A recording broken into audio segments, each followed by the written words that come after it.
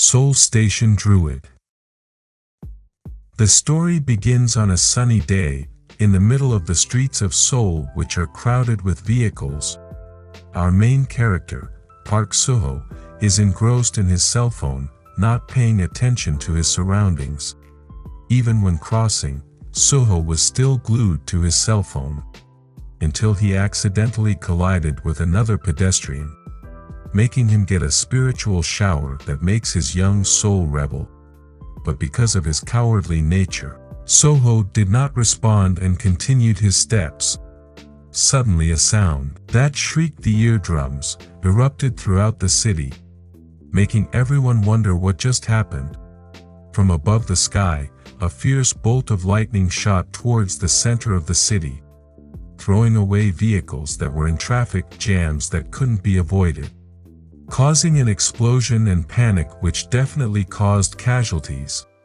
The next bolt of lightning struck a building, and a second later the building shattered into pieces of rock, which falls and makes the situation even more tense. Residents continued to try to save themselves. And a terrible thing happened.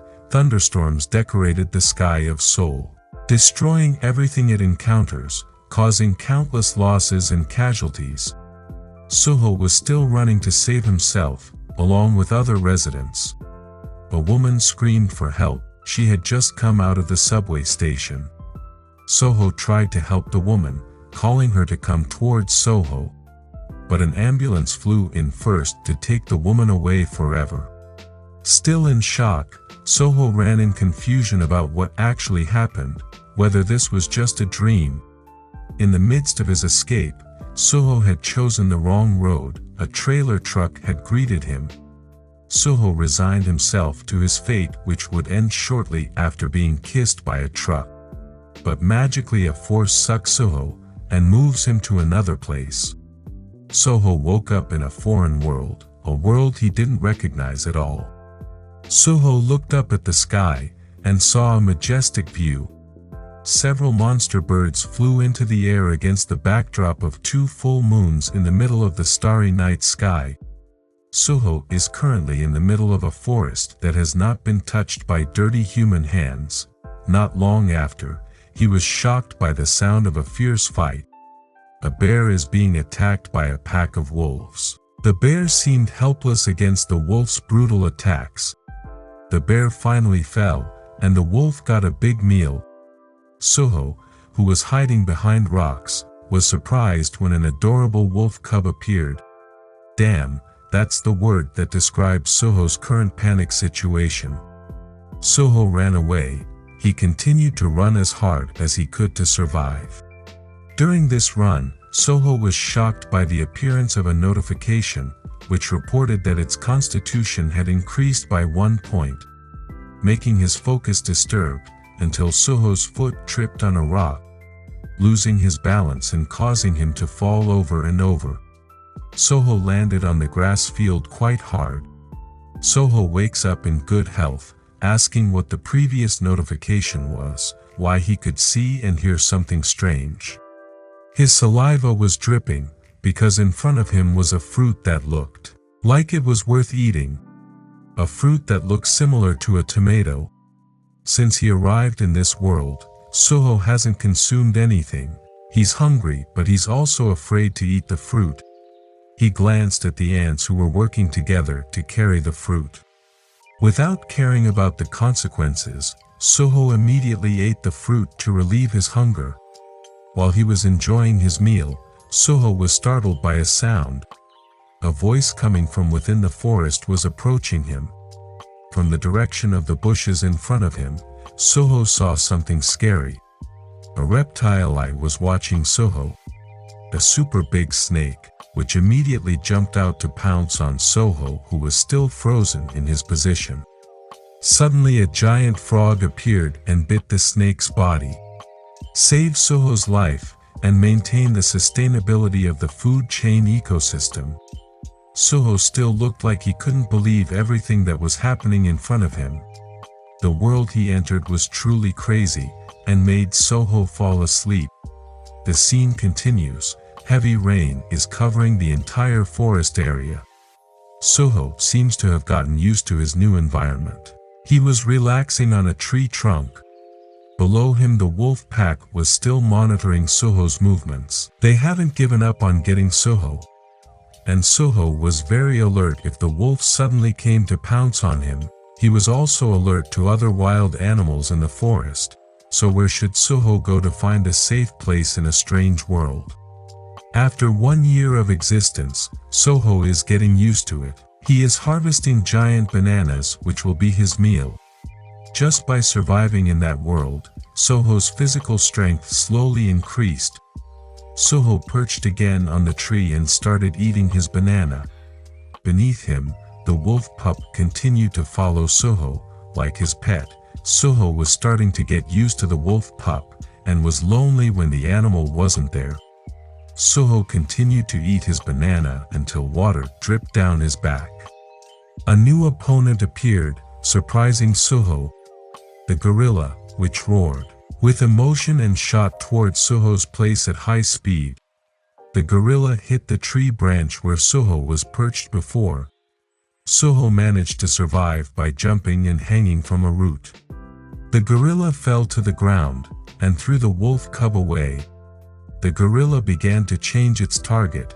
Instead of having to bother dealing with Soho, the gorilla preferred to catch the small target in front of it. The impact of his hand hitting the ground sent the wolf pup flying again. Soho didn't stay silent and let his little friend be in danger. He jumped towards the gorilla. With his small knife, Soho stabbed the gorilla's right eye. The gorilla threw Soho back and made him roll. Soho's actions just now made the gorilla even more angry, who now rushed towards him. Soho himself looked helpless leaning against a tree. He was thinking about his next step. The gorilla was getting closer and ready to beat Soho. The white wolf came to Soho's rescue by pouncing on the gorilla, followed by other wolves who attacked the gorillas brutally and together. Soho fainted when the attack occurred. He resigned himself to the fact that it would be the end of his life. But none of the wolves attacked him while he was unconscious, maybe because the wolves knew that Soho had saved the wolf cub, who is the descendant of the leader of the wolf pack, the alpha white wolf. The scene continues into the night. The pack of wolves is running up a hill. Soho and his loyal wolf pups followed from behind. When Soho was tired, the wolf cub stopped to wait for him. Vice versa, when the wolf cub was tired, Soho carried it and continued running. After 2 years of being lost in that world, Soho began to unite with the wolf pack and became part of them.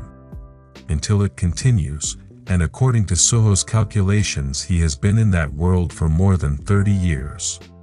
He is getting used to the jungle atmosphere, and now Soho will face a giant cobra. With his knife, Soho cut open the cobra's body, helped by a pack of wolves who bit the snake's body. Soho was still in the forest, and not once did he find civilization there. Soho becomes part of the wolf family. They continue to hunt together. This time the victim was a super large wild boar. Soho plunged his knife into the head of the wild boar, which would have caused a fatal wound that would have resulted in death. After traveling here and there for decades, Soho feels that he is the only human in the world. Until Soho gave up on his situation. He gave up on his life and no longer counted how long he had been stranded there. Soho tries something new. He triggers a war between wolves and gorillas. A big war that brought hundreds of troops from both races.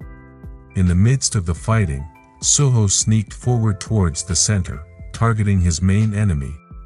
He was ready to swing his machete towards the face of the gorilla leader. But a light appeared to bind Soho and the gorilla. Just like before, Soho was dragged into the light along with the gorilla. The beam of light stopped the ongoing war. And all that remains of Soho is the weapon he used earlier. Returning to the city of Seoul, these three people are searching a certain point. Using the tracker in her hand, the blonde girl found the location she was going to. Explaining to her colleague that the tool she was using was starting to error, very high-dimensional energy was detected.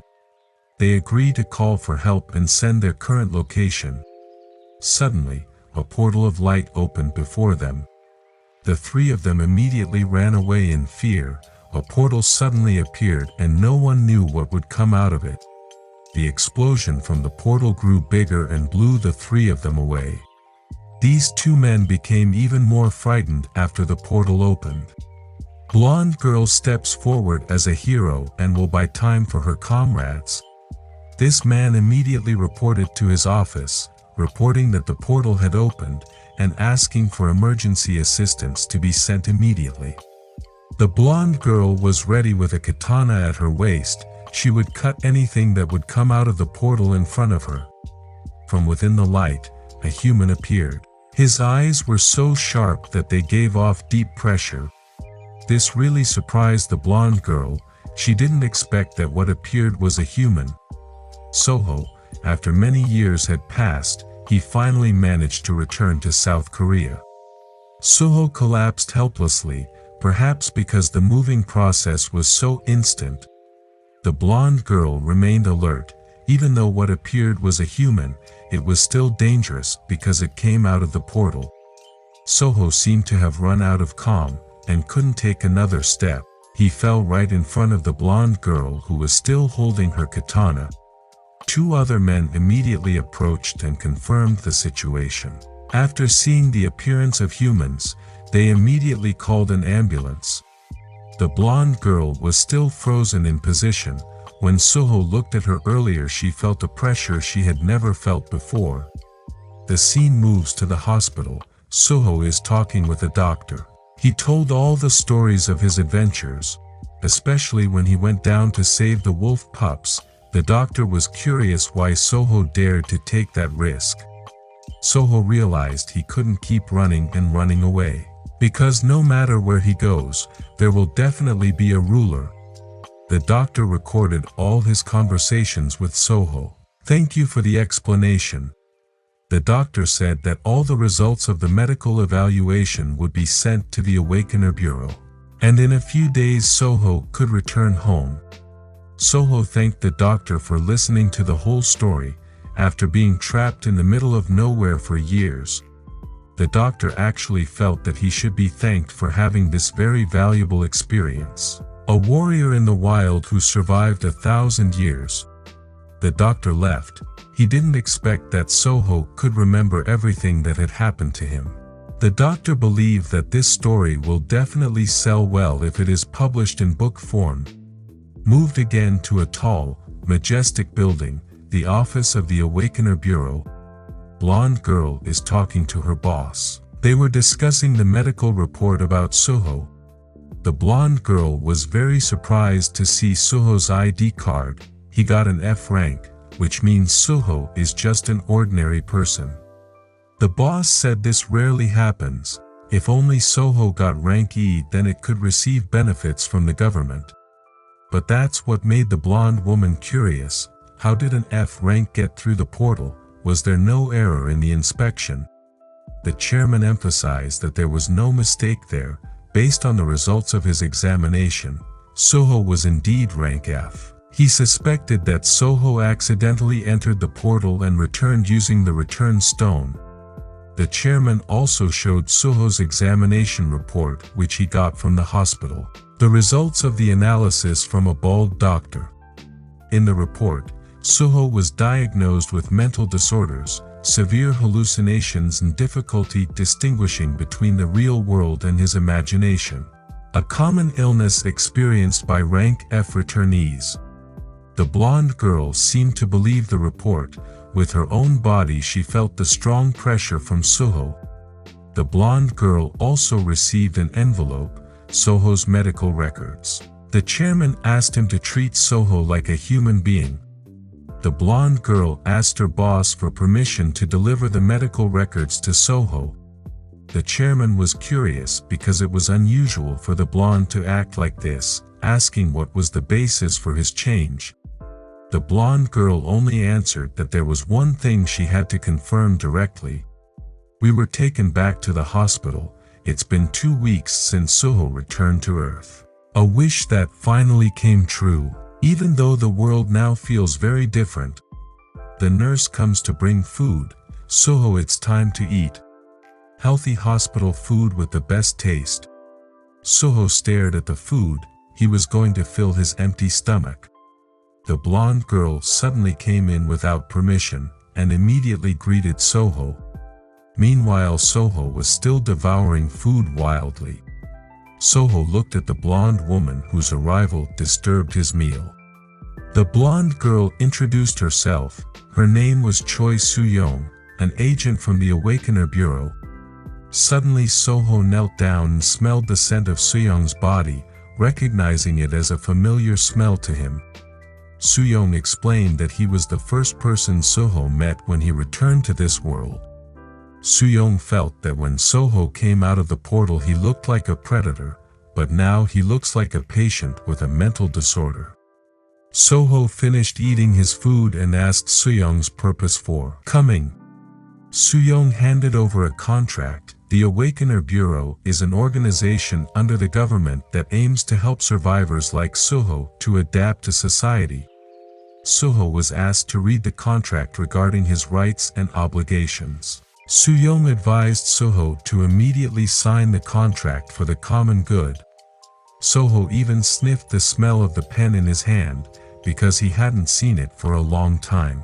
For him 1,000 years had passed, but humans still used that thing. Soo-young asked Soho to immediately sign his name, but Soho instead drew something there. Soo-young's impression of Soho immediately changed, judging that Soho was just a braggart with a big imagination. Soo-young protested to Soho. Instead of signing his name, he drew the head of a wolf, and the drawing was quite good. Soo-young asked again, whether while in the other world, Soho learned something there, like magic or martial arts. Soho answered that he only lived in the forest, and continued to struggle to survive. Soo-young could only sigh. According to him, Soho had wasted 10 years just running around in the forest. Usually survivors have to kill monsters and collect dimensional energy in order to get through the portal. But like Soho just survive and lucky to be able to come back. Soho was surprised when Soo-young said 10 years, even though he felt like he had been there for more than 1,000 years. Soo-young was getting annoyed. She couldn't wait anymore. She emphasized to Soho if he disappeared for 10 years. Everything is very clearly stated in the contract letter. Soho disappeared in 2015 and returned in 2025. Soho really couldn't believe it. Checked the previous contract once again. Soo-young also handed over Soho's F-rank Awakener ID card. All hospital bills have been borne by the government. Soo-young also reminded Soho again to read the contract carefully. Soo-young asked Soho to return to his family who had been waiting for a long time. Soo-young excused herself and said goodbye. Soho is still in shock. It's only been 10 years since he disappeared, which means the family is still alive. Actually, Soho has given up on his life, given up on the reality he currently accepts. If he could return to Earth, Soho thought that all his family and friends would no longer be there. And when he returns to Earth, Soho also has to accept that he will be separated from the wolf pack and all the stories in the forest. Soho is resigned to living alone again. But that's all Soho's baseless assumptions. In reality, he only spent 10 years. Soho's parents died when the portal first opened in 2015. He was quite sad about that, but he realized that his younger brother, Park Juno, was still alive. Soho immediately ran to the bald doctor's room. The nurse panicked seeing the riot that Soho caused. Soho barged into the doctor's room. The nurse protested with Soho's actions. He can't just come in like that. But it's different from the doctor who welcomed Soho's arrival and is curious about what he needs. Soho stated that if he needed help from the bald doctor, his younger brother was still alive, so Soho wanted to get out of the hospital and go see his younger brother. The doctor asked Soho to calm down. He advised Soho to wait at the hospital until his brother came to pick him up. Soho emphasized again that the bald doctor had misunderstood the situation. Soho did not come to ask permission from the doctor. The bald doctor just smiled bitterly, like it or not he only had the choice to accept it. The doctor also gave a condition and would allow Soho to leave the hospital. The scene continues. Soho is already in the taxi. He didn't forget to thank the bald doctor. The doctor also asked the taxi driver to take Soho safely to his house. Soho walked away, leaving the bald doctor and the nurse.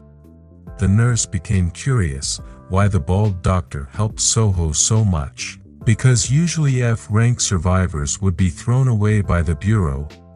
The doctor only answered that he liked hearing stories about Soho's adventures and wanted to continue hearing stories about his adventures in the future.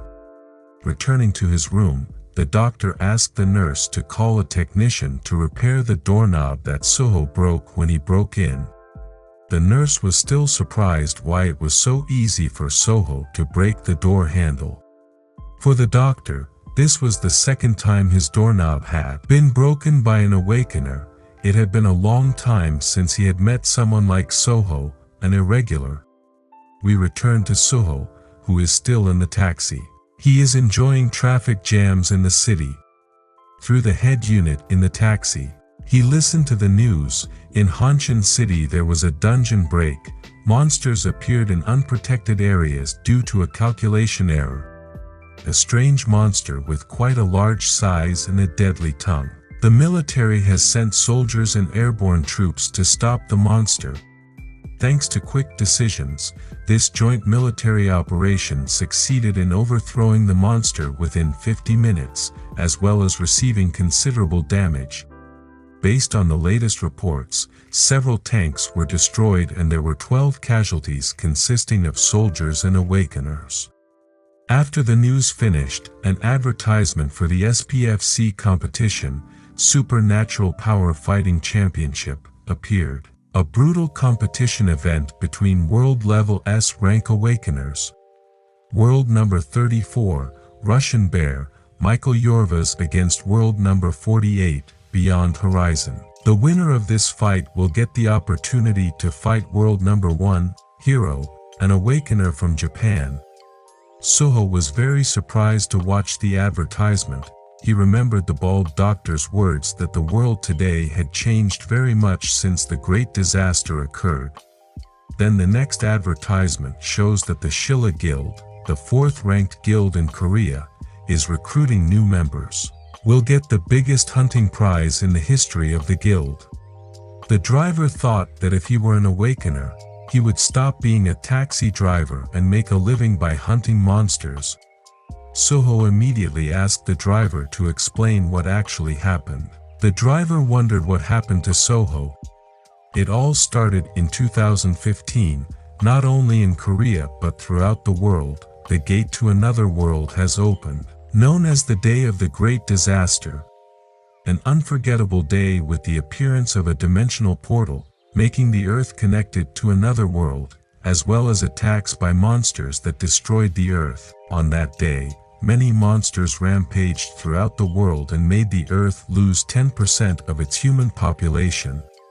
Korea's military strength is unable to overcome the emergence of monsters that are everywhere. The sudden attack broke down Korea's defenses, so the government deployed mercenaries to help.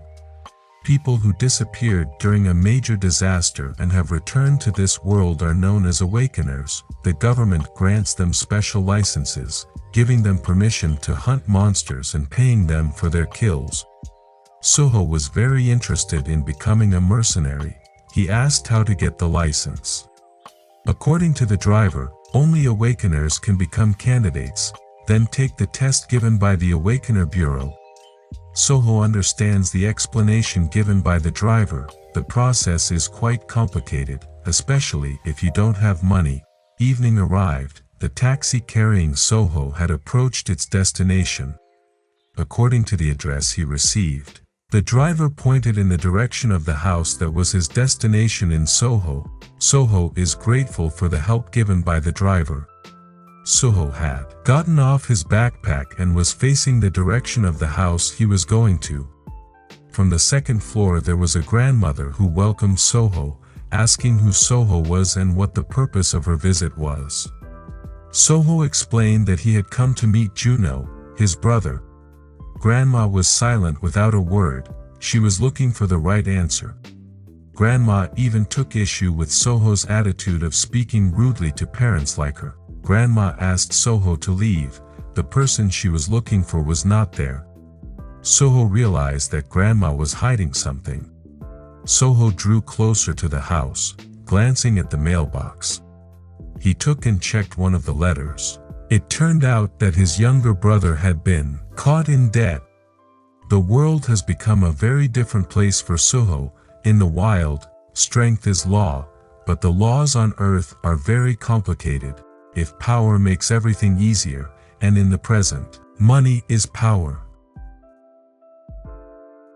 The next day, at the Awakener Bureau office, Soho went to the administration to register as a mercenary. But Ms. Admin stated that Soho was rejected because it did not meet the requirements. Soho is indeed included in the F-rank Awakeners, but his points are too low. Ms. Admin advised Soho to train at an Awakener school or do a hunt to get points. Then come back again when his strength has awakened. Soho couldn't help but just accept it. He walked away. Soho noticed a poster, hunting for goblins in the Suwon area, and one goblin was priced at $500. Soho seems interested. He can get points and money that way. The city of Seoul has been divided into 12 zones. A large wall was built to border each zone. There are hundreds of gates that appear throughout the zone, and dozens of gates that are outside the zone. Using a taxi, Soho arrived at Gate 27, the Suwon hunting area. A gate is a door that is made to enter a hunting area called a field. Soho immediately went to the military officers who were on guard there. Soho reported that he wanted to go on a goblin hunt. The officer asked Soho to show his license, but as we know, Soho didn't have it. The officer explained that ordinary civilians were prohibited from entering the field. He asked Soho to immediately return to his house. Suddenly there was an incident that shocked them all. A car burst out of the gate, where a goblin monster was biting the shoulder of the car driver. The car stopped after hitting the concrete guardrail. Military soldiers immediately approached and surrounded the car. A goblin monster emerged from the car covered in blood. He was eyeing his next prey. Military soldiers immediately took decisive action by shooting the goblin with hot lead, which made the goblins helpless in the slightest, resigned to receiving the rain of hot lead. Soldiers approached to confirm the condition of the goblins. The situation was under control.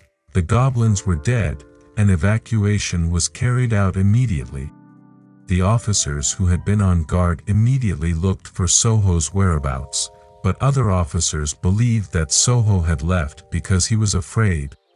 Meanwhile, during the incident, Soho broke into the field. Soho could feel it through all the sounds and smells in the field.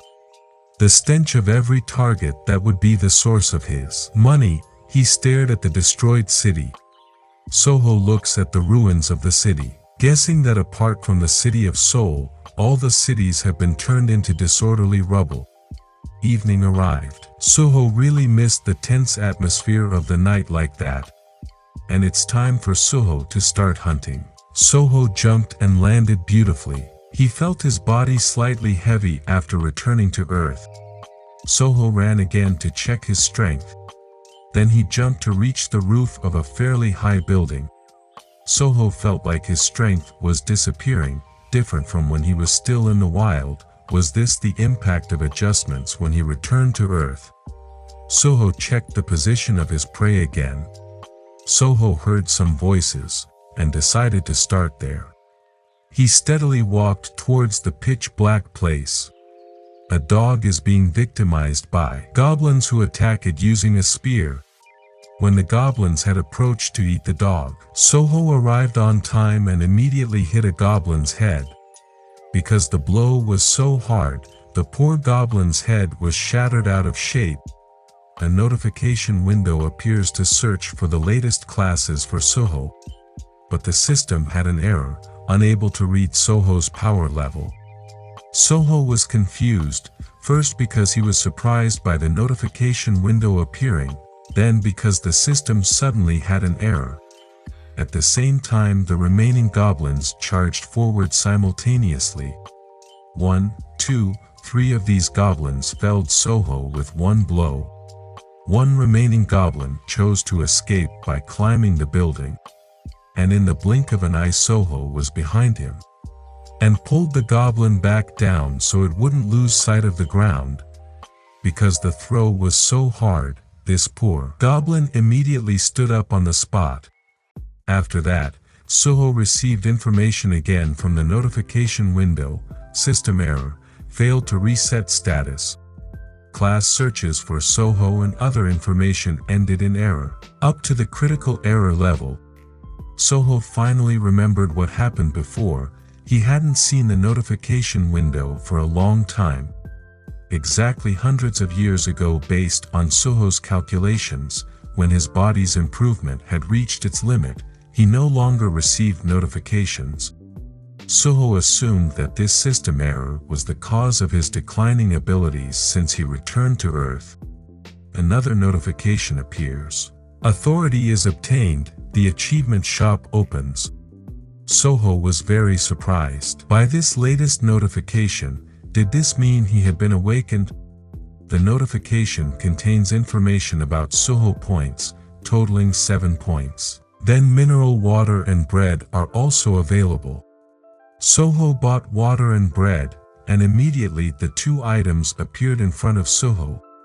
After that, Soho approached the dog which had been badly injured. There was a puppy there too. Seeing the condition, the white dog could no longer be saved.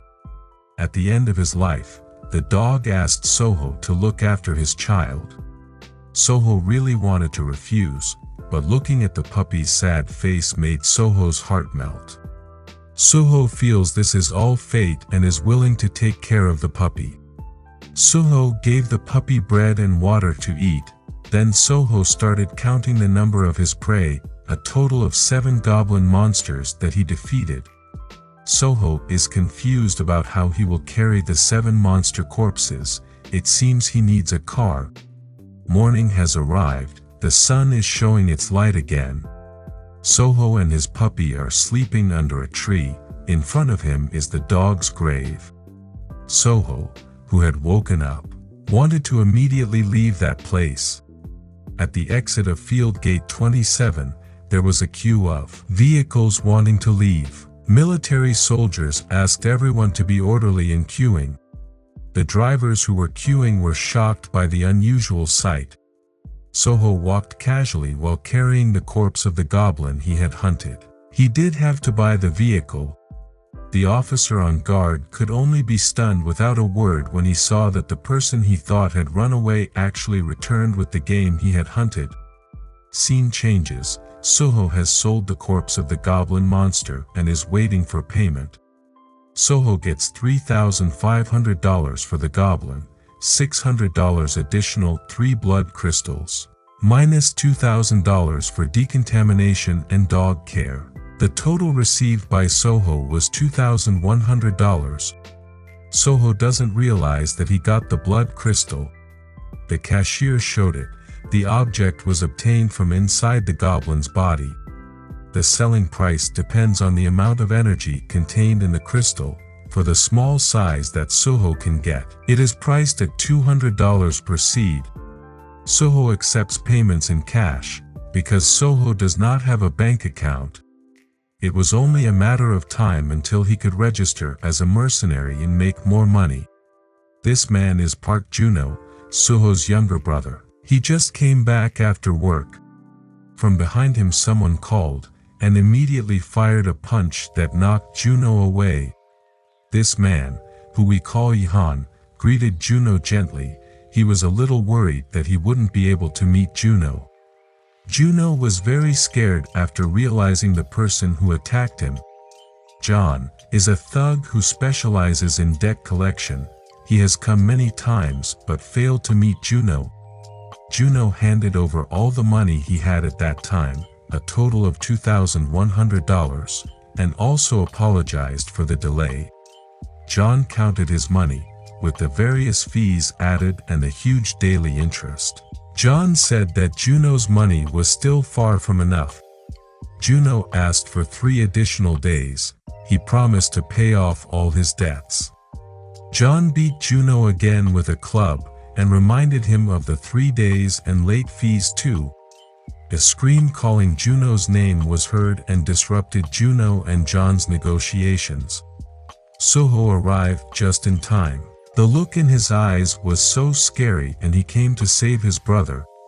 Soho, without much ado and not paying attention to his surroundings, immediately approached his younger brother. The 2 brothers who had not met finally reunited. In the past, Juno had a bad relationship with Soho. At that time he was being bullied by his school friends. Then Soho accidentally was there to throw away the trash. In his pain, Juno kept screaming for Soho. He asked for help. But after throwing away the trash, Soho didn't seem to see the incident and just ignored it. For Juno at that time, Soho was a brother figure he couldn't rely on, a useless older brother. The scene changes, where Juno watches TV which broadcasts the big disaster at that time, the appearance of monsters and the disappearance of humans. The door to his house rang, a guest had arrived and Juno immediately approached him. When he opened the door, it turned out that it was Soho's father and mother who came. So guys, Soho and Juno are cousins here. Suddenly there was an explosion that blew Juno away and wiped out Soho's parents. 3 monsters with snake bodies and strange heads appeared there. Even though Juno has lost a lot, he doesn't care at all about Soho's fate, and that's Soho's position in Juno's eyes, a figure who is not considered. Soho greeted Juno nicely because they hadn't seen each other for a long time, until he couldn't recognize Juno who had grown up. Meanwhile, Juno thought that Soho had been dead all this time. His existence disappeared somewhere. John ruined the touching atmosphere of the meeting between the 2 brothers. Ignoring Soho, John asked Juno if Soho was his older brother. Without mercy, Soho immediately grabbed John's head hard and threw him back so easily. John rolled over and finally fell unconscious after hitting a pile of wood. John's men didn't stay silent. They immediately kicked Soho in the head. But it didn't have the slightest effect on Soho. Soho's head was as hard as a bowling ball, and instead the subordinate's legs were crushed to pieces, making him scream uncontrollably. The one remaining person was shaking with fear. He suspected that Soho was an awakener. Soho called the man to come closer to him. Soho took out the money he had and asked the man to take it. Accept this money and immediately move away from this place, threatened Soho. The person immediately kowtowed to express his thanks, while Soho immediately went to take Juno with him. That evening Soho and Juno arrived home. Juno introduced Soho to his grandmother. Soho handed over the gift, a bag of meat, to the grandmother. Grandma immediately asked the 2 of them to go into the house, especially because Juno's sons had been waiting for his father to return. Moving into the house, Soho and Juno approached Juno's son, Gunwo. They only lived together because Juno's ex-wife had left him due to his economic conditions. They then continued chatting at the table while drinking beer. Juno really didn't expect that Soho was still alive, and what's more, he was an awakener. Soho asked how much debt Juno had, and Juno answered that the total was around $50,000. Juno also emphasized that he would pay off his debts himself. Currently he is working at a logistics company as a truck driver. The truck that Juno uses belongs to his grandmother's son who was a victim of a major disaster. Gunwo woke up from his sleep and hugged the puppy that Soho brought. Juno introduced Soho to his son, asking Gunwo to call Soho uncle. Gunwo really enjoyed playing with his dog. Soho was also happy to give the little dog to his nephew to look after. Soho started his business conversation again. He invited Juno to work together. Soho will do his job while Juno's job is to help him with the truck. Juno was curious about the type of work, whether the pay was good enough and what the level of risk was. Soho explained that the work they would do was to hunt monsters. The next day, at the Awakener Bureau office, Soho successfully registered himself as an Awakener. Miss Admin didn't expect that it only took one day for Soho to be able to increase his status. Soho gets rank F Druid. The ID card can now be used to open bank accounts and apply for credit. Ms. Admin also handed over a cell phone as a gift for registering with the Awakener Bureau. Soho was also asked to download the Awakener Bureau application. There is all information about Awakeners available, especially information about hunting and the mercenary exam schedule. Ms. Admin also informed you that Soho was able to open his status window. Soho tried it. He was quite surprised when a status window appeared showing his detailed information. No wonder Soho feels weaker and has lost his strength. Most of his stats have dropped a lot. The scene continues. Soho is taking a leisurely walk, using his new cell phone. He contacts Juno and informs him that he has officially registered as an Awakener. Juno congratulated him, and all that was left was to take the mercenary exam. Soho hung up the phone and said that he would focus on paying off Juno's debt first by hunting monsters. Juno was confused. The Soho he knew had changed a lot compared to before. Move to Gate 77. There is a queue to enter the field. Officers are checking the Awakener's documents. In this green SUV, they were a team of mercenaries. The three people inside looked scared. The driver tried to calm his colleagues. There was nothing to be afraid of. No matter what, they were still Awakeners.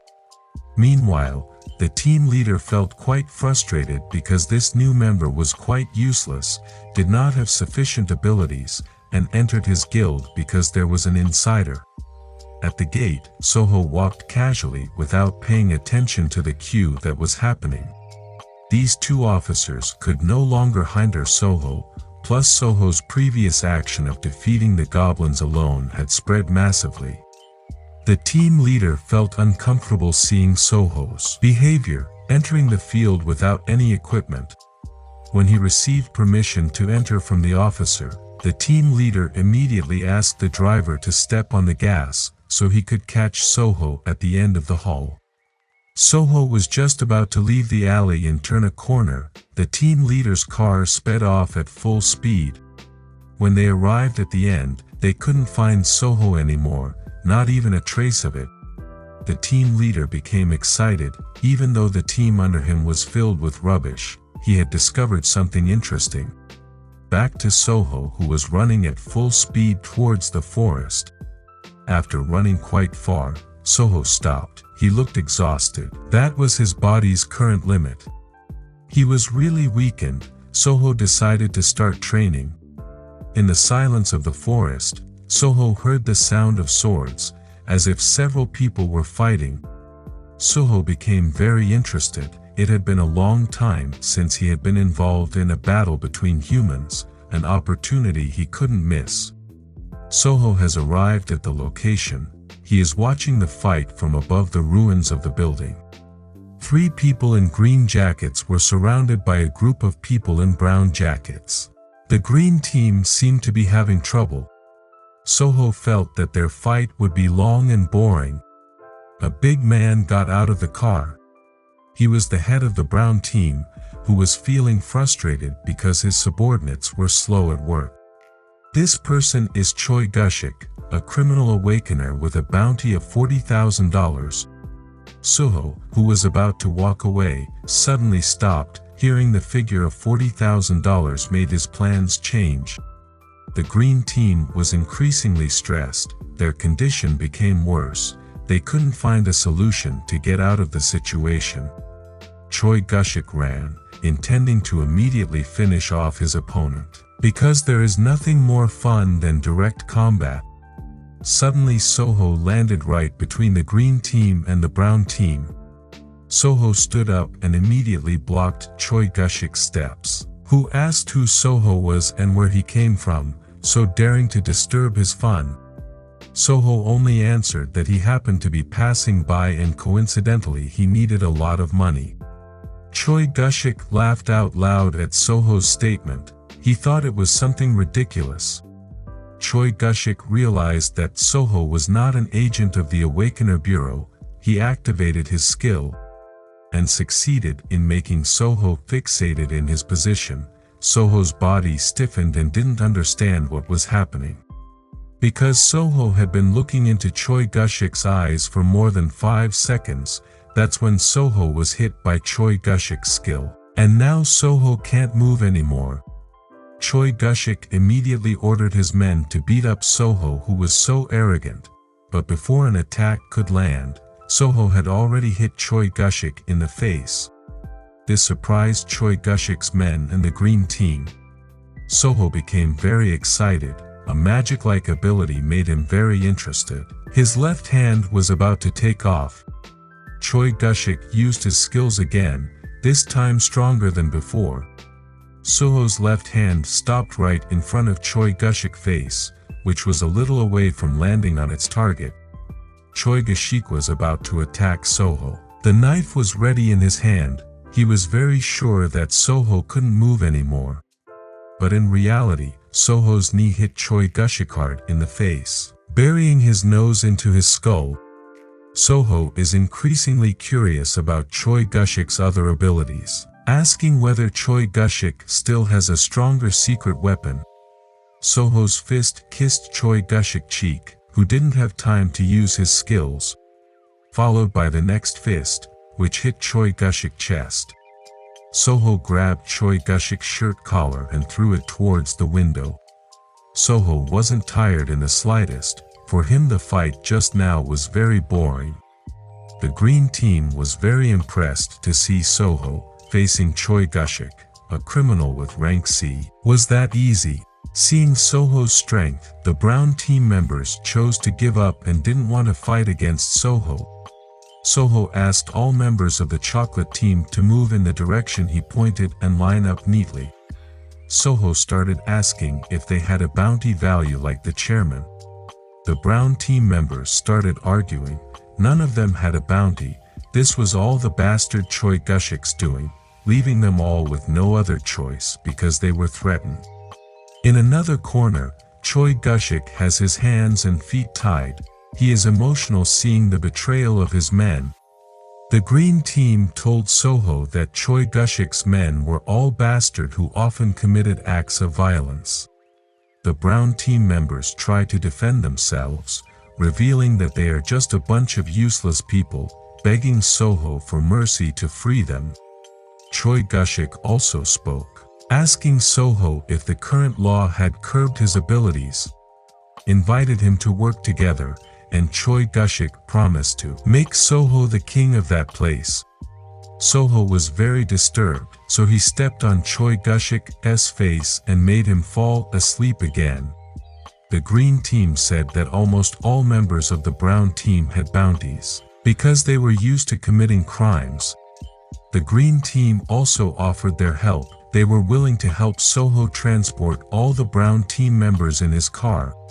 If the problem is resolved, now is the time for Soho to put all members of the chocolate team to sleep soundly. The scene continues. A red double cabin car is rolling down a quiet field road. In the back of the box there were members of the brown team neatly arranged who were ready to serve time behind bars. The green team is very grateful for the assistance Soho has provided. They continued to chat. Soho asked about the abilities and skills they had. Soho was surprised to find out that the leader of the green team had 3 skills. His basic was swordsmanship, then he learned tracking and search skills from the skill book. The chairman began to become suspicious of Soho's strange behavior. According to him, the information about the skill book was already common knowledge among awakeners.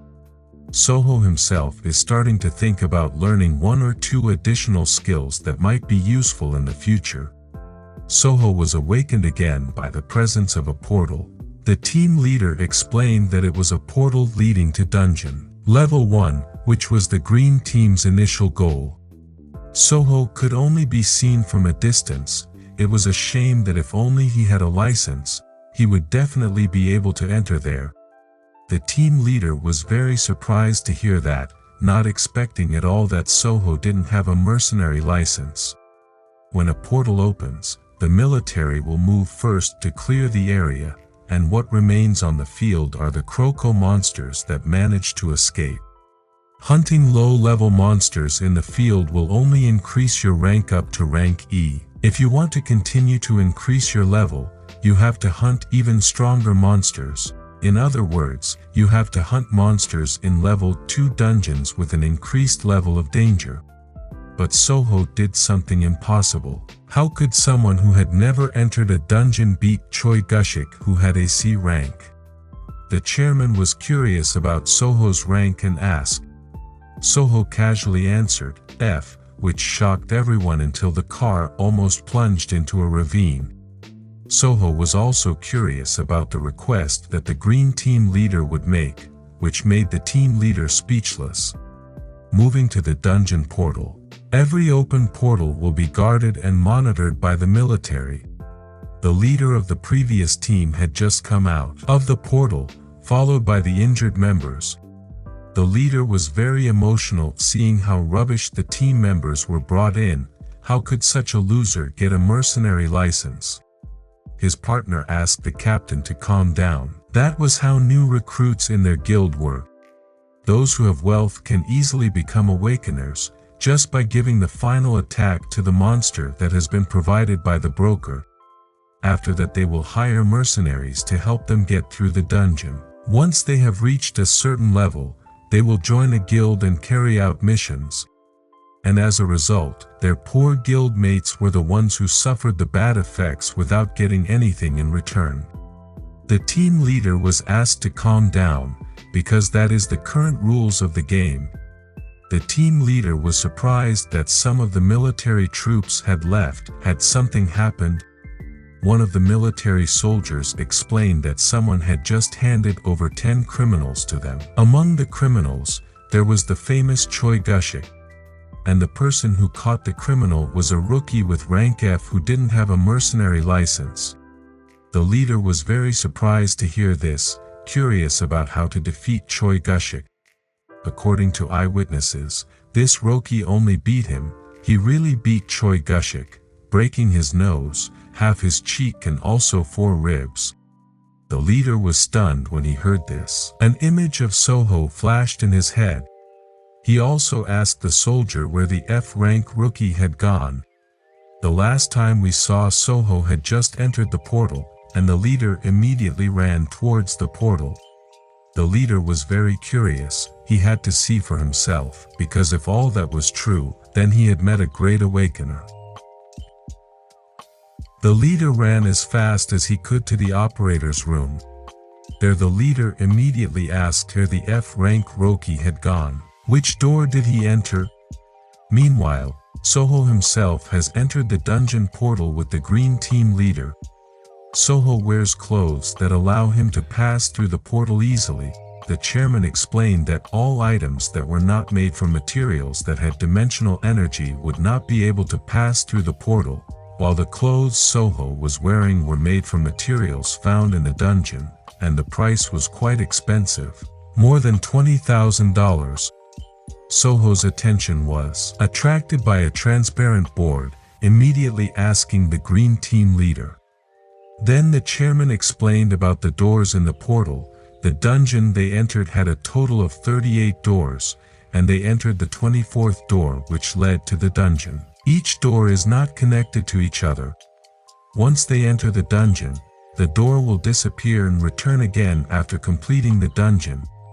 The fastest way to complete a dungeon is to defeat the boss monster there.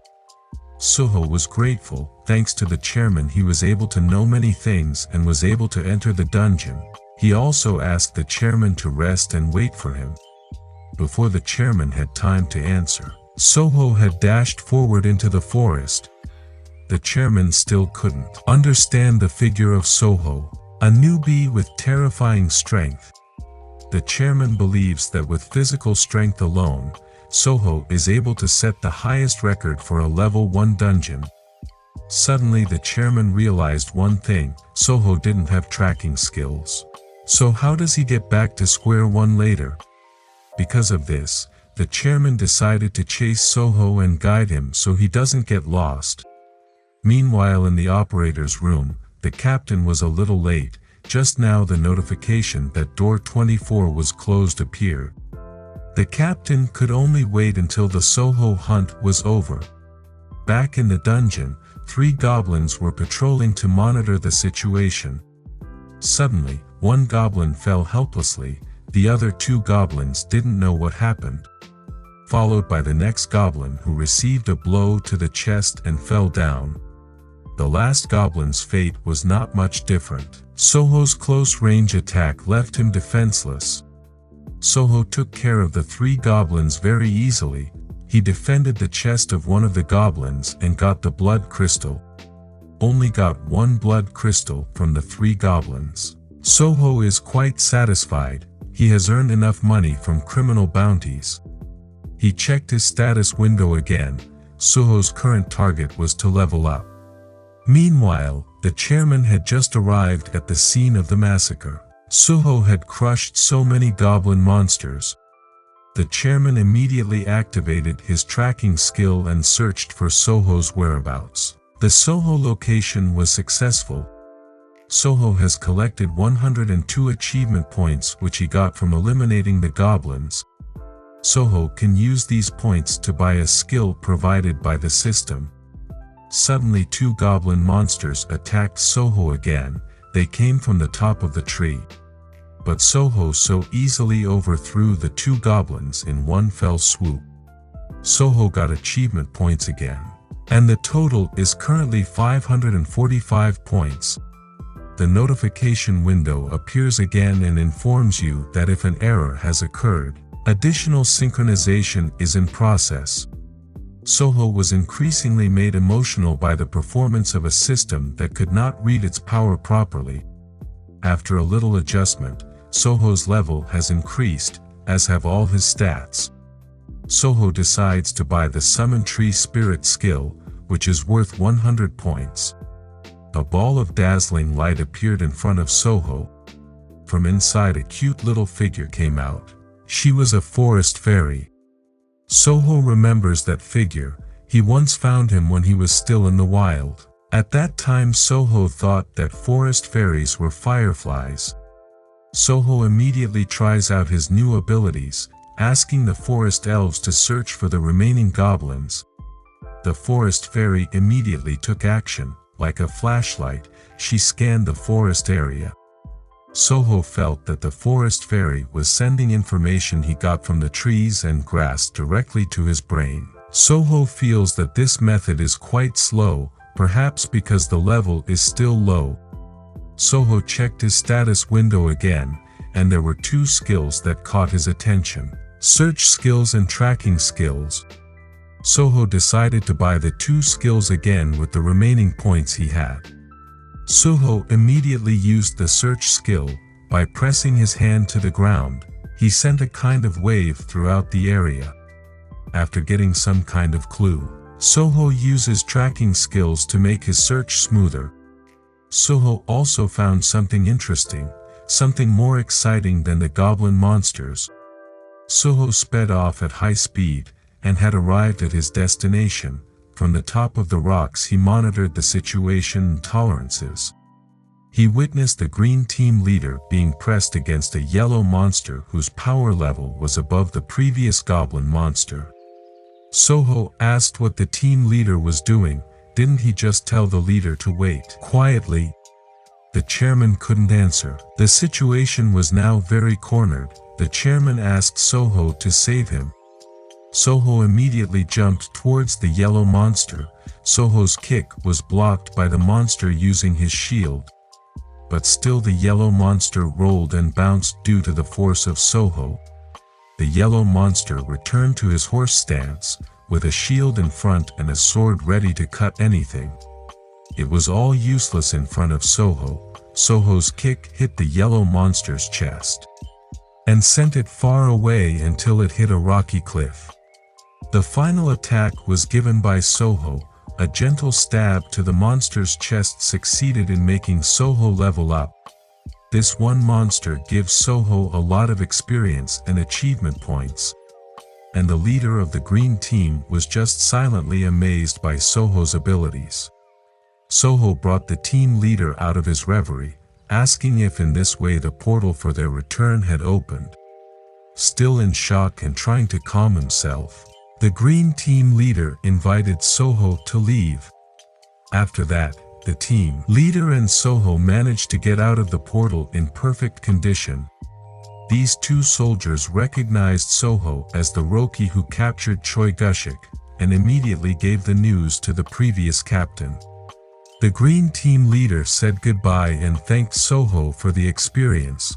He would return to his colleagues. Soho is also grateful for the help.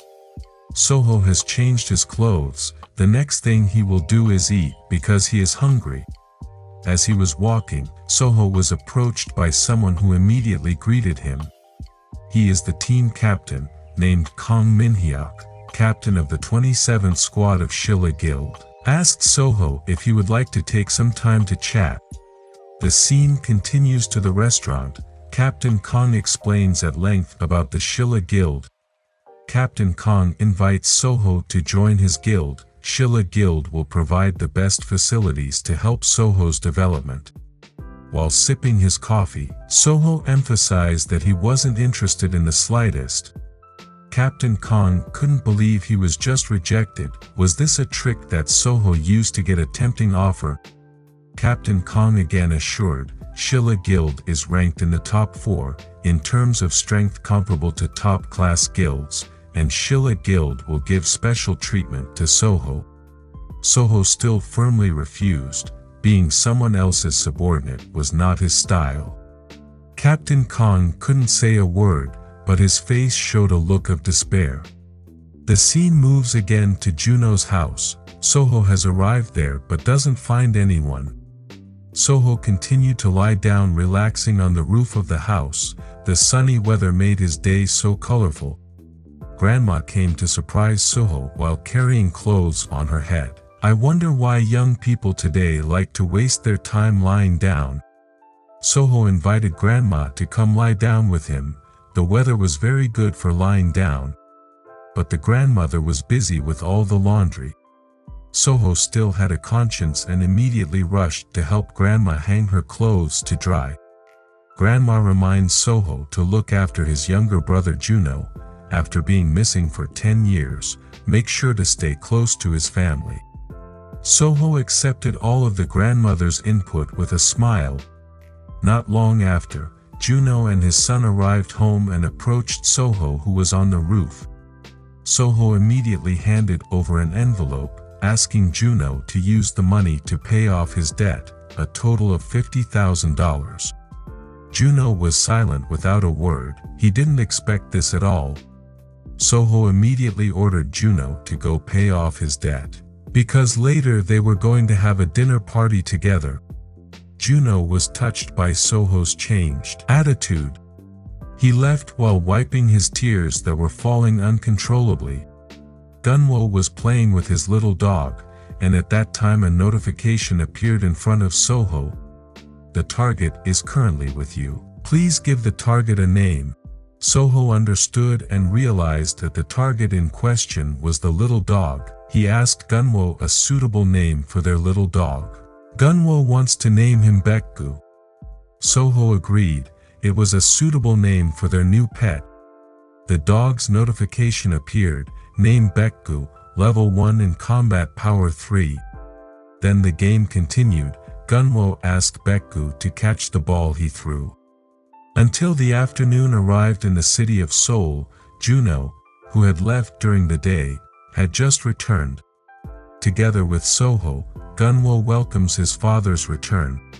But Juno's condition was not good. He fell right in front of his child with wounds all over his body. Soho became emotional seeing his brother like that. There was definitely something wrong going on. Moving to an office. The boss is monitoring his computer monitor, while his subordinates are busy playing cards. Suddenly the office door shook so hard, a very strong blow hit it. The boss panicked and asked his men to immediately check.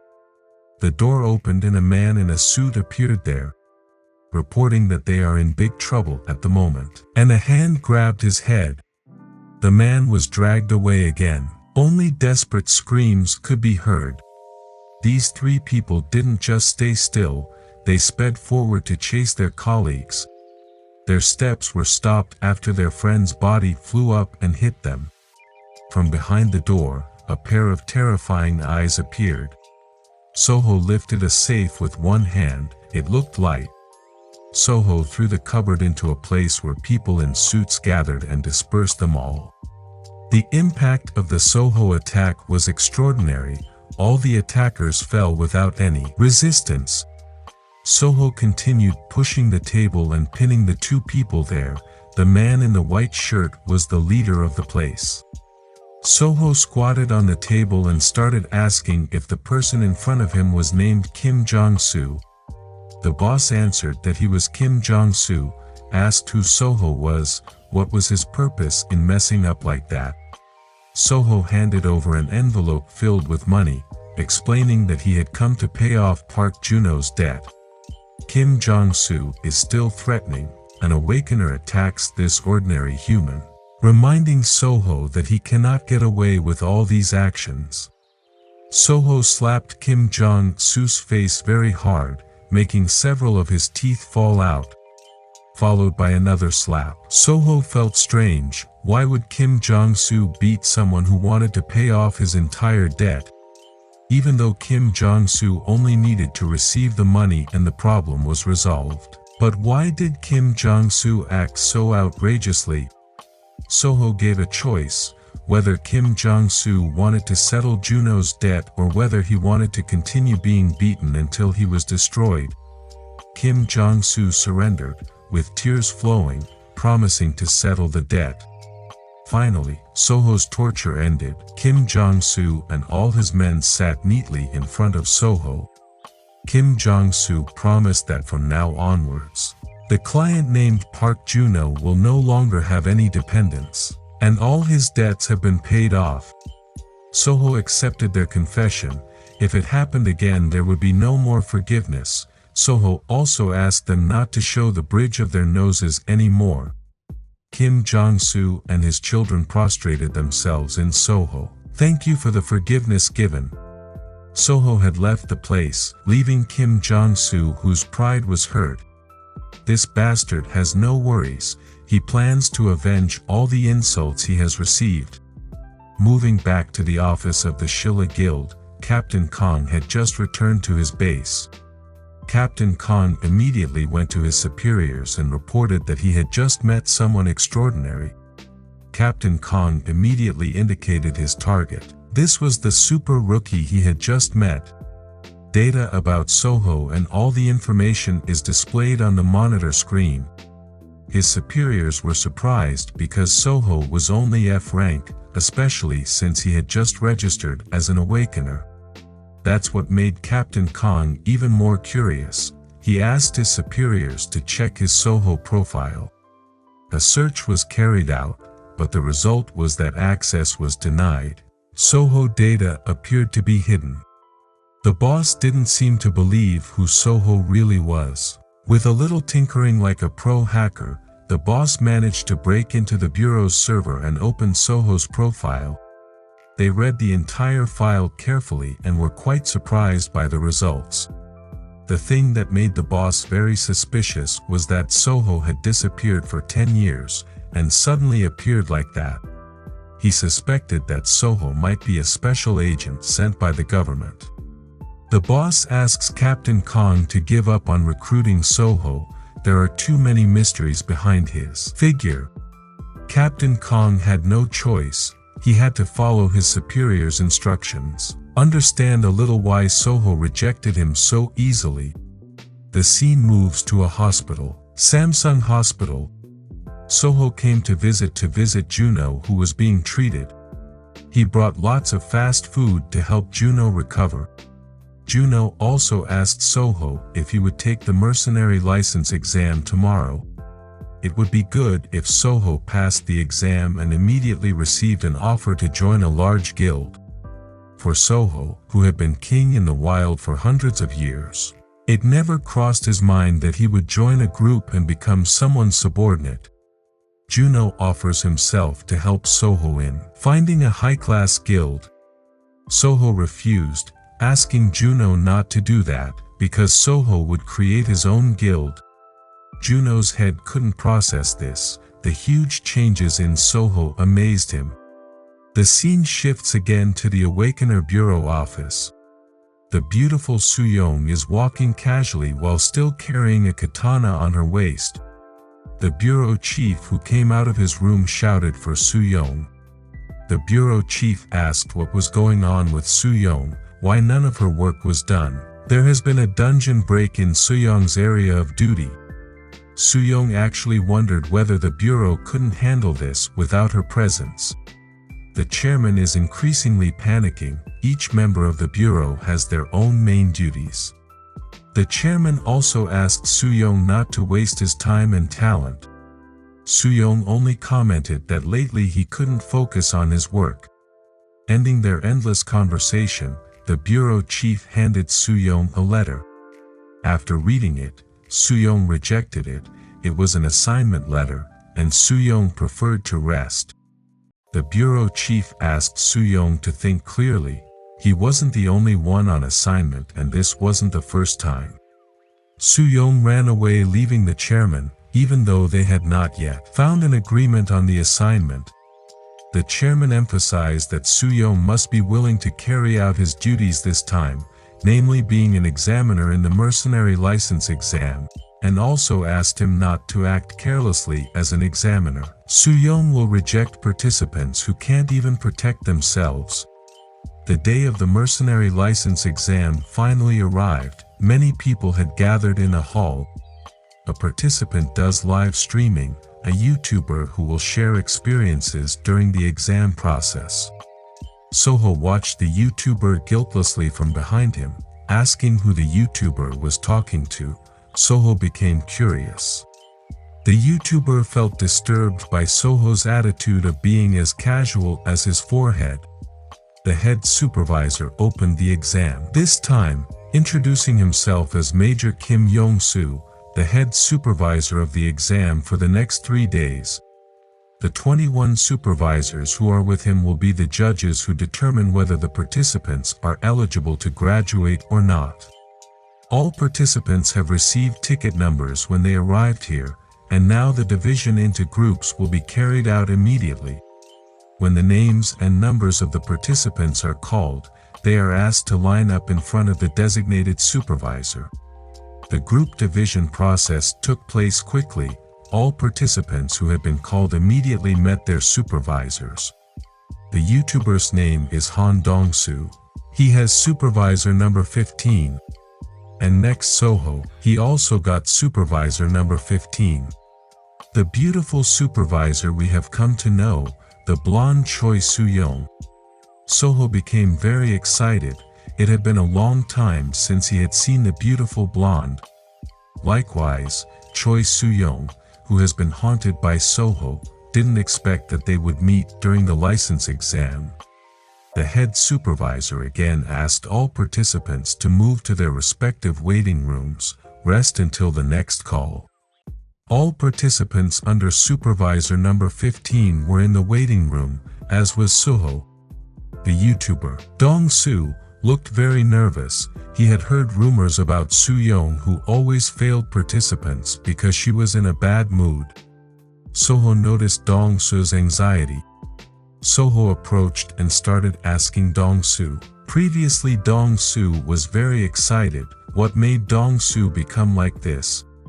Dong-soo responded, asking if he had never heard rumors about the blonde's madness. There was a certain reason for her getting the nickname, which Soo-young is the one who will fail the participants because she is in a bad mood, and they will only waste $300 for registration.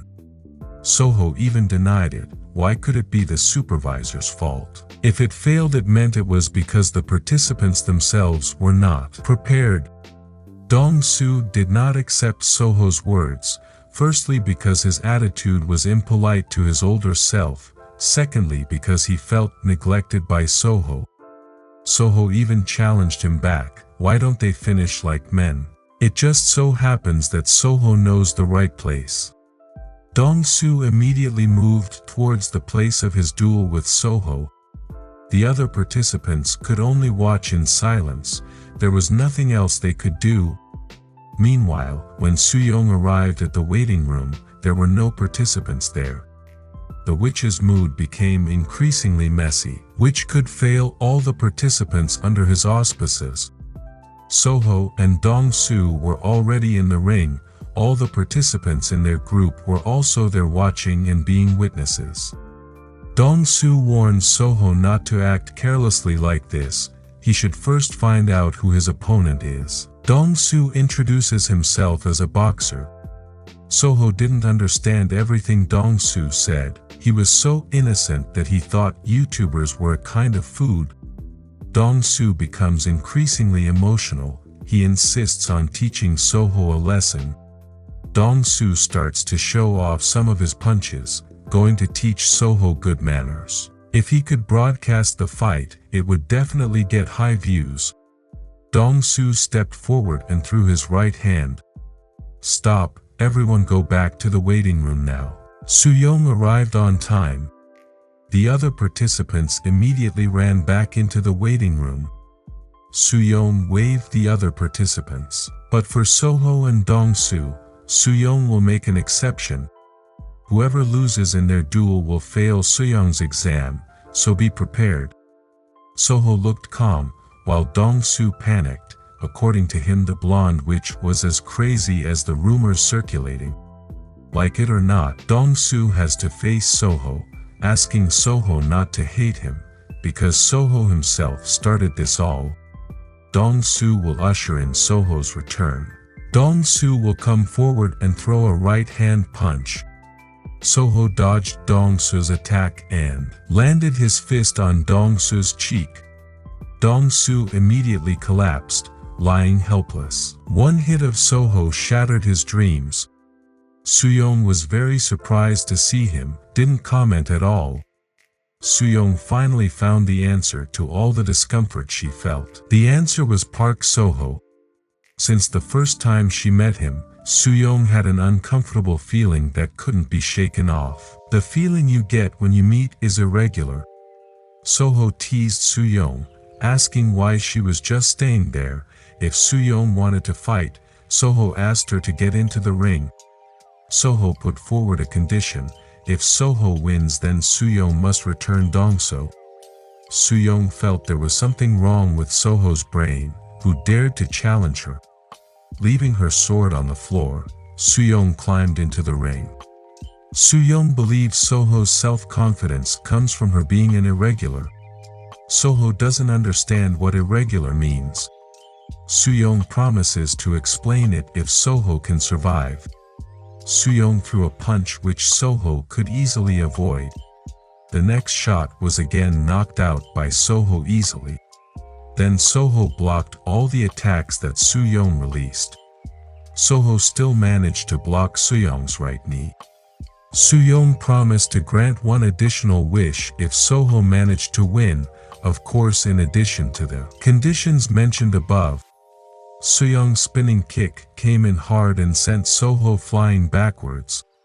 Soo-young feels something is wrong, believing that Soho is hiding something. Like Spider-Man, Soho landed in a wire net. He didn't expect Soo-young to be stronger than he imagined. Soo-young threw another kick. Soho once again managed to dodge. Soho avoided the next kick from Soo-young again by rolling to the side. Soo-young's consecutive fists were released again, and Soho continued to hold his position. Soo-young's kick was released again. Soho managed to block it perfectly while preparing a counterattack. A gap opened with Soho's left hand disrupting Soo-young's balance, and his right hand launched a punch. Soo-young activated her shield, but it was useless. The shield shattered instantly. Soo-young was thrown away by Soho's strong blow. Soo-young readjusted her position.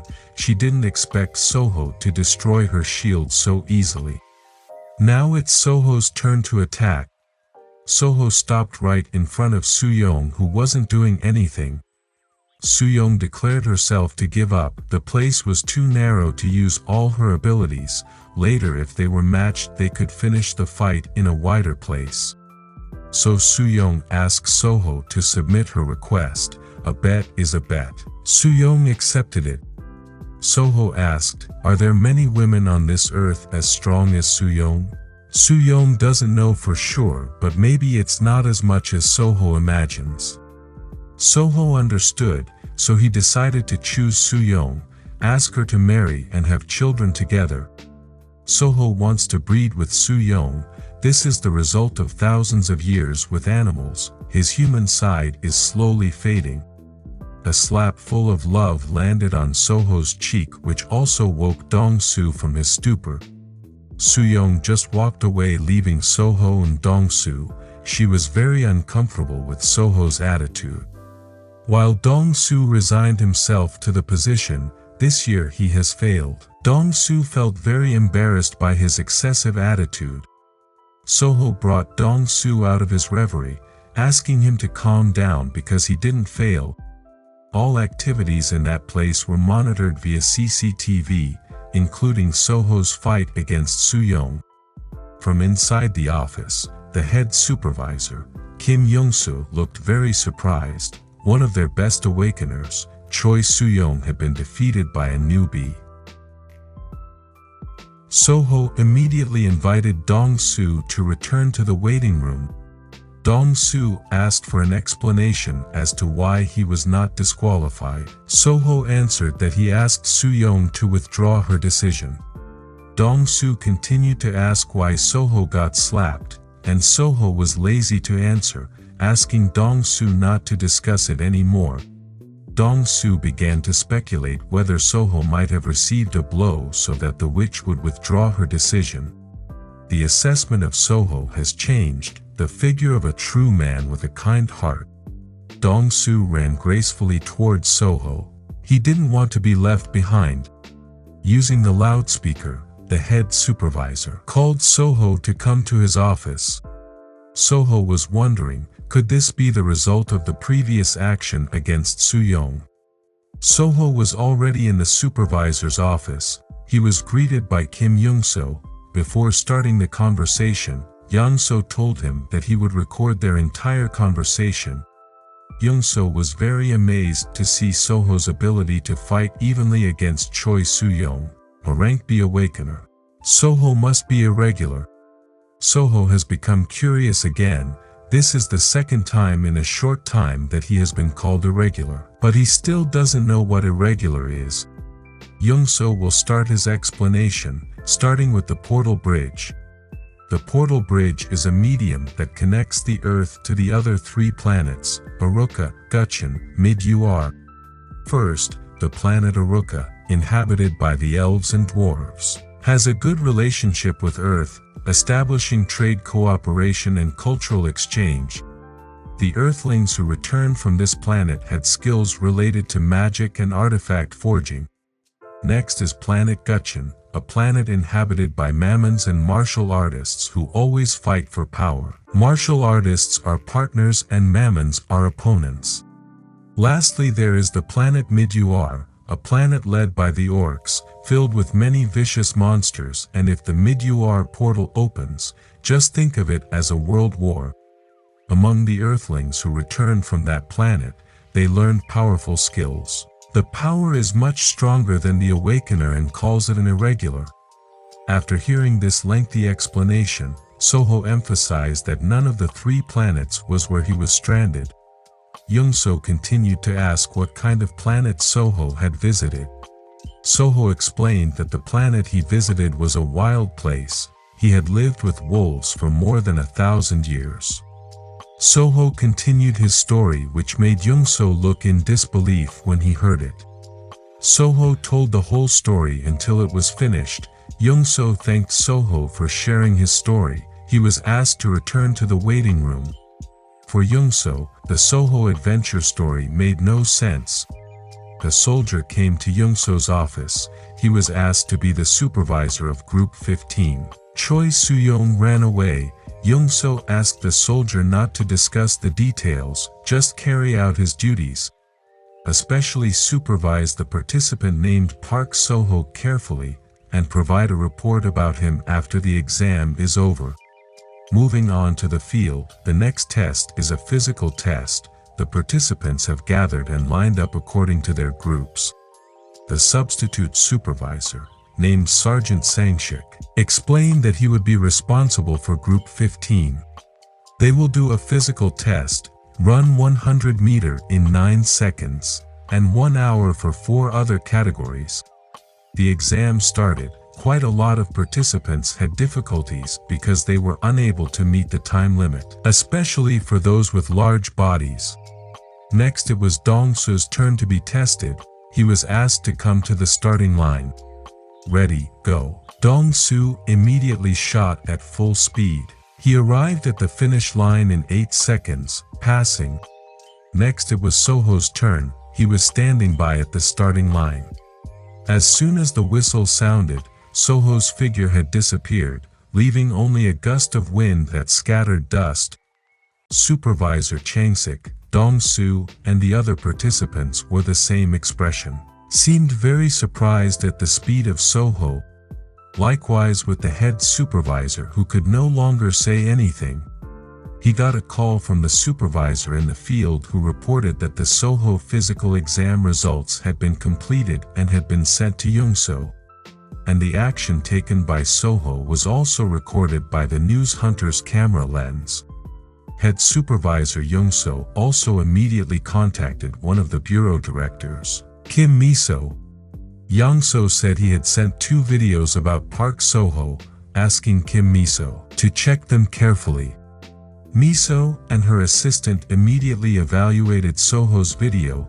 The assistant said that Park Soho's abilities were really crazy. Plus, all the stories he told were true, because the head supervisor had the ability to detect lies. Miso was very surprised to hear that. She couldn't believe that all the Park Soho stories were true. An F-rank megalomaniac, an irregular whose strength even surpasses B rank. Does this mean that Park Soho really came back from the 4th planet? Miso asks her colleagues to make sure news about Soho doesn't spread on the internet. News about Soho has become trending, completing 4 categories of physical tests in 14 minutes 48 seconds, and setting a world record for running 100 m in 24 seconds. Is this real? Miso issued an order to delete all news related to Park Soho, and issued regulations to prohibit coverage of it. More and more journalists are hunting for all Soho activities. They asked Soho to take his time and do an interview session, but Soho ignored them.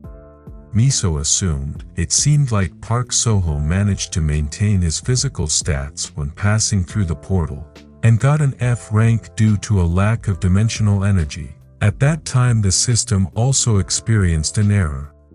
If Soho is truly a survivor of the 4th planet, then South Korea will be a leader in developing projects towards the unknown 4th planet. Security officers immediately blocked off the crowd of journalists chasing Soho. The participants who were in the canteen realized that the cause of the journalists going crazy like that was Park Soho's previous record. Soho didn't care about the journalists' activities. He was still enjoying eating jumbo portions of his food. Dong-soo silently watched Soho. He was very impressed. Not everyone can beat someone else in one hit. Soho found Dong-soo's attitude strange, who was paying attention to something and didn't continue eating. Dong-soo even offered to get a drink for Soho. Judging from Soho's food portions, it is very different. Dong-soo is sure that one day Soho will become a great and famous figure. The scene continues. Soho is resting in the waiting room, while Dong-soo is still watching him. Seeing that only the two of them were there, it meant that the other participants who were in the same group as them had fallen. Dong-soo thought this was very bad, because the next exam was a dungeon hunt. The number of team members would help in the next exam. Meanwhile, Soho looked relaxed as usual, asking Dong-soo not to worry, because they didn't need anyone else anymore. Dong-soo was again amazed to see Soho's great self-confidence. But the worry cannot be eliminated. Dong-soo feels that good cooperation between participants is still needed to make it easier to complete the dungeon. Soho still asks Dong-soo not to worry, because what's important for him right now is for Dong-soo to explain about streaming and YouTube. Using his cell phone, Dong-soo explained all kinds of things about YouTube, the number of subscribers, views, interesting content, etc. Soho is interested in content that has millions of views, namely mukbang content. The type of content that was popular at that time. Watching a woman eat so much high-protein food. Soho is interested in doing something similar, plus its very large food portions are enough to provide initial capital. For Dong-soo, Soho has all the aspects to become a future top YouTuber, handsome, perfect body, and has set the latest world record. If Soho can set another new record in the next stage of the exam, then it's just a matter of time until the top-class guilds compete to recruit him. So Dong-soo won't just waste this short moment. With Soho, he wants to create content with Soho. Soho himself was quite impressed with Dong-soo. He felt he was suitable and invited Dong-soo to join the clan he was going to create. Dong-soo was very surprised to hear this. Founded his own clan and was not interested in joining a large guild. But Dong-soo won't just throw away a golden opportunity. He can make lots of videos about the greatness of Soho. So far, only boxing has been able to make Dong-soo endure the cruelty of life. Even though he has failed many times in the licensing exam, he has not lost hope. And this was the opportunity he had been looking for all this time. Unexpectedly, this opportunity would come to him. Dong-soo happily accepted Soho's offer, and Soho accepted as long as Dong-soo made him mukbang content. Dong-soo will fulfill all of Soho's requests. He also sheds tears of joy at the opportunity he has been waiting for so long. Dong-soo again explained that 3 people were needed to officially establish a guild. Suddenly a monk entered their room, introduced himself as Myeongjin, and he had just been included in group 15. The atmosphere became quite quiet and stiff, because it was never imagined that a monk would become a mercenary. The supervisor again announced that the next exam would be held in the next 30 minutes. Participants were asked to prepare in combat uniforms and gather immediately. Dong-soo is surprised because the proctor will administer the next exam at midnight. Monk Myeongjin explained that supervisors really like to change schedules and start dungeon raids at night. The scene continues. In a room, the participants are receiving material about dungeons. The dungeon that will be the next test location is in Zone 5 of Seoul City, under the guard of the Phoenix Guild. A level 1 dungeon with 250 doors. Even though it is not among the top 10 guilds, the Phoenix Guild has quite a scope. Soho didn't understand why a guild could control a dungeon and a territory. Dong-soo explained that when the portals appeared, the government was unable to handle them all, so they hired mercenaries to guard 12 zones in the city of Seoul. Guilds are groups formed from mercenaries, the government gives them permission to monitor dungeons and manage dimensional energy. Soho understood Dongso's explanation. Basically, the government gave them hunting areas to make money. Meanwhile, Soho's initial goal was to establish his own clan so he could gather his wolf pack again. But now he could even get a territory. And Soho's goal became clearer, building a clan and becoming a guild. Dongso reminded Soho not to forget about the license they had to get. The supervisor again explains the description of the portal in Zone 5. This dungeon has a time limit of 15 days before the dungeon breaks. A labyrinth-type dungeon with a low level of difficulty and a small number of monsters. And not much dimensional energy. Dongso panicked after hearing the supervisor's explanation. The monsters weren't dangerous, but the labyrinth was scary if he had search skills. Soho caught Dongso's panic, calmed him down again and said that he had tracking and search skills. Dongso was even more surprised. Beginners who had never taken a licensing exam already had search skills. Dongso continued to ask Monk Myeongjin about his skills. Monk seemed hesitant to answer, which made Soho and Dongso curious. The scene flashes back to the monk's past. He is performing his worship. The sound produced by the monk echoed throughout and succeeded in attracting the attention of the monsters who came into the temple. Another monk comes and asks Myeongjin to stop. There is a monster attack. Immediately run away and take the head of the monk with him. There was no time left. This monk asked Myeongjin to move immediately. A monster had arrived behind Myeongjin partners, and that was the end of his life. Myeongjin woke up from his reverie. The heavy trauma from the past still haunted him. The head supervisor informed that each group would be accompanied by a supervisor, who would accompany them into the dungeon. The scene continues. All participants have boarded the bus to go to the exam location. The participants had arrived at their destination. They received final instructions from the supervisors. While Soho and his colleagues are still on the bus, the supervisor will follow them into the dungeon. But he will not provide any assistance. Dongso asks, since there are only 3 of them, if the supervisor will help if the situation gets worse. The supervisor just smiled. Soho was very ready to carry out this test even though there were only 3 of them. Monk Myeongjin asked if he could use his personal weapon. Of course, replied the supervisor, they may use all their abilities. Dongso was surprised. Did Monk Myeongjin have weapons with dimensional materials? These 2 colleagues are truly amazing. Group 15 will enter the dungeon through door 175. Soho looks very relaxed, in contrast to Dongso, which is quite tense. They had arrived inside the portal, Soho leading at the front, while the supervisor was at the back of the line. Dongso is worried because Soho is going forward alone. Dongso calls Soho, asking him to prepare a strategy. But he realized that this could cause him to lose his score. Plus his screams can attract monsters. A skull monster suddenly appears and is about to attack Soho. In one swing, Soho smacked the monster's skull and crushed it into bone fragments. Dongso became happy. His plan went smoothly, baiting and catching the enemy off guard. Dongso ran to catch up with Soho, but because of his carelessness, he ended up stepping on a trap. The trap was activated. Hundreds of arrows flew towards the Dongso.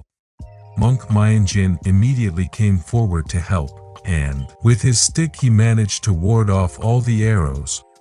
Dongso praised the monk Myeongjin's ability to be proficient in using his stick. But his movements became more reckless, and made the following traps activate again. The floor they were standing on was destroyed and they fell into it. And miraculously, a new floor appeared and covered the hole that had just opened. Soho and his flock are trapped underground. Suddenly Dongso felt a monster coming closer from the end of the hall. Monk Myeongjin said that he had the skills to severely anger a monster and hunt it down. Soho was relieved to hear that. That way he didn't have to worry anymore about going around looking for his prey. Soho immediately jumped and destroyed the floor that blocked the exit. As soon as he landed, Soho immediately invited Monk Myeongjin to join his clan. Without thinking, Monk Myeongjin accepted Soho's invitation. Okay. A group of monsters have come storming towards Soho. Soho activated his search skill to find trap locations around the hallway. Not wanting to waste time, Soho immediately moved into the crowd of monsters. Myeongjin and Dongso monks worked together to get out of the trap hole. They were shocked by the monster corpses that had been scattered around. Soho asks them to follow him and defeat the weak monster beasts. The two of them immediately cleaned up the remaining weak monsters. The overseer was very impressed with Soho's actions, using the traps to his advantage to destroy the monsters as fast as he could. A monster crawls up the wall and is about to ambush Soho. Myeongjin Monk's throw of his stick thwarted his plans, and a kick from the Soho simply eliminated him. In the monitoring room, they were shocked by the report that a team had come out of the dungeon. Even though the exam had only lasted 30 minutes, it usually took participants 5 hours to complete the dungeon. The head supervisor was curious as to which team number had returned. Soho with monks Myeongjin and Dongso have come out of the dungeon in good condition. The head supervisor immediately contacted his subordinates to confirm the truth. The supervisor and his Soho team confirmed this. They had completed their mission. Everything will be clear if you watch the recorded video, but it is impossible to measure the level of Park Soho's strength, because Soho has also set a new record for completing a dungeon. The scene moves to downtown Seoul. Dongso returns to his routine as a YouTuber and is creating daily vlog content. Soho Clan has officially been established. Dongso makes daily videos of Soho Clan activities. Dongso introduces Sukja's grandmother as a nutritionist in the Soho Clan. With a scary look, Grandma Sukja asked Dongso not to disturb her. There was also Juno who was accompanying Gunwo to eat. Dongso continued to meet Soho and Myeongjin who were eating their food. Dongso introduced Monk Myeongjin as the third member of the Soho clan. He was asked to say a few words. I have lost many things due to the attacks of evil monsters, but thanks to this purifying staff of mine, I will eradicate them all. Juno was already standing by in his car. He called Soho to leave. The Soho clan rushes off to hunt. On the way, Dongso flew a drone to record all their activities. A blue portal, a location that will witness history in the debut of the Soho clan's first mission. The scene continues. The three of them are in the dungeon. A flock of bats flying in the evening sky. Soho and Dongso don't have the long-range skills to finish off the bat. Myeongjin Monk took command and with his wooden bell, he began a ritual to invite the monsters towards him. The bats that initially flew randomly began to gather and form a pattern. The bats gathered at one point and shot forward towards Monk Myeongjin. Using his staff, Monk Myeongjin casts the skill, Fire Wheel. His attack burned all the bats. Suddenly a giant bat appears which is the boss monster of the dungeon. Soho took the best part. He cut down the boss monster in one swing of his sword. They continued to harvest blood crystals from inside the bats. The dungeon was completed in a very short time. At the Awakener Bureau office, Miso received a report from his subordinates. The Soho clan headquarters is in Seoul Zone 4.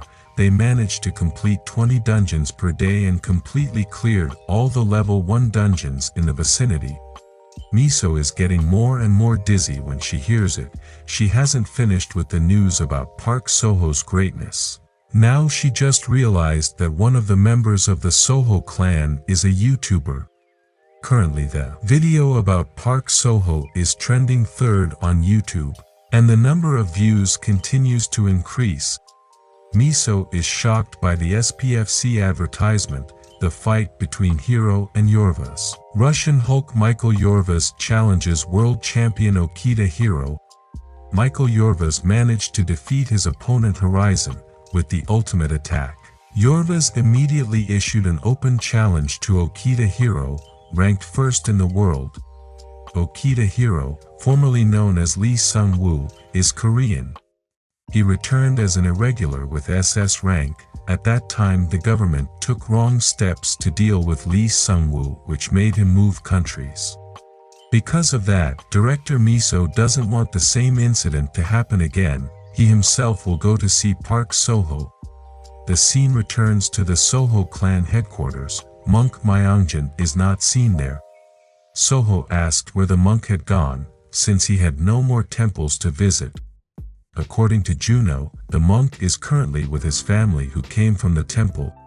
Due to the absence of Monk Myeongjin, Juno suggested that they take a day off from hunting that day. Thanks to their incessant hunting, the Soho clan's coffers have accumulated up to 140 million won, and Soho clan has qualified to hunt in level 2 dungeon. Dongso smiled slyly. His routine task was to collect blood crystals, but his account had been filled with 20 million won in just 3 days. Soho has already received 3,000 achievement points from the previous hunt. He intends to purchase several additional skills.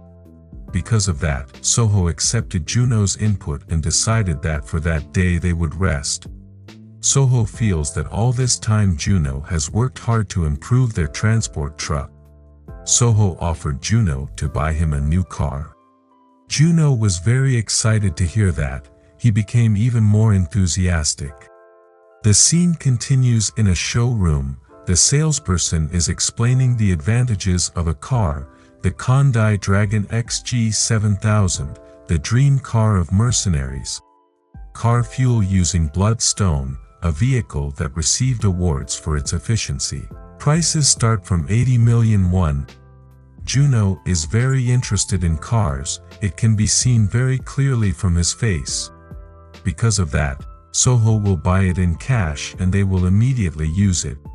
The scene continues again. The new car has been driven to the ruins of the city. The weather seems to be unfriendly. Juno was very satisfied. Compared to his old truck, this new car was extraordinary. Soho is the same. They should have bought a car a long time ago. The cabin is so comfortable. Juno was curious why Soho took him to the closed area in Zone 4, Gate 23. Soho trapped his younger brother. He deliberately brought him there to make Juno become an awakener. A decision that of course made Juno very surprised. New cars have entered the city, driving slowly and looking for monsters to hunt. Baekgu, who took part in this trip, could smell the scent of the monster. Soho too, he could feel it. It was different with Juno, who panicked. He reasoned that he wasn't feeling well and invited Soho to return home. Soho ignored Juno and got out of the car. He would check around and ask Juno to wait in the car. Juno tried to prevent Soho's unilateral decision, but it was useless because Soho had disappeared and shot towards his target. The scene moves again to the office. Kim Jong-so is monitoring his monitor screen. He sees a video of Soho hunting. It was said there that Soho was irregular and Jong-so's revenge plan was of no use even though he hired professional assassins. But Kim Jong-so didn't run out of plans. He looked for several guilds he knew in the zone. And he gets the name of Assistant Manager Choi, someone who will do anything for money. Taking care of one person is not a big problem for him. Jong-so immediately ordered his men to contact Assistant Manager Choi and make him an offer he couldn't refuse. The sky was getting darker. Clouds covered the entire city. In the midst of quite heavy rain, Grandma Sukja was walking back to the Soho clan headquarters. She approached a car. Several people got out of it. Kim Miso from the Awakener Bureau, along with her 2 colleagues, came to meet with Soho. Grandma Sukja just stared coldly without saying a word. Back in the ruins, the new car is still there. Juno was still faithfully waiting for Soho to return. Half an hour had passed since he disappeared. Suddenly a monster appeared in the window right next to Juno. Soho brought the monster. He opened the car door and immediately asked Juno to get out. The monster was lying helpless. Soho immediately asked Juno to finish off the monster. Juno couldn't say any more. He knew it was useless if he wanted to refuse. He took the weapon that Soho had left behind. Soho emphasized that Juno wouldn't be able to survive if he was weak, so he had to kill the monster and become an awakener. Juno was silent. He looked very doubtful. Soho, who was excited, immediately ordered Baekgu to bite the monster. Baekgu immediately bit the monster's hand, but because of his small size, he was easily caught by the monster. Soho is increasingly cornering his younger brother. If Juno remains silent, then Baekgu will die. Baekgu is still unable to face that monster. Juno still had doubts. He kept begging not to do it. But Soho became more and more forceful. His screams became more epic because they were accompanied by thunderous lightning strikes. Will Juno dare to do it, or will poor Baekgu become an additional victim here? Juno raised his knife high and stabbed the monster's head. Juno became blind, destroying the monster repeatedly with deadly stabs. Juno threw away the knife and screamed, letting out all his suppressed emotions. Soho asked his brother to take the knife back, because they were going to continue moving. The next monster to be targeted was already there. Baekgu stepped forward bravely to challenge the monster. Soho asked Juno to follow him while cleaning up the monsters, moving faster, because he didn't have time. Juno had no other choice. Soho has always been like that. Juno stabbed the next monster in the head without hesitation, followed by splitting the monster's head. Behind this tense situation, an awakened psychopath smile bloomed. Suddenly the next monster ambushed Juno and held his hand. But Juno's knife was much swifter and stuck in the monster's neck. Juno's darkest side seemed to be awakened. He felt a very pleasant sensation every time the red water wet his body. For Juno, Soho shouldn't awaken this side of him. Juno has officially become an awakener and also a psychopath. From the top of the building, Soho watches his younger brother. Park Juno, rank F level 1, his title is Butcher. Soho seemed very satisfied with Juno's interesting development. Soho decided to end their hunt, as he himself had cleared out so many goblin monsters. The scene continues, still in the dark of a rainy night. Soho and Juno have arrived at the Awakener Bureau office to register. Ms. Admin asked Juno to clean himself, and after that he went to the dimensional energy measurement room. Soho explained that one of the requirements for registering is to have a dimensional energy of more than 100. The scene continues. Juno is carrying out the measurement process on a machine. The results were quite satisfying. Juno's dimensional energy was 111. Soho also joined in to measure his energy. The process was being carried out, and at the same time, Soho felt so many eyes watching him. Soho's dimensional energy totals 189, but the surprising thing is of course the foreign eyes monitoring it. The officers there did not expect that Soho's dimensional energy was increasing so quickly, that soon Soho would rise to rank E. Soho immediately asked who made the measuring machine. The officer answered that the machine was created by a scientist. After that, Juno's registration went smoothly. He also received a smartphone as a gift. They continued to move back to headquarters. Soho wondered if his younger brother felt the same way as him, but Juno didn't feel anything. Accidentally, Soho meets the beautiful blonde again. Soho immediately ran after her, calling out to the blonde loudly. Suyeon looked cold as usual, as did her members who mocked Soho's reckless actions. but several other members recognized Park Soho, which was going viral. Soho apologized. The other day he said inappropriate words. Please forgive because Soho is not used to talking to other people.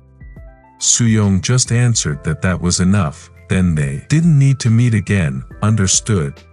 Soho was simply ignored, Soo-young looked away, and the members returned to ridiculing Soho.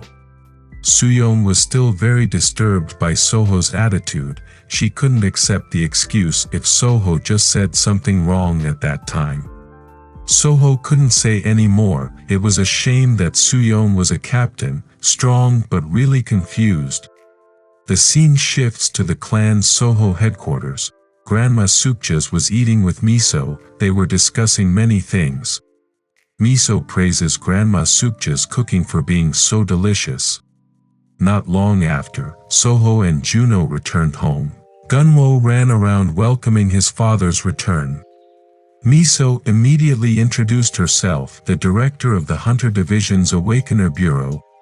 They continued discussing. The purpose of Miso's arrival was to make an agreement with Soho. Miso began to explain, first the meaning of irregular, namely human coordinates. When Soho returned to Earth, he passed through a red portal. He managed to return after the conditions were met, and it is a sign that Soho has succeeded in carrying out its mission there. Once the time comes, the portal bridge will reappear somewhere, and the location was near his human coordinates. Soho thought of all the possibilities that could happen. He could gather with his wolf pack. Plus, the Awakener Bureau also guessed that Soho had returned from the fourth planet. If the guess is correct, then a portal bridge leading to the fourth planet will appear in South Korea. And the appearance time is at most 99 days since the return of Soho. Miso asks Soho not to travel abroad until the portal bridge appears, because the Awakener Bureau doesn't want Soho to become the second Lee Sung-woo. Soho didn't understand Miso's words, and Miso started explaining again. Rank 1 Awakener currently, Okita Hero, whose Korean name is Lee Sung-woo.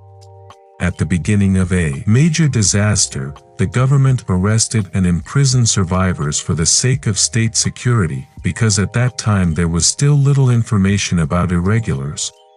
Lee Sung-woo, irregular rank D, managed to escape easily. The Japanese took advantage of this, and succeeded in attracting Lee Sung-woo to move to Japan.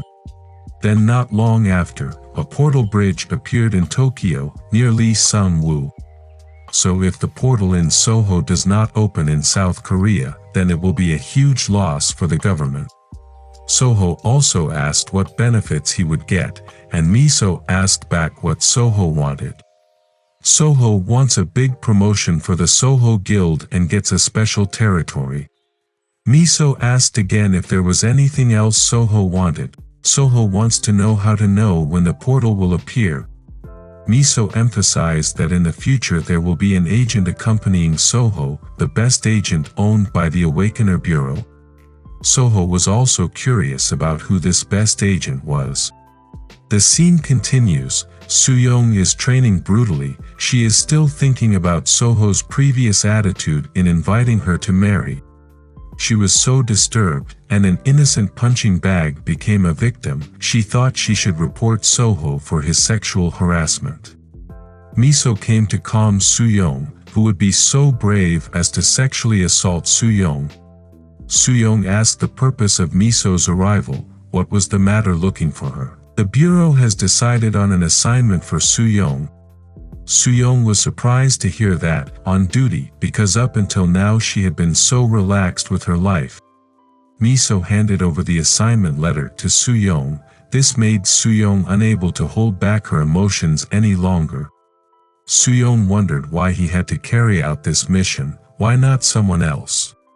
Miso explained that Soo-young was the most suitable for this mission, because she was the best at detecting the appearance of portals. Soo-young still stubbornly refused, but Miso emphasized again, what would happen this time if a portal bridge opened in the middle of the city, before the bureau even knew what was inside. the city will turn into hell. Destruction everywhere. Soo-young knows exactly the impact. Miso asked that when Soo-young realized that the portal was about to appear, she immediately reported the incident and evacuated herself along with Park Soho. The most important thing is that Soo-young must be with Soho all the moment and all the time, always be beside Soho, understand? Soo-young had no other choice, she had to obey her superior's orders. But if it becomes unbearable, Soo-young will submit his resignation. The scene continues to the Soho clan headquarters, Soho with Dongso, Juno and Gunwo eating their food. Dongso is very happy because the Soho clan's level has increased, now they can clear level 2 dungeons. The problem is that to run a level 2 dungeon, they have to form a D-rank team, unfortunately they lack one more person. So according to Juno, shouldn't they focus on level 1 dungeons for now? It's true, but for Dongso, as long as there's Soho, level 2 dungeons aren't a problem. Soho took over the situation. For now they would make a lot of money from level 1 dungeons first, and raise the level. After preparations are complete, they will divide the attack team and recruit members if needed. The conversation is interrupted by the appearance of monk Myung-jin, who finally returns. Myung-jin was now very ready, he wanted to go hunting. The scene changes to a dungeon portal. Many awakeners try their luck in the dungeon. The leader of the green team, named Jang Jasik, saw Soho and his members about to enter the dungeon. Jasik immediately approached Soho, greeted him and asked how he was doing. Soho welcomed Jasik's attitude, who had also heard that Soho was forming a clan. Soho asked where Jasik's previous colleagues were. Jasik only answered that they were resting. But this actually made Soho curious because Jasik was raiding the dungeon with a different team. Jasik immediately said goodbye, his colleagues were waiting. Jasik promised to contact Soho later. Soho prays that the hunt for Jasik will go smoothly. Monk Myung-jin asked who the man was. Soho only answered a friend he met in the dungeon. Finally the Soho clan started the party. From behind, there was someone watching the Soho clan. He was assistant manager Choi, the person Kim Jung-so paid to get rid of Soho. Jasik couldn't tell Soho that the green team had been disbanded. 2 of his colleagues had resigned due to injury. It is common for a clan to disband when its main members disappear. It is easy to form and also easy to disband. The level of stress received due to the dilemma of kill or be killed. Every player who resigns chooses to retire from mercenaries. Usually mercenaries like Jasik who don't have a clan will temporarily join another team to raid dungeons. And now Jasik will return to his work. In another place, the beautiful blonde was riding her motorbike. She had just come from the Soho clan headquarters and found out that Soho was conducting a dungeon raid. At the office, Miso, who was connected via telephone, immediately sent Soho's last location. Soo-young immediately drove his motorbike to the location he had just found. Back in the dungeon, the Soho clan is doing a mass cleanup. Dragon Charge, Monk Myung-jin's newest skill, which immediately devoured many monsters in front of him. Park Juno also didn't want to be left behind. At first he was still the same Juno, but when he held his gun, he turned into a cold-blooded psychopath. Dongso is the same, he has also gained the latest skill, namely tracking. A monster jumped and was about to ambush Juno from above. And Juno had no problem brutally splitting the monster's body. Juno's psychopath smile bloomed. Dongso realized it made him scared as if he saw a murderer. Soho did not take part in this hunt, he only monitored the situation. His 3 members were enough to carry out the cleanup. Moving on to Jasik's hunting location, he seemed to be having a hard time. He bounced as a result of being hit by a random attack launched by his partner because he was running away in fear from the chasing monster. Jasik's two colleagues managed to secure two frog monsters. For Jasik, this is very unfair, plus he is also very jealous of his Soho team. Jasik was self-aware that it was impossible for a weak awakener like him to be invited to join his Soho team. The scene returns to the Soho clan. They managed to complete the raid dungeon quite quickly this time.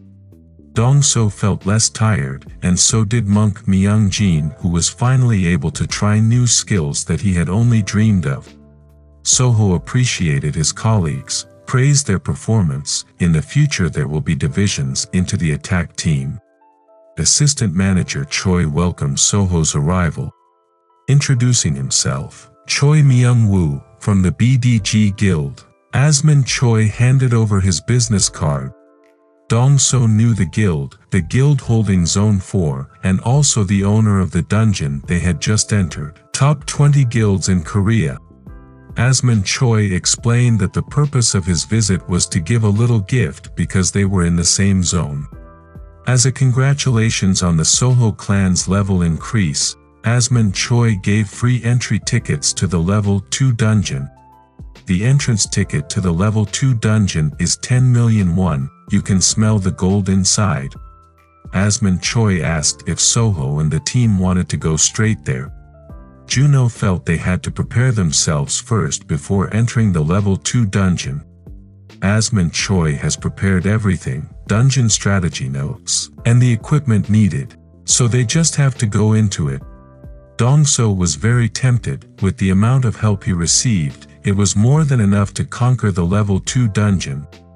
Soho realized that his team was not yet able to face level 2 dungeons, therefore he asked his colleagues to continue hunting in level 1 dungeons. He himself would go to level 2 dungeons to be more efficient. Dongso and monk Myungjin understood Soho's orders, while Juno looked uneasy.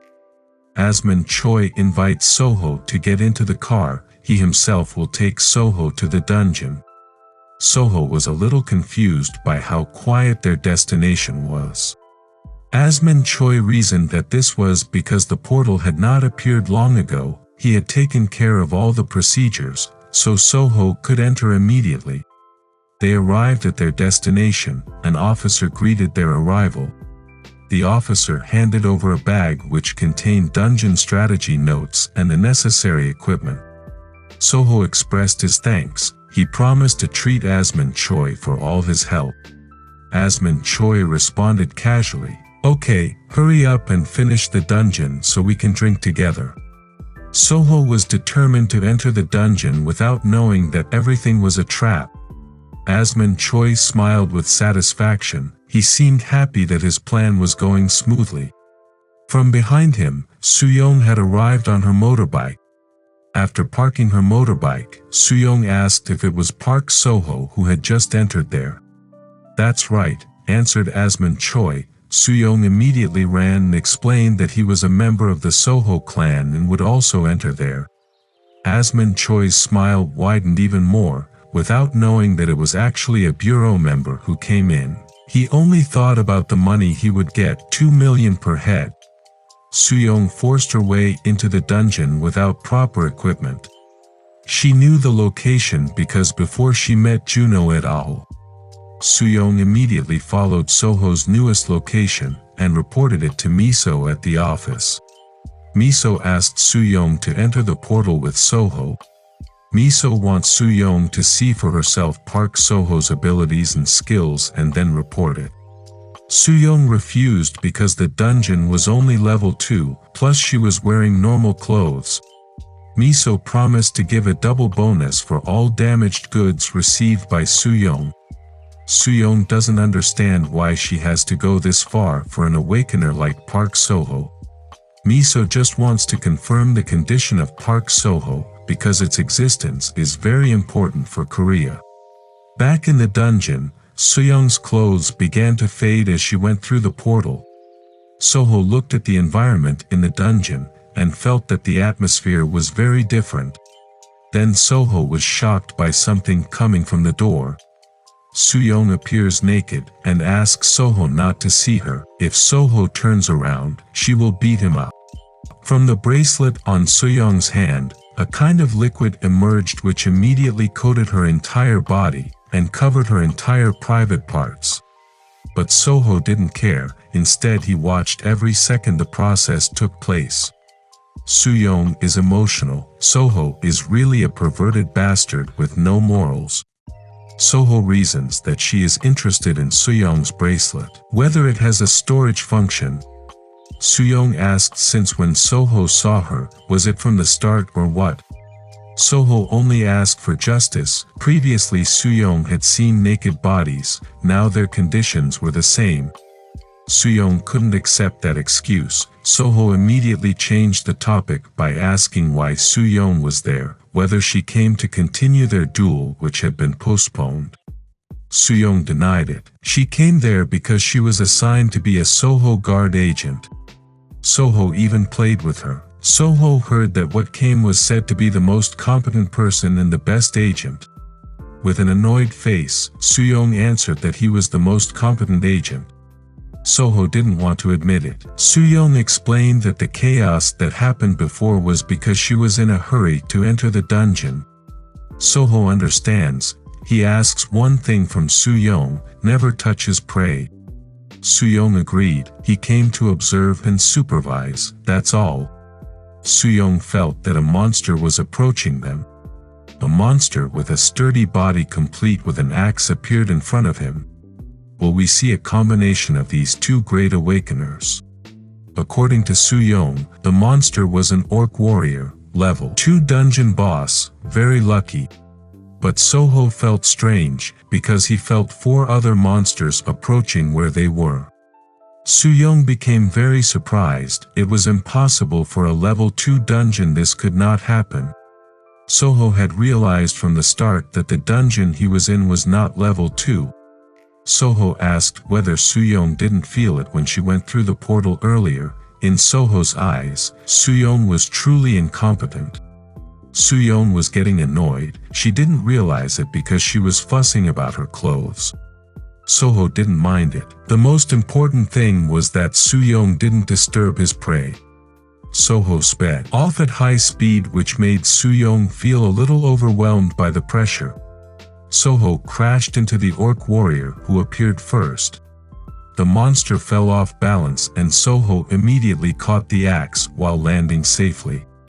The orc warrior, who was still feeling his head, immediately received a warm slash that ended his life. The next orc warrior appeared and became very angry seeing his comrade's condition, but in the other corner Soho was ready to throw his axe. Strike! Soho's throw hit the target right. The target was a monster. Then the next orc that looked like Haihasai chased Soho, who ran above him. Soho jumped and caught a hanging tree root. With his thousands of years of experience, he jumps and swings with great precision. Soho swings and makes the Haihasai monster unaware of its existence. Soho immediately thrust his weapon straight into Haihasai's head. The next orc warrior monster ran towards Soho. Soho really enjoyed this hunt. There was no problem with the dungeon level, just clearing all the monsters. Soho dodged the orc warrior's axe slash, and immediately counterattacked, his kick sending the monster tumbling across the ground. And died afterwards because a tree branch penetrated his body. A place like Soho is like a gold mine, a place that is priceless. Soho entrusted her bag to Soyoung and asked her to help with the blood crystal harvest. Soyoung began to analyze the abilities of Soho, an F-rank irregular who lacked dimensional energy. And fighting against the monster earlier, Soyoung didn't see the slightest hesitation in Soho, as if he was used to it.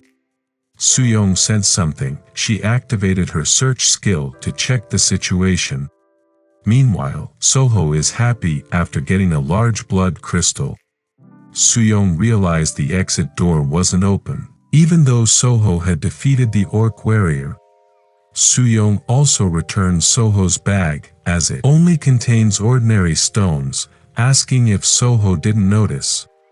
Soho wasn't bothered in the slightest by that. He could use the bag to store his blood crystal. Soo-young was very surprised by Soho's attitude. Who looked very stupid, his brain wasn't used at all. According to her, the dungeon they were in was at least level 4, it would be difficult for them to face it even if they worked together. Soho was shocked to hear that Asman Choi had lied to him, and let him enter this level 4 dungeon for free. Asman Choi, I'll treat you to some really delicious food when I get out of here, shouted Soho. Soo-young was very frustrated to see him. Soho was not only stupid but also an idiot. Suddenly an orc warrior arrived and attacked Soo-young with his axe. Soo-young just realized that he didn't have time to bring her katana and left it on her motorbike. What bad luck! With super fast movements, Soho slashed the orc monster's neck. Soho asks Soo-young to stay calm. There's no need to worry because Soho is very strong, but his previous self is much stronger. Soo-young didn't understand Soho's words, wondering how strong Soho used to be. Soo-young and Soho both felt that a greater danger was approaching. Soo-young used her detection skills, and saw so many orc troops coming charging towards them, like the party is about to start. Soo-young immediately informed Soho that they were surrounded from all corners. Apart from that, there is the leader of the orc army there, the orc war chief. Soho was very excited, even without Monk Myung-jin, enemies kept coming towards him, and Soo-young looked very alert. There is also an army of orcs riding wolves, orc riders. Soho became even more excited after seeing the wolf. They both immediately moved forward. Soho kept asking Soo-young not to touch his prey, but Soo-young ignored because of the current situation. Soo-young blocked one of the orc rider's attacks using her shield, while Soho immediately knocked out the other orc rider. Soo-young opened her inventory and took out her sword. Soo-young attacked the orc rider with several blows, but could only cause a few scratches. Without a katana, Soo-young cannot show her best abilities. Soho forced Soo-young not to attack his prey. He jumped and immediately kicked the orc rider until he fell. As soon as he landed, Soho immediately shot up to overthrow several orc warriors in front of him. It even made Soo-young unable to react at all. Soho steadily continued forward to finish off the orc warrior in front of him. A large club swung and hit Soho's stomach. The leader of the orc warriors succeeded in causing Soho to retreat. Soho managed to stabilize his position. He became even more excited after the boss monster appeared in front of him. The orc warrior leader roared and prepared to launch his attack. The swing of his big mace was easily avoided by Soho. Soho plunged a knife into the monster's back. But that only made the orc leader even more angry, and he sent Soho flying again with his mace. The scene moves to the Awakener Bureau office. Miso gets a report from her subordinates that there is something strange. The cell phone signals from Soho and Soo-young were in different places, and there was no movement for hours. Soho's cell phone was in the car and was found by Dongso, while Soo-young's cell phone was on her parked motorbike. Miso's assistant reported that Soho and Soo-young entered the level 5 dungeon that had just opened. Miso was very surprised to hear that she had forced Soo-young to follow Soho. Miso ordered his subordinates to check on the owner of the dungeon, check the entry and exit records as well as the person in charge of the area. Back to Soho, which was lying down as a result of being knocked down by the orc warrior leader. Soho finally came back to his senses and stabilized himself. In front of him 3 orc warriors were approaching. Soho stepped forward again. He slammed one of the orc monsters and threw it. 2 flying axes were caught and immediately thrown towards the other 2 orc warriors. Meanwhile, Soo-young is also being hunted by other orc warrior troops. A rain of arrows is also haunting his steps. Soo-young fell as a result of avoiding 3 arrows that shot at her. The orc warriors' pursuit of the monsters was successful. They were ready to pounce on Soo-young, who fell. Soo-young used one of her skills. She blasted each monster until it was destroyed. Soho catches Soo-young and saves her after almost being hit by the orc leader's big club. Soho decided to run away first because they were increasingly cornered. Soo-young said that in front of them there was a ravine. But that's why Soho will take Soo-young there. Soho carried Soo-young to speed up their steps. Soho firmly jumped and took Soo-young into the abyss. The orc warriors who were chasing him also jumped. They didn't want to lose. Soho landed well on the ground where the impact sent rocks and dust flying. The orc warriors who were free-falling had also landed, but their fate was not as good as Soho. None of the orc warriors survived. Soo-young immediately screamed, not thinking she could survive. Soho herself was equally shocked. She unconsciously dropped Soo-young. Soo-young was still very surprised. They jumped from a very high cliff, but managed to survive. The height makes the orc warriors discouraged. The scene continues. Soho and Soo-young are resting in the cave. Soo-young asked what the next step Soho would take. Soho answered that he would level up by killing 4 more orc warriors, after which they could continue the attack. Soo-young doesn't understand, because for her leveling up is the same as bringing someone closer to their limits. But Soho denies this. For him, leveling up is like removing restraints. Leveling up, it's like returning Soho to its original state, becoming stronger. Meanwhile, outside the portal, everyone had gathered, including the military, medical personnel, and news hunters. Dongso, monks Myungjin and Juno couldn't do anything. They could only hope that their boss was fine. The main culprit causing this chaos has been arrested. He can no longer escape after the authorities get the evidence. Asman Choi really didn't know that the woman he let in was a bureau agent. In the office, the bureau chief is watching the news. South Korea could lose their biggest asset to connect to the new planet. Kim Miso came to her boss, asking what he was doing.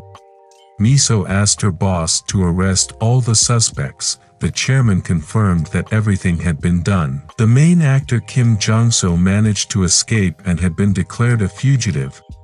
Miso asked her boss to also investigate the involvement of the BDG Guild. The boss refused. They couldn't just do that, especially Park Soho was still suspected of being an irregular from the 4th planet. Miso, she felt very guilty because she was the one who forced Soo-young into the dungeon. The boss asked Miso to calm down. There was nothing they could do but believe and hope they were safe. Miso couldn't control her tears. She felt very guilty. Back in the dungeon, an orc warrior was conducting a sweep. The fairy of the Soho forest came to tease him and started playing around, making the orc warrior look stupid. None of the orcs' attacks hit the forest elves of Soho. The orc warrior lost track of his forest elf Soho, and right from above Soho appeared and immediately thrust his weapon through the orc warrior's head. There are 3 more monsters left for Soho to level up. Soho can't wait any longer. The next target was successfully achieved with the help of Soo-young's skills. Soo-young informed that their target was 100 meters ahead. Soho immediately jumped out without careful calculation. Soho had prepared to stab the orc warrior in the back. But it was all a trap. Soho was hit by a wooden beam that emerged from the ground. The orc warrior immediately blew his trumpet, sending a code to all his comrades. The hidden orc warrior troops began to appear one by one, then gathered and surrounded Soho. The situation is getting tighter. Soo-young ran to where Soho was, shouting for Soho, alerting him to the incoming attack. Soho didn't think he could fall into a trap. His senses weakened, unable to exert his strength. Soo-young made Soho realize that this was because they were starving because they hadn't eaten for 2 days. Soo-young jumped and fired her light bomb. Soo-young attacks were able to bombard the ranks of the orc troops. But Soo-young also received a similar impact. She was exhausted. Soho immediately cut down 2 orcs at once who were approaching Soo-young. There is one more left. Soho has jumped to kill one more monster to level up. But the orc warrior leader's mace hammer hit Soho heavily first. And again through Soho, which was increasingly helpless. Soho, who was flying, accidentally hit one of the orc warriors. And accidentally the axe he was carrying landed smoothly on the orc's head. Soho is leveling up. A notification window appears. Soho gets the beast transformation skill. The leader of the orc warriors had arrived in front of Soo-young, ready to eat her. Soo-young was really tired. She didn't have the strength to even stand up. But she had no choice but to fight. Soo-young took a sword from the storage room. Soho immediately used his newest skill, beast transformation. At the Soho clan headquarters, Grandma Sukja is feeding Baekgu. When Baekgu was about to eat his dish, suddenly there was some kind of energy shield that covered him and made Grandma Sukja very afraid to see Baekgu disappear. From Soho's body, black smoke came out. A transformation occurred in his body. He had turned into a furry creature. Soo-young fought fiercely against the orc warrior leader. Soo-young sent her slash, which had no effect. Soo-young was knocked out after being hit by the orc warrior leader's attack. Soo-young was really helpless. There was nothing else he could do. The transformed Soho comes to his rescue. His form was filled with fiery energy. Soho caught the orc leader's head easily, throwing his body onto the ground. Throwing multiple punches at the orc leader who was helpless to respond. And finally biting the orc leader's neck, which was also a sign of Soho's victory. Soho behaved like a wolf who had caught his prey. Soo-young, who was paying close attention, finally realized that the monster in front of her was Park Soho. Soho answered by barking like a dog, ruining Soo-young's expectations, who initially thought that Soho had turned into a werewolf. Back outside, the bureau leader is being interviewed by journalists. He asks for an explanation about Dungeon Level 5. Dungeon Level 5 is known as the Orc's Castle, a dungeon that must be entered by bringing 30 Rank B Awakeners including 10 Rank A Awakeners. At the Soho clan headquarters, Baekgu appears again, which makes Grandma Sukja even more surprised. Soo-young was still frozen in place, really not understanding what was happening. And Soho has returned to his human condition. He seems to have joined the monster he tamed. This is not a transformation but rather a fusion. Soho asked why Soo-young was silent. This was a good opportunity for them to take loot and look for food. Soo-young was really confused. She couldn't find the exit after they finished off the orc warrior leader. Soho was left wondering, what does all this mean? Soo-young said there were monsters that were stronger than the orc warrior leaders. What kind of monster was leading this many troops? Soho was curious to see. Soo-young found out. She started telling stories about her past. 3 years ago, when he had just risen to rank B, he joined a combat team sent by the Bureau to complete a level 5 dungeon. The Bureau sent 20 teams along with 10 A-ranked mercenaries. Soo-young's colleague, Lee Tae-hun, asked about the condition of Soo-young's injured ankle. Soo-young sweetly replied that she felt better, there was no need to worry. Miso felt disturbed by their closeness, like a couple on their honeymoon in a dungeon. A big war broke out. An army of orcs equipped with weapons became the opponents of the invading team. Soo-young was pressed in front of the orc soldiers who came attacking. One of her colleagues became a victim. Kim Miso ran to immediately save Soo-young. Soo-young's foot tripped and she fell. The orc monster got closer and made Soo-young pale in fear. Tae-hun arrived just in time to help Soo-young. His attack had been sent, and that attack immediately destroyed several orc monsters.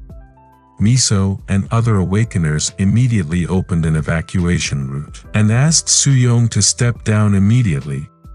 Taehun held Suyong's hand and asked her to run away, but Suyong felt a bigger and scarier energy. Because the orc warriors continued to chase, Suyong was forced to continue fleeing. From the top of the tower stood the level 5 dungeon boss, the Orc King, a terrifying figure with a smile that shows fangs and a sharp gaze from his 3 eyes. An attack was sent towards Suyong. Suyong fell, but didn't get hurt in the slightest. Meanwhile, Taehun took the hit and the Orc King prepared to execute him. At the end of his life, Taehun asked Suyong to look after and care for his sword. Taehun is the teacher who taught Suyong swordsmanship. Sword, body and soul must merge into one. Right in front of her, Suyong lost Taehun. The Orc King executed him on the spot. Under the heavy rain, Soho could feel the suffering that Suyong was experiencing. He was also concerned about the dark events in Suyong's past. Soho didn't think that Suyong had ever experienced such a terrible incident. Outside, Suyong's sword, which was stored in her motorbike, vibrated, releasing its aura. Taehun's sword. While doing live streaming, Dongso cried worrying about the condition of Soho. Likewise with Miso who was there, she felt guilty for the incident that happened to Suyong. A joint team consisting of high rankers in the city of Seoul gathered in front of the portal to carry out an extermination mission.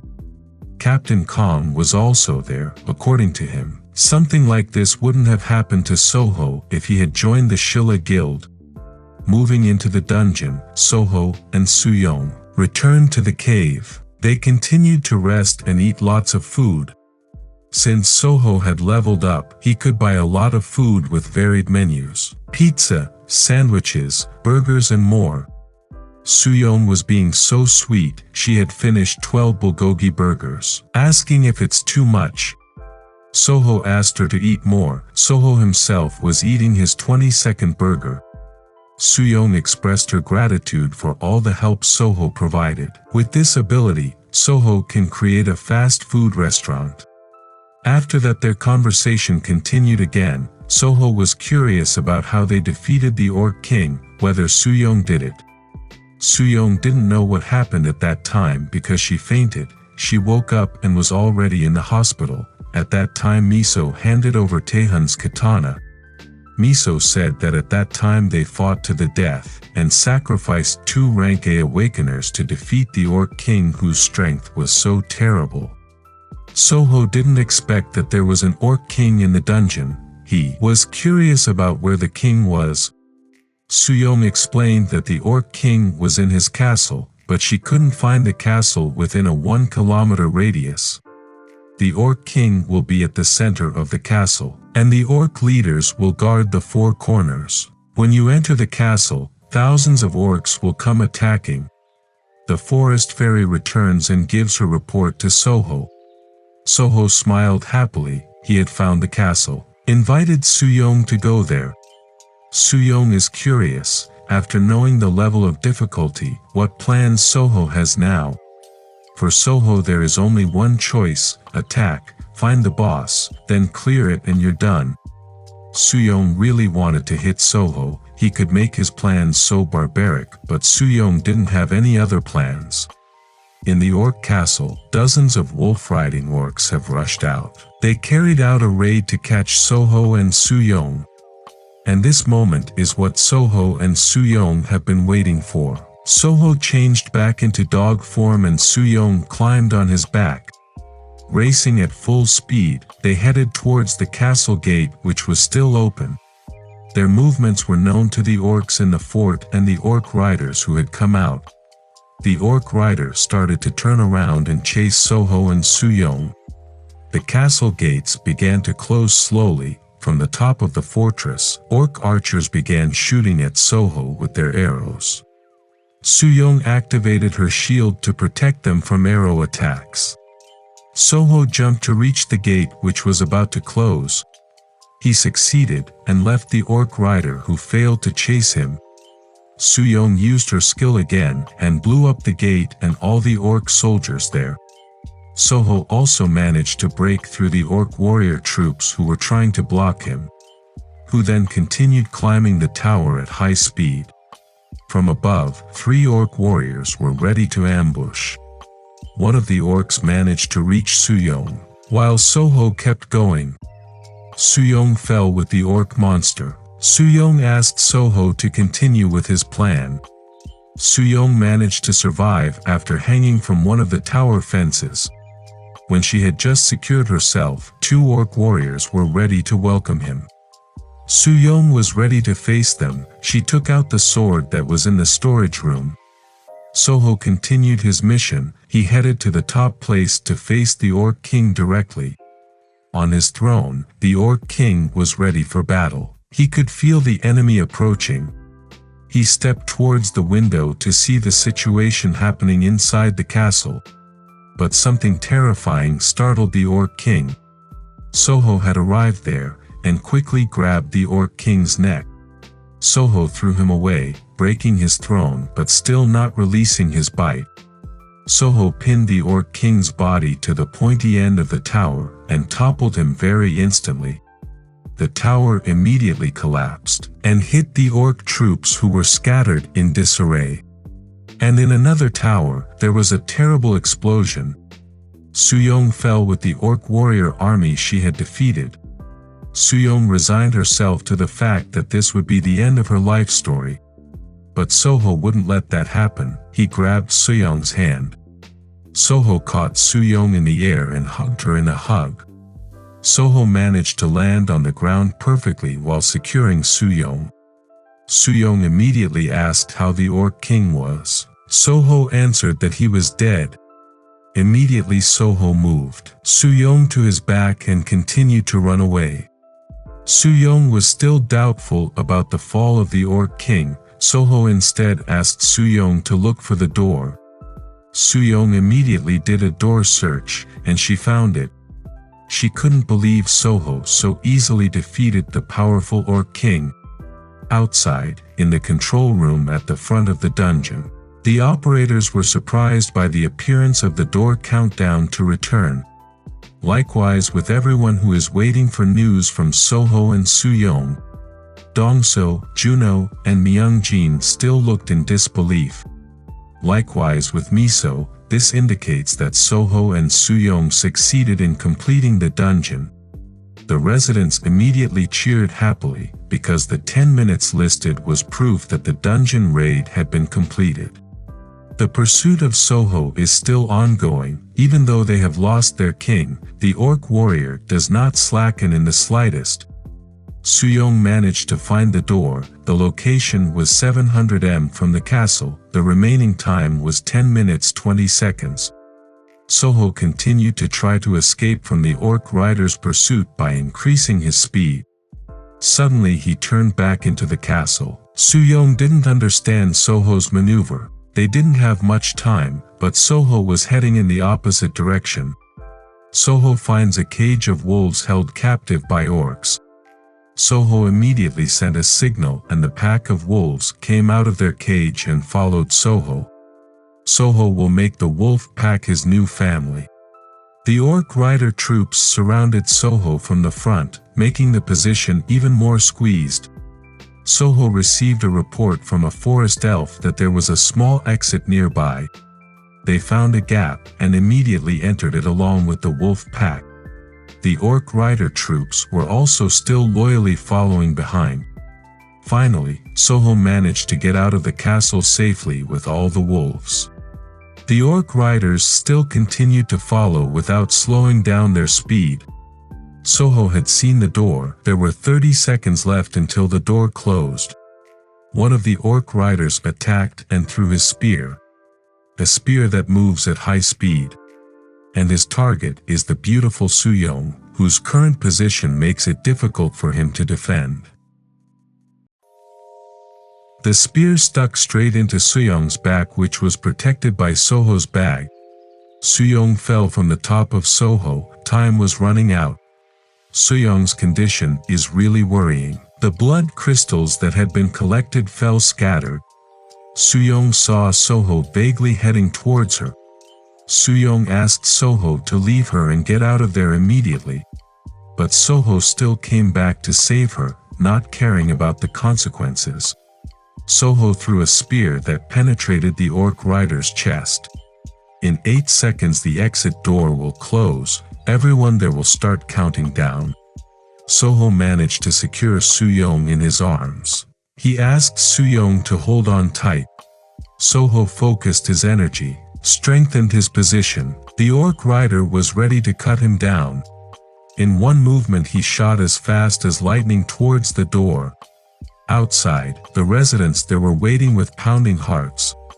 The first pack of wolves appeared from within the portal, followed by Soho and Soo-young, who came out just as the portal door was destroyed. They floated in the air.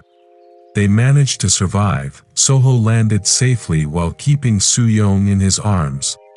The residents and authorities, along with waiting journalists, immediately gathered and surrounded them. No one expected that Soho and Soo-young managed to survive.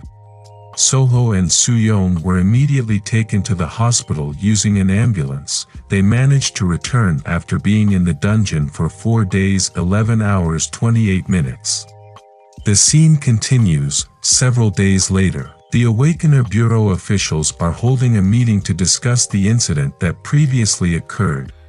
News about Park Soho has spread throughout the world. All countries have become interested in him. Agents from various countries have arrived in South Korea to confirm the truth of the news. Viktor Dob, a KGB agent from Russia, Veli Gorenstein, a Mossad agent from Israel, and Nakamura Kuji, deputy leader of the Japanese Awakener Federation. The bureau chief was very emotional when he heard the name Nakamura Kuji, because he was the person who brought Lee Sung-woo to move to Japan. But for Miso, what should be worried about is the American side. The bureau chief decided to secure Soho in Korea, looking for a better method than a cooperation contract. The bald doctor who took part in this meeting spoke up. There is nothing to worry about. Soho is not going anywhere. His whole family is in Korea. Soho has lived thousands of years. With his wolf pack, he really missed his family in Korea at that time. And at this time, he began to miss his pack of wolves that had accompanied his life. The bureau chief doesn't understand a figure like Soho. But for the bald doctor, Soho is a simple person. Nothing is more important to him than time with his family. The doctor asked the bureau to give Soho a territory to be a place for Soho to live with his family, clan members, and all his flock. Don't bother him in the slightest. That way he will remain in Korea. The bureau chief understands what the bald doctor means. His current focus is to deter agents from abroad. Miso is showing a location that will be given to the Soho clan, an unused facility in Namyangju.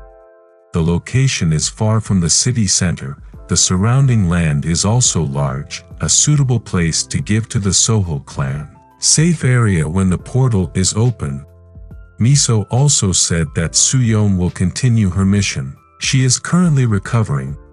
The chairman asks Miso if Soo-young has made a report about Soho. A very short report, a man like a dog.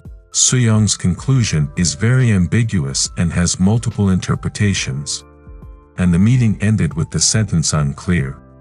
Moving to the SPFC arena, the greatest fighting competition in the world that will determine the strongest awakener. The host announces that the main match will start soon. The audience cheered happily because they couldn't wait for this moment. The presenter began to introduce the participants. In the right corner, the current world number 1. He successfully defended his title 21 times and was undefeated in 45 of his matches. The strongest man in this world, the hope of everyone living in the present troubled times. Irregular rank SS, the strongest magic swordsman, the main cannon of Japan. Here he is, Okita Hiro. Uses 2 magic swords covered in burning black flames. Hiro jumped, maneuvered through the air, and landed on top of the arena. Entering the arena in the most conspicuous manner. the Challenger, a human S-rank weapon, a new star who was undefeated in 13 matches. Crazy Bear from Russia, Michael Zorbas. A large, muscular man with both hands wrapped around his weapon. Without waiting for a signal from the referee, Zorbas immediately stepped forward to attack Hero.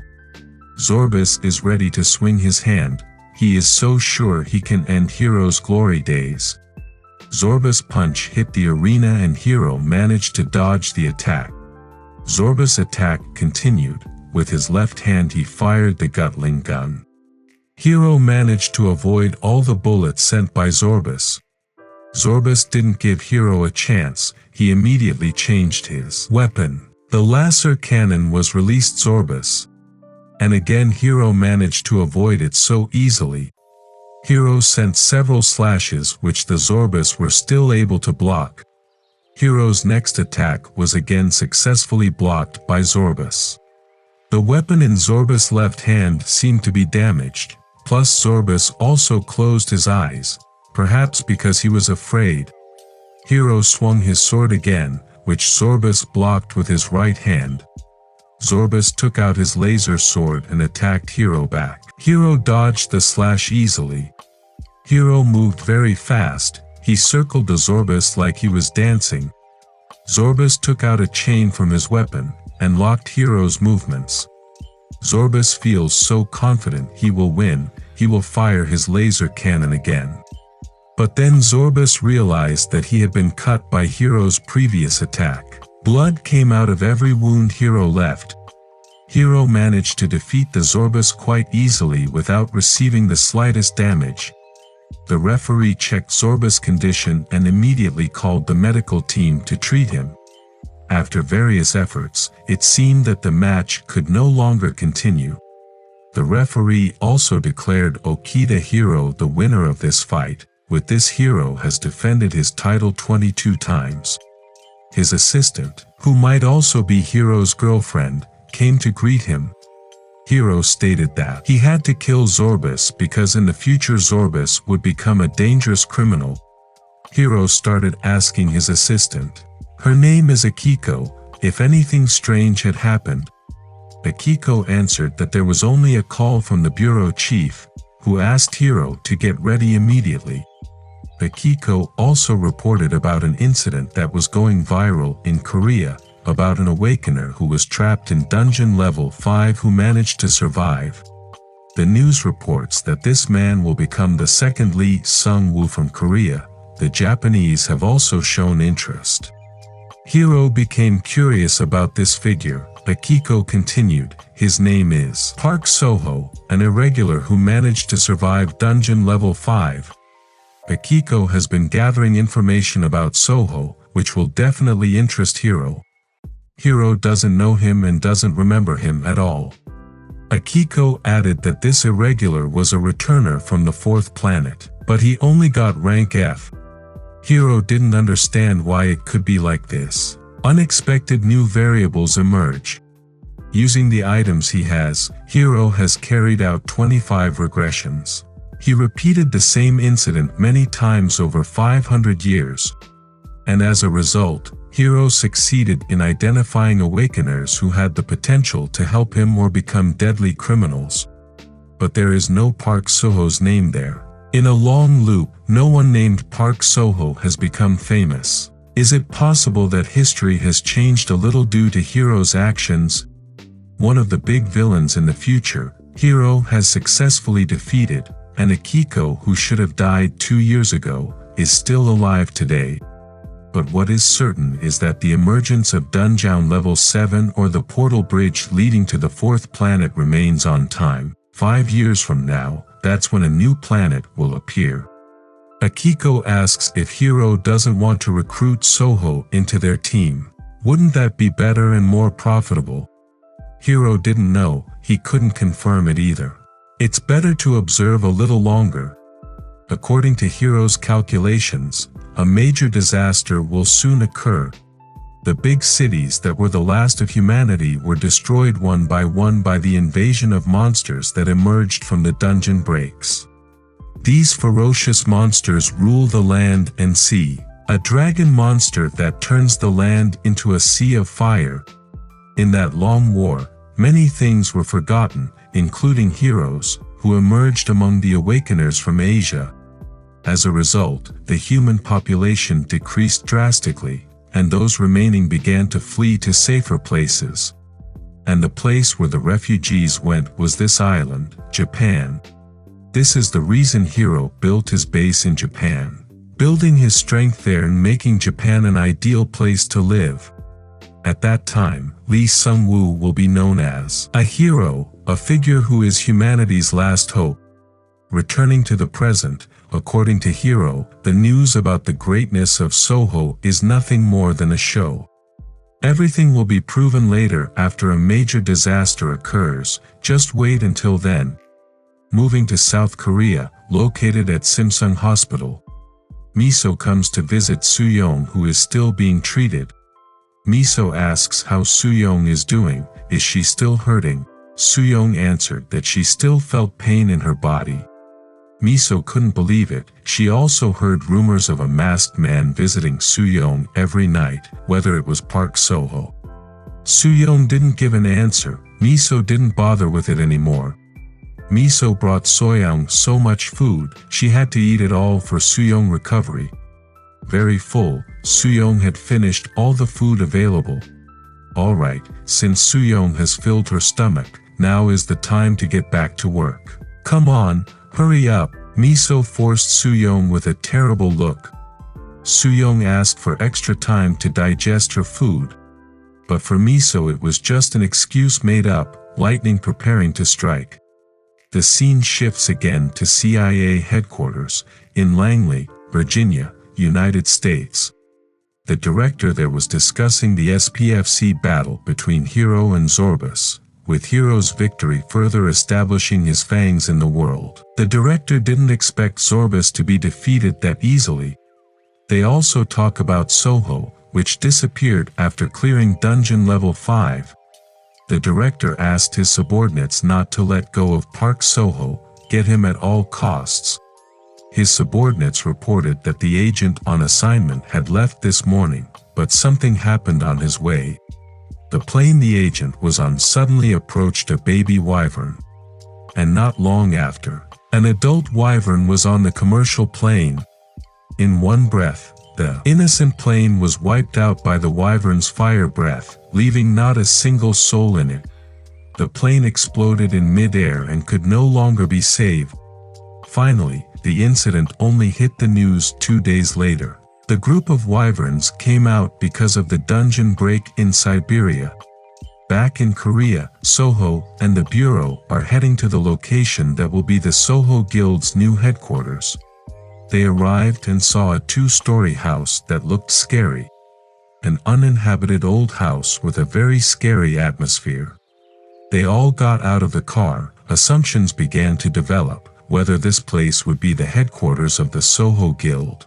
This place was clearly uninhabitable by humans, a waste house. Especially for Soo-young and Dong-so, they felt very uncomfortable with the house. Is it possible to install internet there? A house that looks fragile, which will collapse when humans enter. Soo-young felt like she had just seen a ghost. Soo-young refused to stay in a place like this. She submitted her complaint directly to Miso. Miso tries to reassure Soho, who must be surprised to see this place for the first time, right? The renovation will be done tomorrow, so there's no need to worry about anything anymore. Soho actually gave a different answer. He liked the place, it didn't need any further renovations, and there should be no problem if he moved straight away. A statement that made Monk, Juno and Soo-young very surprised. Soo-young asked Soho to think about it again and not act rashly. Miso interrupted Soo-young's words. Soho really had sharp instincts. Then Miso wants to continue to determine the territorial boundaries. Soho is free to decide how large an area it wants to take up. Soo-young was irritated by her senior's attitude. Soho immediately used his skill. The forest elves started flying. The area that Soho wants to take is this size. Soho's forest fairies are starting to spread in all directions. Miso is confused about what is happening. Soo-young explains that Soho is determining its territory. The forest fairy broke into the ground, and new shoots began to grow, which quickly grows into large, lush trees.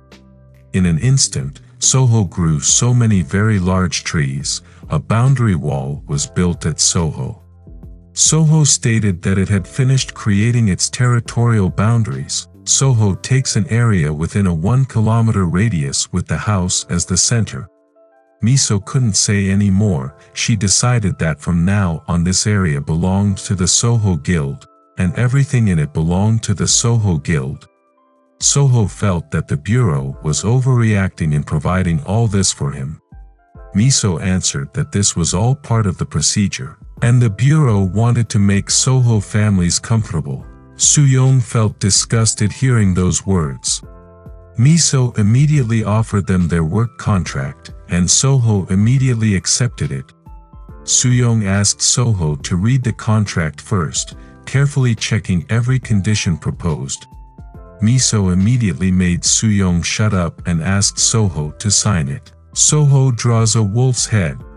Their collaboration officially began. Miso asked Soho to always trust the government.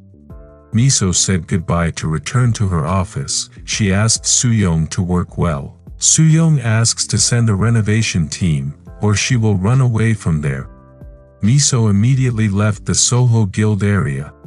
Miso asked her assistant to form an attack team of level 5 and above. The bureau must always be on standby for urgent situations.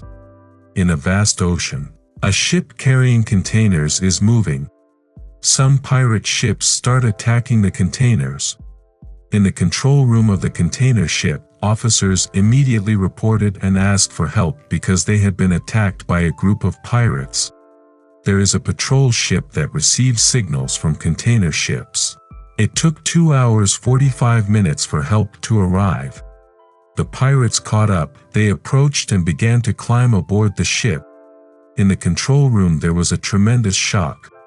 The ship used by the pirates flew so that the pirates fell into the water.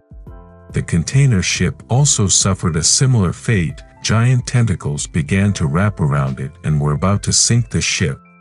Under the sea, these giant monster beasts rule. The rescue team that received the signal requesting help from the container ship had arrived at their destination. After searching within a 10-mile radius, they still found no trace of the container ship. Monster tentacles prepare to attack the rescue team's ship. Back in South Korea, Soho's forest fairies begin to sing and unite with nature. The Soho Guild headquarters has become such a beautiful place. The previous scary atmosphere has completely disappeared. Soo-young was still comfortable on the bed. Her cell phone kept ringing non-stop. Reluctantly, he accepted the call. Miso, who contacted, suspected that Soo-young was really enjoying her life at the moment. Soo-young asked Miso not to talk carelessly. She was just carrying out her duties well. Miso asked Soo-young not to forget her duties, get up immediately and observe Park Soho's movements. Soo-young was forced to carry out the order. Soo-young is relaxing on the terrace of the house while looking at a giant tree. She still couldn't believe that such a big tree had grown in such a short time. A tree that is really big, sturdy and very lush. The Soho house also looks very small. The Soho wolf pack looked very happy, enjoying their playground. Soho is giving names to each of her pets. There is one wolf named Tekbaki. Its dimensional energy is quite high, 393. If the Soho's dimensional energy is lower than its partner animal, then there is a possibility of losing control during the fusion. Because of this condition, Soho cannot carelessly raise its wolf level. Soo-young came over to Soho and asked what he was doing. Soho answered that he was giving names to every wolf there. Baekgu also came to welcome Soo-young. Baekgu's growth is very fast. The members of the Soho clan had left this morning, while probably completing a dungeon. Soho also invited Soo-young to go for a morning walk to freshen up. Soho changed into his beast form and asked Soo-young to climb on his back. Soho will show his latest work. Soo-young greeted him with a smile. Their relationship seemed so close. Soho sped off at full speed. Soo-young asked him to slow down. Soho led the way with the wolf pack following behind him. At the border, journalists gathered there to look for news about Soho's activities. These journalists were pressed to get news about the Soho Guild, but they didn't get anything because Soho hasn't gone anywhere for the past 2 months. In the upper tree, there are many CCTVs monitoring journalists, which prevents them from entering the Soho Guild area. A car passed by and just passed the journalist. In the car, Juno and Dongso were going back to headquarters. They were quite amazed by the hard work of the reporters who continued to hunt for news about Soho. Dongso read something interesting on his laptop. When Juno asked about it, Dongso only answered that it was nothing. Thanks to the increasing YouTube views, Dongso received donations from many parties: America, Japan, Russia, England, and others. The amount is more than 4 billion won. It seems that most of the donations were deliberately intended to recruit Soho. Dongso became doubtful. Without realizing it, they met Soho and Soo-young, who were walking. Soo-young waved her hand at Dongso, to which he responded by calling Soo-young his sister-in-law. For Dongso, for a woman who lives, sleeps, eats and does activities in the same house, she will be a sister-in-law. Without realizing it, they started racing. Juno was a little behind.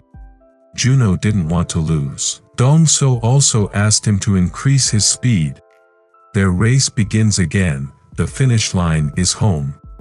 Suddenly Soo-young felt something. She asked if Soho felt it too. Soho feels the same way, possibly a portal.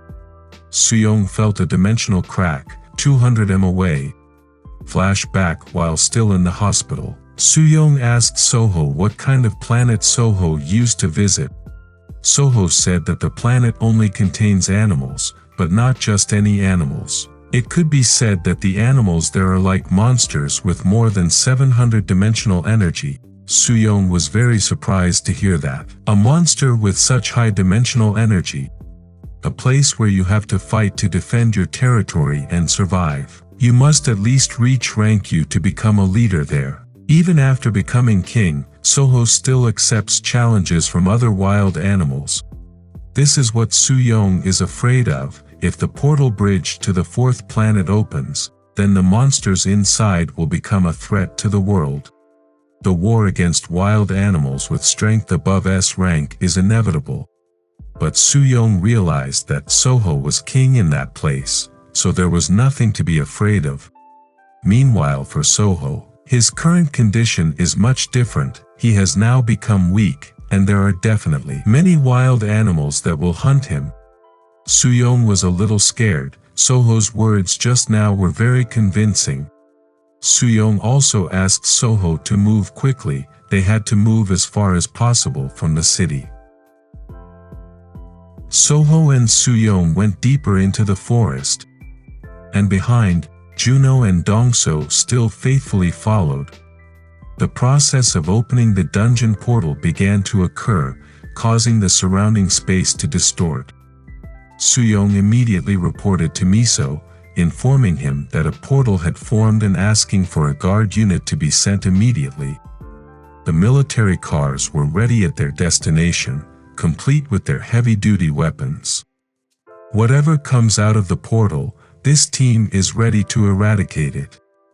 Soho felt that the portal that appeared was not a planet, but an ordinary portal. Soho could feel it. The sensation was very different from the portal he had passed through to return to Earth. Soo-young finally remembered what happened at that time. When the portal that brought Soho opened again, the dimensional energy detected at that time was stronger than a normal portal bridge.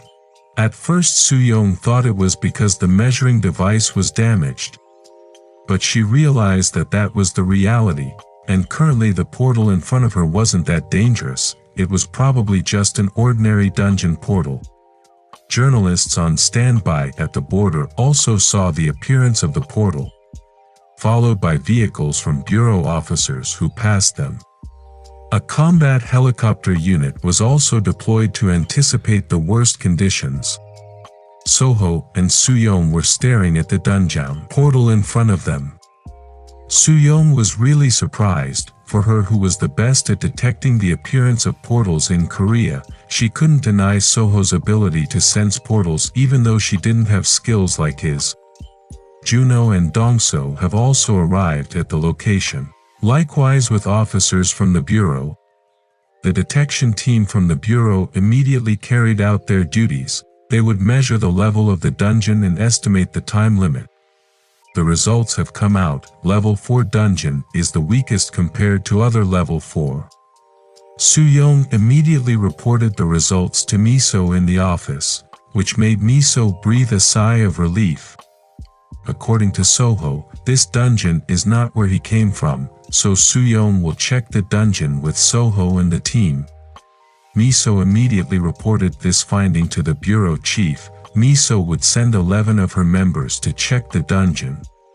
The chairman is quite frustrated, because he has spent a lot of money waiting for the 4th planet. If the first portal dungeon that appears near Soho is an ordinary dungeon, then Soho is an ordinary returner. Once the news of Park Soho being an ordinary returner spreads, all news and opportunities about the 4th planet appearing will disappear. Miso was asked by the bureau chief to carry out a thorough review, and to buy as much time as possible. The chairman asked Miso to find a way out, because they would both suffer the consequences if the investment in Soho ended in failure. Back in the Soho area, dungeon has 272 doors, and the break will occur in 50 days. Soo-young asks Miso to withdraw her troops immediately, because they have 50 days. Seo Minso asks Soho, even though this is a level 4 dungeon, it must be difficult for Soho and his team to complete this dungeon with his current members. Soho felt that this was not a difficult thing for him. Soho asked how much the dungeon energy meter cost. Minso answered that the latest model of the tool costs more than 3 billion won, common tools owned by a guild. Minso immediately gave a contract and asked Soho to sign it. This tool would be given to the Soho Guild as a gift.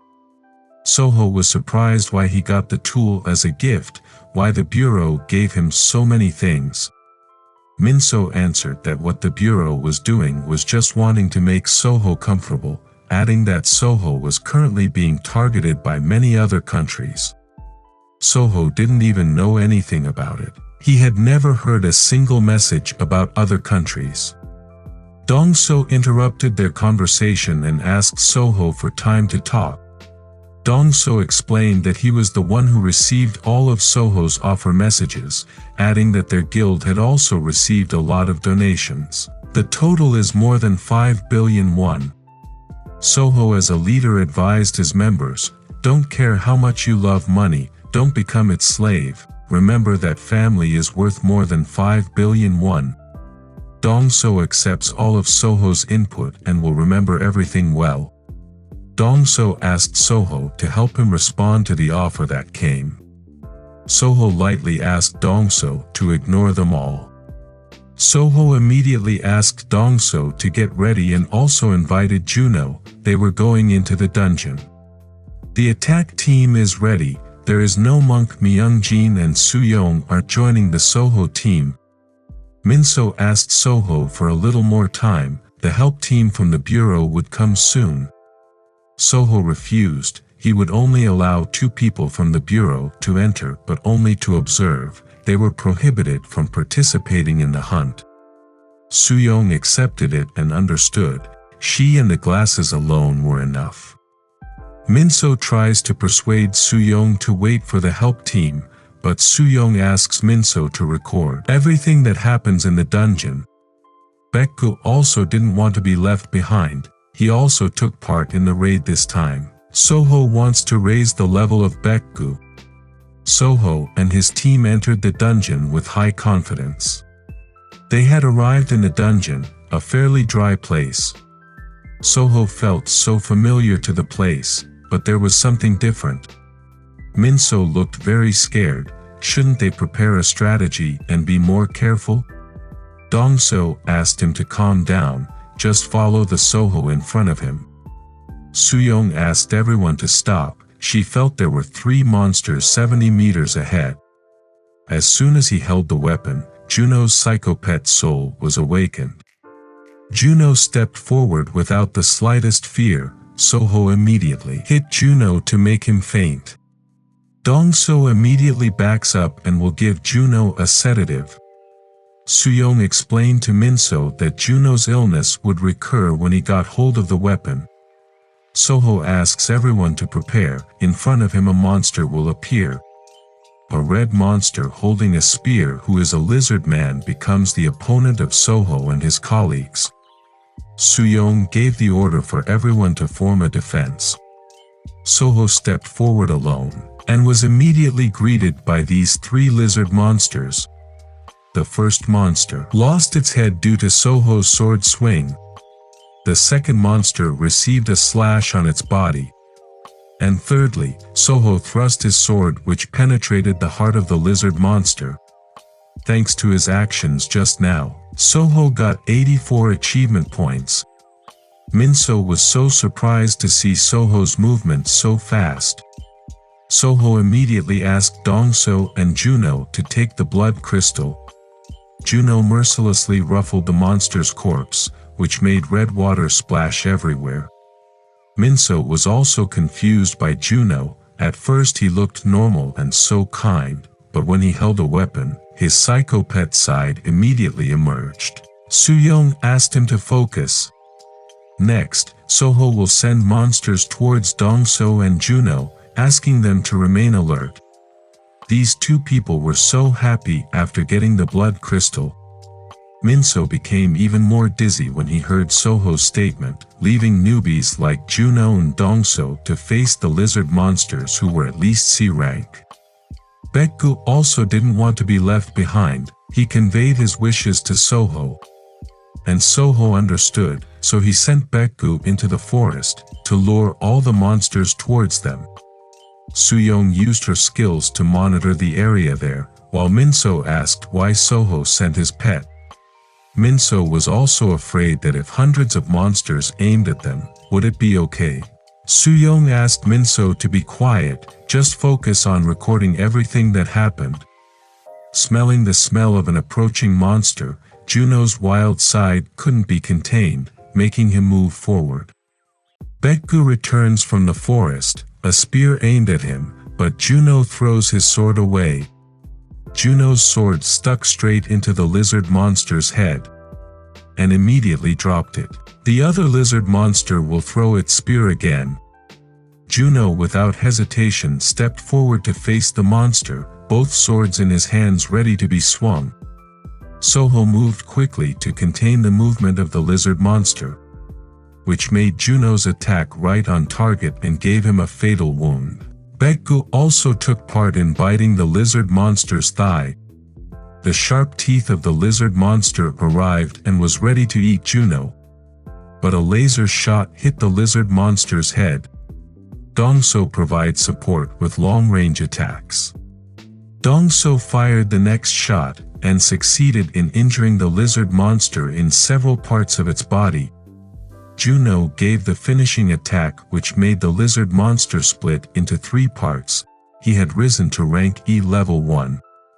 Dongso also feels the same way. Currently he is at rank E level 9. Minso increasingly couldn't believe it, and confirmed it by asking Suyong whether the dungeon they were entering was really level 4. It wouldn't be a problem if they moved like that. Too wild exploring the dungeon. Suyong wasn't the least bit worried. She asked for Minso to cover his mouth and focused on recording everything that happened. Suyong tells Soho that monsters are coming at them from all over. And that's right, now there are 2 lizard monsters that will attack Soho. Moving outside, a car was blocked by a group of journalists at the border of the Soho area. Miso, who was in the car, immediately asked what the journalists' actions meant. Journalist asked Miso. Previously he had seen Team Captain Lee Min-sung from the combat squad enter the Soho area. Captain Lee Min-sung is a level 4 dungeon specialist. Journalist confirms whether the newly appeared dungeon is a level 4 dungeon. Miso was silent and didn't give an answer. The car pulled away again to enter the Soho Guild area. Miso's previous response was enough to provide a clear answer for journalist, who immediately asked all his colleagues to clean up and go home. In front of the dungeon portal, a group of combat teams were already preparing to enter the dungeon. This man is Captain Lee Min-sung. He asked his members if they were ready. Since there was no response from his members, Captain Lee felt that it was time for them to go hunting for monsters. An officer ran to stop Captain Lee. He had just gotten a new order to be on standby at this time. Miso, who was already there, greeted Captain Lee Min-sung. Miso asked Captain Lee and his troops not to enter the dungeon. As long as Soho does not give his consent to cooperate with the assault team, then breaking in is a violation. Captain Lee didn't understand what Miso meant. His team had come a long way there after rearranging their plans. Miso wants to adjust some of their cooperation contracts in order to prevent unwanted things. Miso also wanted to finish some other things, so she asked Captain Lee to come with her. News about Soho being suspected of being a returner from Dungeon Level 4 has spread on the internet. The bureau chief panicked when faced with many parties who questioned the veracity of the news. All this made him crazy, the result of being too greedy for money. Moving to the hospital, Aini the Dr. Bald's room. He had also read the article Soho, Returner of Level 4 Dungeon. For doctors, the story of Park Soho's life is like a fantasy novel. The doctor remembered the previous story of Soho, who had lived on the coast. Not long afterward, Soho realized that the place was not a safe area to live in. Having just harvested fresh fish, Soho was shocked when a super large Mr. Crab appeared. From this story, the doctor concluded that there could be no sea in the level 4 dungeon. There is only a conclusion. The biggest possibility is that the planet where Soho was stranded has been destroyed and split into several dungeons. In the past, when Soho asked for permission to leave the hospital, the doctor put forward a condition. The doctor wants to hear the story of Soho, what happened 500 years after he became the Wolf King, before the war against the gorillas. His time was spent as king of the jungle. The doctor wanted to hear Soho's follow-up story, because he didn't believe that Soho was just an ordinary returner. Back in the dungeon, Soho has defeated so many monsters. 2 swings of his sword cut the monster beast into pieces. Minso was so amazed by Soho's abilities. He couldn't believe Soho was so strong. Soho immediately asked everyone to collect any valuable items they found. They continued their journey to see the dungeon environment. Suyong felt strange. The place was very beautiful for a dungeon. Dongso felt the many shiny stones he had just seen, so beautiful but also emitting a dark aura. Soho also felt strange. He had never been to that place, but a very familiar feeling spread through his body. They found a human handwriting in Korean. It says, "I will never return to the leopard's territory." Suyong confirmed and asked if this was Dongso's doing to startle the others. Dongso didn't dare to do that. Suyong didn't mind it. She asked Minso to record everything. Suyong tried to think about why there could be human handwriting in that place. Soho, who seemed to realize something, chose to enter a cave. Suyong asked everyone to move along with Soho. As soon as he arrived at the mouth of the cave, Soho immediately spread out his fairies to provide light. After that, you can see the carvings and writing on the cave walls. Dongso found a writing that said that I want to go home, I want to eat chicken. He thought why there could be people trapped in a cave who spoke Korean. Dongso and Minso find a dirty sentence, concluding that whoever wrote it was really immature and a perverted bastard. Another sentence surprised Dongso, because Juno's name was there. I miss everyone I used to hate, I miss my father and mother and my brother Juno. Juno actually found his brother's name there, Park Soho was here. Soo-young immediately turned his gaze to Soho, who was still silent in the corner. Soo-young approached and asked if this was once where Soho was stranded. Soho was surprised by a carving in front of it. He made a map of his territory with other animals, named Kuro and Jackie. He has been king there for 500 years, and for 100 years Kuro has not invaded his territory. Soho remembers that Kuro was the black tiger who was his opponent. Soho still reminisces about his past, and Soo-young seems worried about Soho's condition. Moonhill War, 30 years since Jackie, the gorilla king, started the rebellion. And in the next 3 days, the war against Jackie will begin. The war between a pack of wolves and a pack of gorillas, the moment when Soho was thrown back to earth. As if struck, Soho recalled all the stories of his past. Dongso found several unfinished swords and knives. Weapons equivalent to step artifacts, so shiny and tempting. Soho immediately ran out of the cave and shocked everyone. Soo-young immediately chased Soho out. Dongso and Minso blame each other, because their insults might hurt Soho. Soho had climbed to the top of a hill, seeing with his own eyes the view before him. His head was filled with questions about what actually happened there. Soo-young went up the hill and asked Soho if this was where Soho used to live. Soho admits it, even though there are some strange and changing things there. Soho pointed to an area where there should be a tall mountain filled with snow. Then in the direction he was pointing was a fruit tree forest. And in the foggy area is an ocean which is a place that cannot be visited. Soo-young couldn't believe that there was an ocean in dungeon level 4. Soo-young asked whether all the writing in the cave was made by Soho. Soho did all that so he wouldn't forget human civilization. Soho started writing it while living in a cave to avoid being chased by other wild animals. Even after Soho controlled a territory, he still came to this cave to keep a journal so he wouldn't forget how to write. Soo-young continued to ask about the previous monster, the lizard monster, whether that monster really controlled this place. No, Soho answered. Soo-young continued to ask the wild animal who was Soho's colleague. Soho remembered that this place was supposed to be the leopard's territory, strong enough that it shouldn't move because of the lizard monster. Soo-young asked Soho to look at the thick fog he was pointing at. The location was the end of the dungeon, and they couldn't go any further than that limit.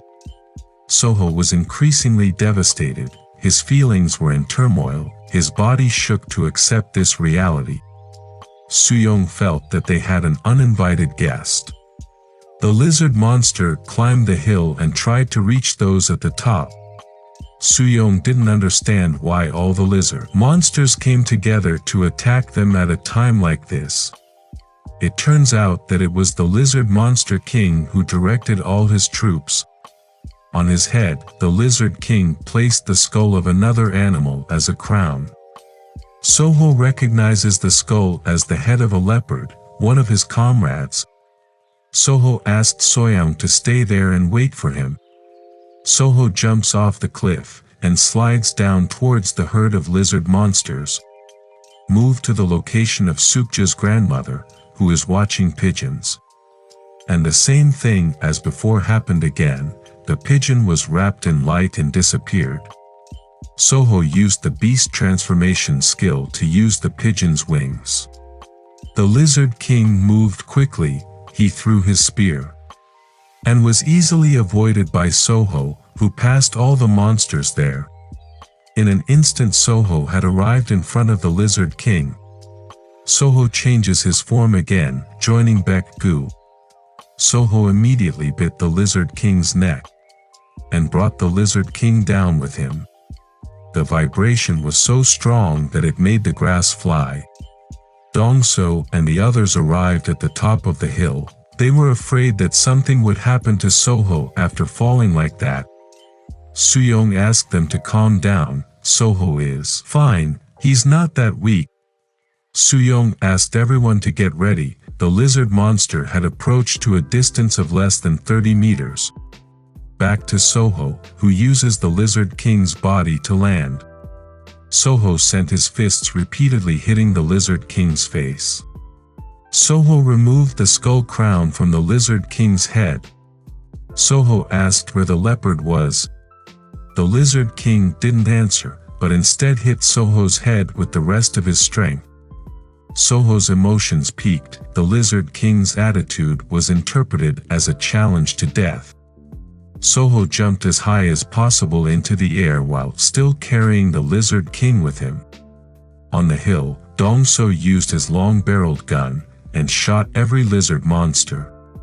Even though it didn't immediately kill the opponent, the attack was enough to restrain the movement of the lizard monster, which was also hit by rocks. Juno picked up both swords, and his psychopath side emerged again. Dong-so panicked. His two seniors were going crazy. He had to prevent Juno from jumping down. They were shocked by the Soho floating in the air. Soho spun around and grabbed the Lizard King's body tightly. Soho threw the Lizard King as hard as he could, which Soho directed at the hill and hit hard, at the same time disrupting the herd of lizard monsters there. The impact of the Soho attack was extraordinary. The lizard monsters scattered in all directions. Notification appears, Soho level up, wind attribute skill unlocked.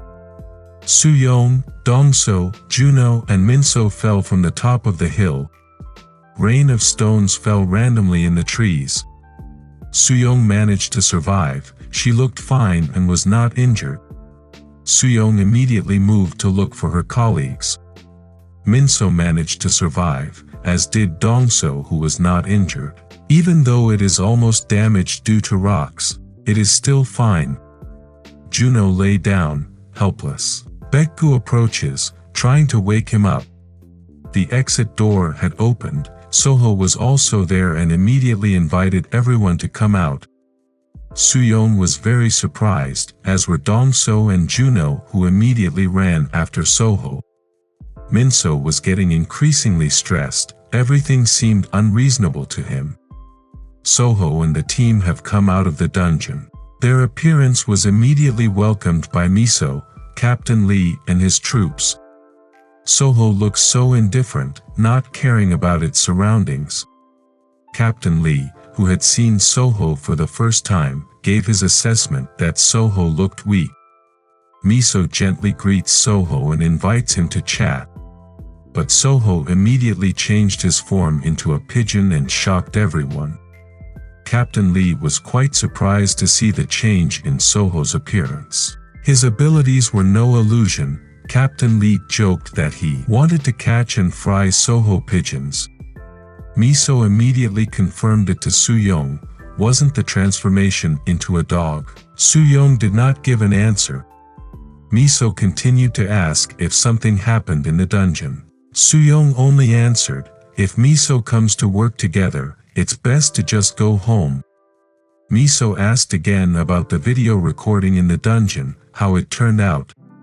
Soo-young handed everything over to Min-so, and asked him to return to the base together with Miso. Miso immediately interrupted, and asked Soo-young to come with her too. The supervisory task for the Soho Guild has been completed, so Soo-young will be given a new mission. Soo-young will be sent to the northern border. There is a serious problem there that must be dealt with immediately. Min-so explained to Juno that the portal guard officers would remain there, as operators of the equipment needed. Juno expressed his thanks to Minso, where Minso suggested to Juno to immediately hire people to take care of technical matters. Seeing Juno, who was smiling freely, Minso was scared and confused. Juno's personality is really strange. Captain Lee protested to Miso, who suddenly changed plans. Miso promised to continue paying Captain Lee according to the agreement. Captain Lee asked for a logical explanation. Was this all because of the rejection from the Soho Guild? Dong-so was a little annoyed to hear Captain Lee's impolite ramblings. Juno asked him to ignore it. Miso and her entourage have moved from the Soho Guild area. The bureau chief was finally able to contact Miso, asking where she was, because he was increasingly panicking about the situation that was happening. Miso said that she was moving towards the office, and would discuss everything there. Moving to the bureau office, a meeting has been held, discussing the discovery of Korean writing in the dungeon, which is Park Soho's personal journal. Minso explains how Soho defeats the dungeon monster boss. Minso concludes that Soho confused with animals he has tamed. Minso has provided all the reports and video recordings he can get. Captain Lee was very surprised to see how Soho threw the Lizard King so easily. Minso confirmed that the Lizard King's strength level was at rank A, and Park Soho defeated him easily. The chairman asked again whether this way they could assume that Soho's power level was above S rank. Soo-young explained that Soho's dimensional energy is at rank E, but his combat power is at rank S. After fusion, his strength will increase in proportion to the fusion animal. Plus, Soho has no limits when he levels up, unlike Awakeners in general. Captain Lee is surprised to hear this, asking if all irregulars are like that. The bureau chief was even curious about Soho's level of power before he returned to Earth. Minso added that if you go through the portal without adequate equipment, it will result in death, which is why there are almost no people like Soho anymore. News about Soho being a returner from Dungeon Level 4 has spread, even though the bureau chief doesn't want to believe it. For the bureau chief, the most important thing right now is that the secret of Soho's abilities is in the dungeon, right? Miso confirmed it, but that was what made the bureau chief confused, why Miso had previously prevented the troops from entering the dungeon. Captain Lee only concluded that Soho did not want to share the secret of his strength with the government. Soo-young denied that Soho was not that kind of person. Miso returned the topic to the main line. According to her, they needed to renegotiate about this dungeon at the Soho Guild. Soo-young chose to leave, not wanting to participate in useless discussions, for her Soho had no secrets about her strength. Move to the location of monk Myeongjin, who is accompanying the children to harvest potatoes and tomatoes. Myeongjin went into the warehouse to get a hoe. From behind the warehouse window, there was a shadow lurking. A monster with scary red eyes. 10 minutes before departure, 3 teams were ready to move north. Soo-young, who is the captain of Detection Team 11, is ready to move. But it seems his focus has been distracted by something. The Barracuda car carrying Soo-young has left for its destination. They had heard of the chaos caused by the dungeon break in the north. It felt strange to send a detection team to the front lines. Because of this, Soo-young asked his team to write a will and send it to their respective families. Back at Soho's house, Sukja's grandmother tries to catch Gunwo, who is running around with Baekgu. Soo-young called Soho, but didn't answer, because Soho is fast asleep. Dong-so is editing a video for his YouTube. He also knew about the viral news about Soho, which would definitely affect the donations and AdSense they received. Juno came to see Dong-so, and asked if there was a call from monk Myeongjin. Juno couldn't contact him. He was afraid something would happen to monk Myeongjin. Dongso asked Juno to calm down. Maybe monk Myungjin was currently focusing on his duties of taking care of the children. Juno also wanted to wake up Soho, who he felt had been sleeping for too long. Soho had woken up and was looking out the window. Soho is still thinking about the pack of wolves he thought he would soon meet, but it turns out his world has been divided into dungeons. And what's inside is a lizard monster that Soho has never encountered before. Soho really misses the wolf pack, as well as Kuro the black cat, and Jackie the gorilla king. Soho was quite worried about the condition of the animals, wondering whether they might have moved to another place. Soho believes that if it is destined, then they will definitely meet again someday. Juno came and immediately invited Soho to eat together. Soho didn't realize that he was starving due to sleeping for too long. Moving to the dining table, the three of them ate lobster dishes. Soho asked where Soo-young went. Juno explained that Soo-young had been sent to another location. Soo-young has called Soho many times, but there is no answer. Juno also said that they had to recruit more guild members, because the Soho Guild needs members to take care of the technical equipment for handling portals. With only 4 of them, it was impossible for dungeon breaks to occur in the Soho Guild area. Soho immediately asked Dongso if he had any friends he could invite to join the Soho Guild. Dongso can ask for help from his close friends, or look for some of their YouTube subscribers.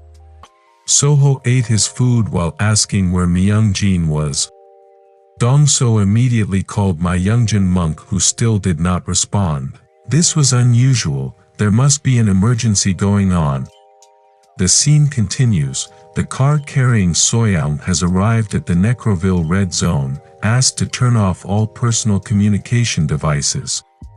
Soyoung looked at her cell phone, quite emotional because Soho didn't return her calls. Due to the circumstances, Soo-young turned off her cell phone. A few moments later, Soho contacted Soo-young. And of course the number you dialed was not active or out of range. The Barracuda car is passing through a forest area in the northern area. Many humans have been infected with the virus and turned into monsters roaming there. Soho has guests. Miso and Captain Lee have arrived at the Soho Guild. Soho was relaxing in the park, while enjoying the melody of the forest fairy. Not long after, Captain Lee and Miso immediately joined Soho. Miso explained the purpose of her visit to inspect the dungeon in the Soho area. Soho asks why they are so focused on inspections, when the main goal is the new planet. Miso openly answered that she wanted to know the secret of Soho's abilities by researching the dungeon. Soho was surprised again, even though he had told her clearly that he had lived more than 1,000 years. Captain Lee doesn't accept Soho's attitude. For him, as fellow citizens, they have an obligation to overcome the national crisis that is occurring. The rate of occurrence of level 6 dungeons is increasing, and the time period until breaks occur is also getting shorter. With limited food supplies, many humans are infected with the virus. With the power that Soho has, it is really necessary to overcome this situation. Soho asked about the meaning of viral infection. After a major disaster occurs, an unknown virus begins to spread to attack residents in the field. This virus was first discovered in North America. Those who were infected neither lived nor died. Like zombies, they attack blindly and infect other humans. Those who are already infected are known as Necroville. On Miso's laptop, a map of Korea is displayed, where the red dot is the Necroville Red Zone. If it is not resolved immediately, it will have a huge impact on all of Korea. The government believes that this virus came from inside the dungeon. It spread so quickly that it was difficult for the Bureau to handle it. In order to obtain permission to conduct dungeon inspections and hunting, the Bureau gave Soho 2 gifts in return. The first prize, the Bureau increases the Soho Guild level to 5, where they can enter dungeon level 5. And the second prize, the Bureau gave a territory. Miso shows the location using a laptop, a region south of the current Soho Guild. Miso confirmed whether Soho accepted her and could take care of everything. Soho realized that the area was wasteland. In other words, the Bureau wanted the Soho Guild to guard the eastern part of South Korea. Apart from the cities of Seoul, Daegu, Busan, Gwangju and Jeju Island, other areas have become a field.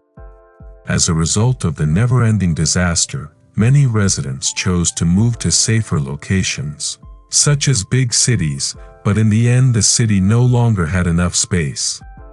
When many people gather in an area, urban redevelopment can take place, commercial districts emerge, with large open spaces. If the Soho Guild is able to handle this, it will definitely bring huge profits in the future.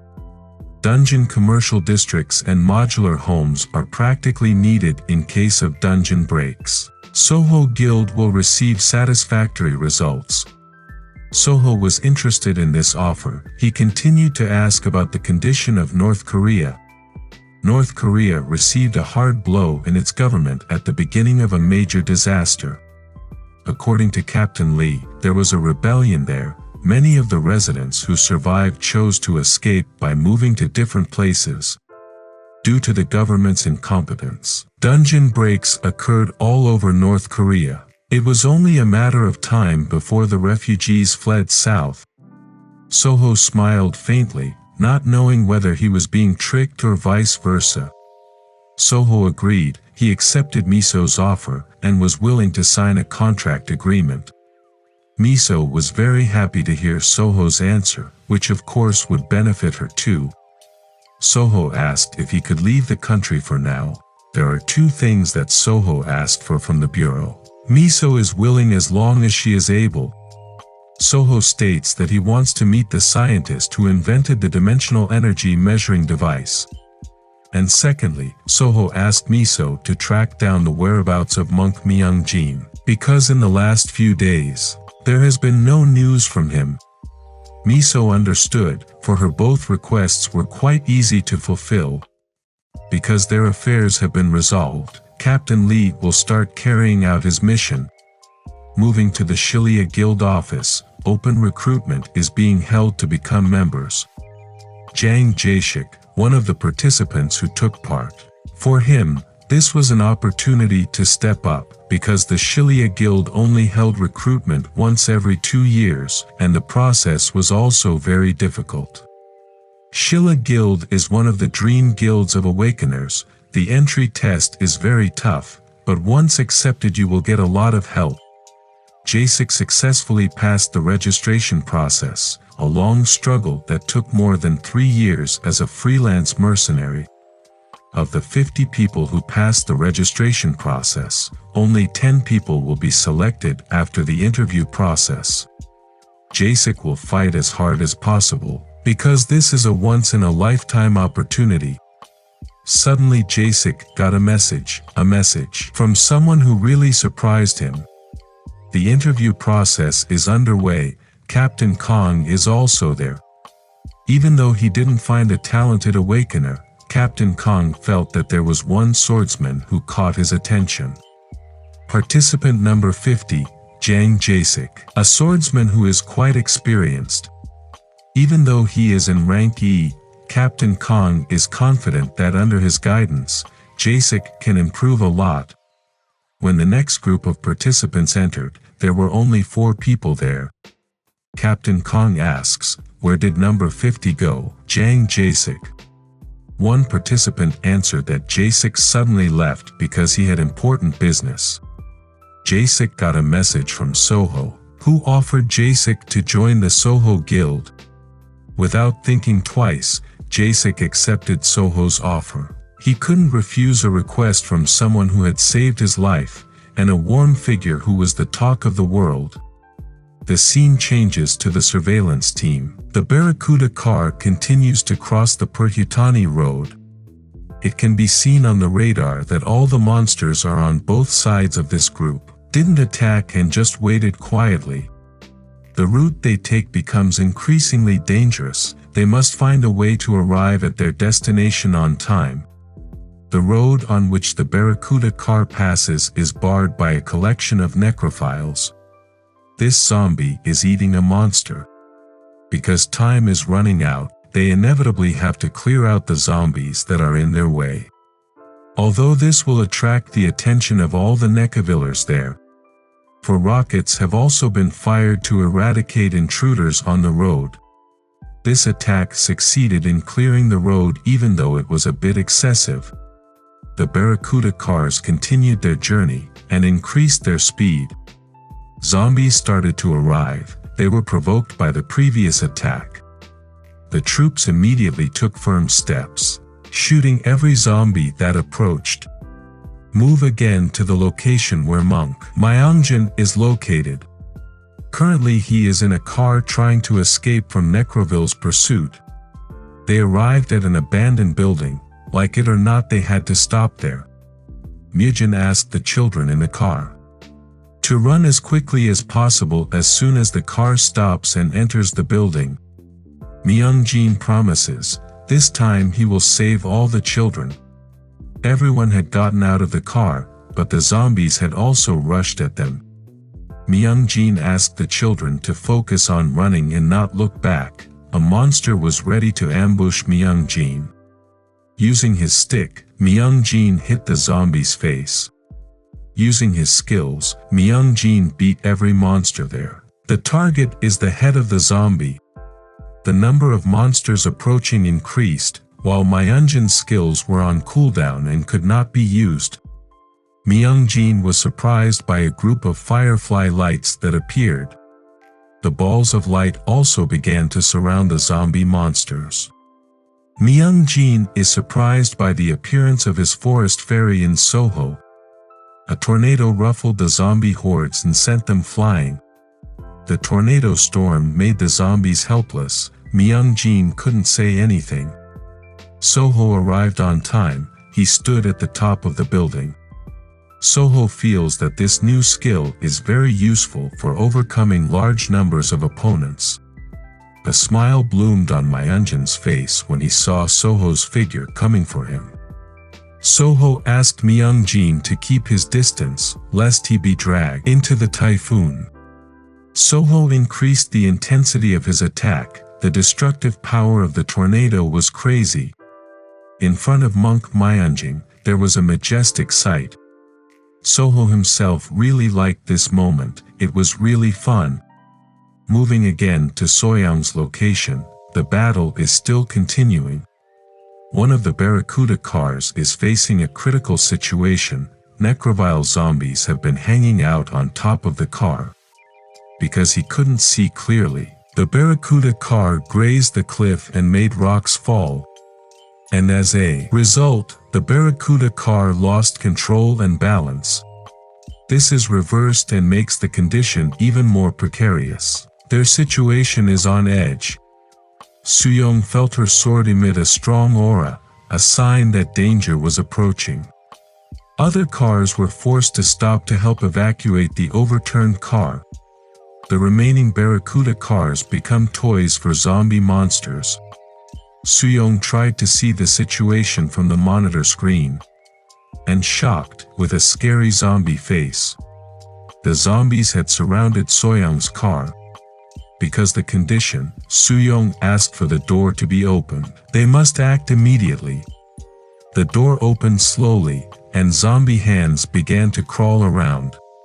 Sooyoung asked all his troops to break through. Immediately run towards the overturned car. Clear everything that gets in the way. The door had opened, a group of zombies had barged in, and Sooyoung was ready with her skills. Sooyoung's attack blows away a group of zombie monsters. Sooyoung asked all her troops to leave the car, including the driver. A zombie who wanted to ambush Sooyoung immediately got a welcoming slash. And next, Sooyoung delivered a wide-scale slash that split several monsters at once. Troops moved quickly and secured the location of the overturned car. Hot lead shots were fired to ward off the arrival of zombies. The reversed car door cannot be opened, so they had to break into it from the outside. Even though they had put up fierce resistance, the two members of the reconnaissance squad did not survive. The zombies kept coming, attacking and surrounding the scout troops in large numbers. Orders were given, all troops must be ready for close combat. Suddenly there was a bolt of lightning that rained down on the zombie monster herd. The attack dispersed all the zombies there, destroying them into pieces. In the sky, the defense troops had arrived and were coming to help the scout troops. Suyong continued his attacks. Soyoung's slashes did not slow down and managed to kill 3 zombies. Soyoung's actions were stopped by a member of the defense force. Soyoung recognized him as one of Korea's best awakeners, Sun Jin-woo. The heavy attack is ready, everyone is asked to take cover. Jin-woo protects Soyoung using his shield. And after that several energy balls were released, aimed directly at the remaining zombie herds. A large explosion occurred again, and the earth scorched all the zombies present, causing the land to shake. Jinwoo's shield managed to protect himself and Soyoung from the effects of the explosion. Return to where Soho is located. Soho has stopped its tornado attacks. Make zombie corpses fall. The monk's foster children were probably very happy, they managed to survive. Since everything was over, Soho invited everyone to go home with him. Monk Myung-jin was curious about how Soho knew his whereabouts. Myung-jin asked everyone together to express their thanks to Soho. But something unexpected happened. One of the zombies bit Myung-jin's leg, putting Myung-jin in a dangerous situation. Will he become one of the zombies too? Osaka City, Japan. A portal opens in the middle of the city, creating chaos that endangers lives. A large monster ravaged the city, making the residents run for their lives. This mother fell while running and lost control of her pram. The mother panicked, her child was in danger. Hero appears at the right time and saves the stroller along with the child. A group of awakeners who were members of Hero's team began to surround the monster. The monster begins to attack by shooting fireballs. His attack destroyed the buildings there. But the awakener looked fine and was ready to launch a counterattack. The awakener's attack combined with Hero's attack split the monster's head in two. Hero continued sending the next few slashes, which definitely cuts the monster's body into several pieces. The monster fell without being able to put up any significant resistance. The townspeople cheered to welcome Hero's victory. How happy it was to have the strongest awakener in the world protecting them. Hero and his team, supported by the full strength of awakeners in Japan, managed to complete dungeon level 5 quickly. Hero and Akiko are in the car. Hero asked what Akiko was looking at. Soho Guild Analysis. Akiko is following the development of Park Soho. Akiko said that Soho was thought to be an ordinary returner dungeon, and the Korean Awakener Bureau also had no problem with it. Hero felt calm, his guess was not wrong. There couldn't be a strong person he didn't know. Then his attention was drawn to Akiko's cell phone. He asked for it to be shown more clearly. An article showing photos of Soho with all its members, complete with Gunwo and Jasik who have joined. Hero's face suddenly turned pale. He recognized Gunwo as one of the biggest villains. Supposedly Gunwo had lost his father and was being cared for in an orphanage. Hero didn't think too much about it because Gunwo was still a child. The worst criminal from South Korea, one of the 8 world crime figures. Hero asks why Gunwo is together with Soho. The article introduced Jasik as the newest member of the Soho Guild, an awakener swordsman, who had experience as a mercenary. but Hiro knows him as the Hell Swordsman, Jang Jasik. Hiro also recognized the figure of monk Myung-jin, who earned the nickname the Undying Destroyer. Hiro was curious why all the troubled people could gather in one place. Akiko shows a video. She has collected it to show to Hiro. Video of Soho throwing down the lizard monster king. And the level of strength and destructive power makes Hiro speechless. Akiko asked, "Isn't Soho too strong for an F-rank dungeon returner?" Hiro concluded that Soho's abilities were impossible for a dungeon returner to possess. Akiko assumes that the news about Soho being an irregular is true. Hiro's mind was racing, an irregular he didn't know, who wasn't included in history or had never met him. Guess whether Soho is the same as himself, a regressor, who can go back in time and change history, collecting terrible criminals with knowledge of the future. Hiro panicked, baseless assumptions filled his head. Does Soho also want to change the future like him? Panic, Hiro's stress level increases. Will the plans he has put together for 500 years perfectly be in vain? Akiko noticed the change in Hiro's emotions, asking if he was okay. Hiro said that he wanted to go to South Korea, he wanted to meet Park Soho. But Akiko forbids it, with Hiro's current situation unable to go to Korea. Return to Korra, to the home of the Soho Guild. The environment is so beautiful that it makes it a dream place to live. Wolves, deer and elephants look very close and play together. Soho took the children with Myung-jin to his house. They were very happy to see such a lush garden. Chili, eggplant, sweet potato, corn and tomato. Everything is in one place. Children run around and play in the vegetable and fruit gardens. Even though not far ahead, the level 4 dungeon portal was still open. A semi-permanent building has stood in front of the portal. Dungeon Portal Handling Center. The officers there gave a report to the bureau that 4 teams containing 20 members each had entered the dungeon and had been there for 28 hours. Meanwhile, the Soho team consisting of 5 people completed the dungeon in 2 hours 30 minutes on the first try. In their 8th attempt, Soho and the team only spent 11 minutes.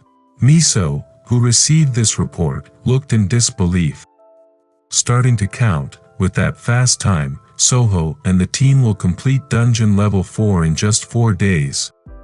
Miso panicked. No wonder Soho was willing to accept her deal so easily. If it continues like this, then the Bureau's mission will not be successful and the secret of Soho's strength cannot be obtained. In the dungeon, Jasik got a sword which made him very happy. Soho gives as a welcoming gift for joining the Soho Guild. Jasik really liked the sword, a replacement for his worn and dull sword. Dongso knows this sword, a long sword that can only be purchased after reaching rank B. It cannot be used optimally until it reaches rank B. Jasik promised to try hard and train even harder until he reaches rank B. Monk Myung-jin made a request. The staff's attack power was too weak. He hoped to get a stronger weapon. Hearing this, Jasik asked whether Myung-jin was really a monk. Meanwhile, Juno was taking his medicine. Soho asked what kind of weapon Myung-jin wanted. Monk wanted to have a winged spear, but at his current level he couldn't afford it. Soho immediately checked it in the system. A spear priced at 120 million won. Money is no object here, so Soho just bought it. The ideal weapon that will automatically upgrade to rank A. Soho immediately gave it to Monk Myung-jin, who definitely left him and everyone there speechless. Myung-jin promises to repay Soho's kindness by continuing to be his spearhead in the future. Soho asks Dongso if he needs a new weapon too. For Dongso, the weapons he had previously obtained were more than enough.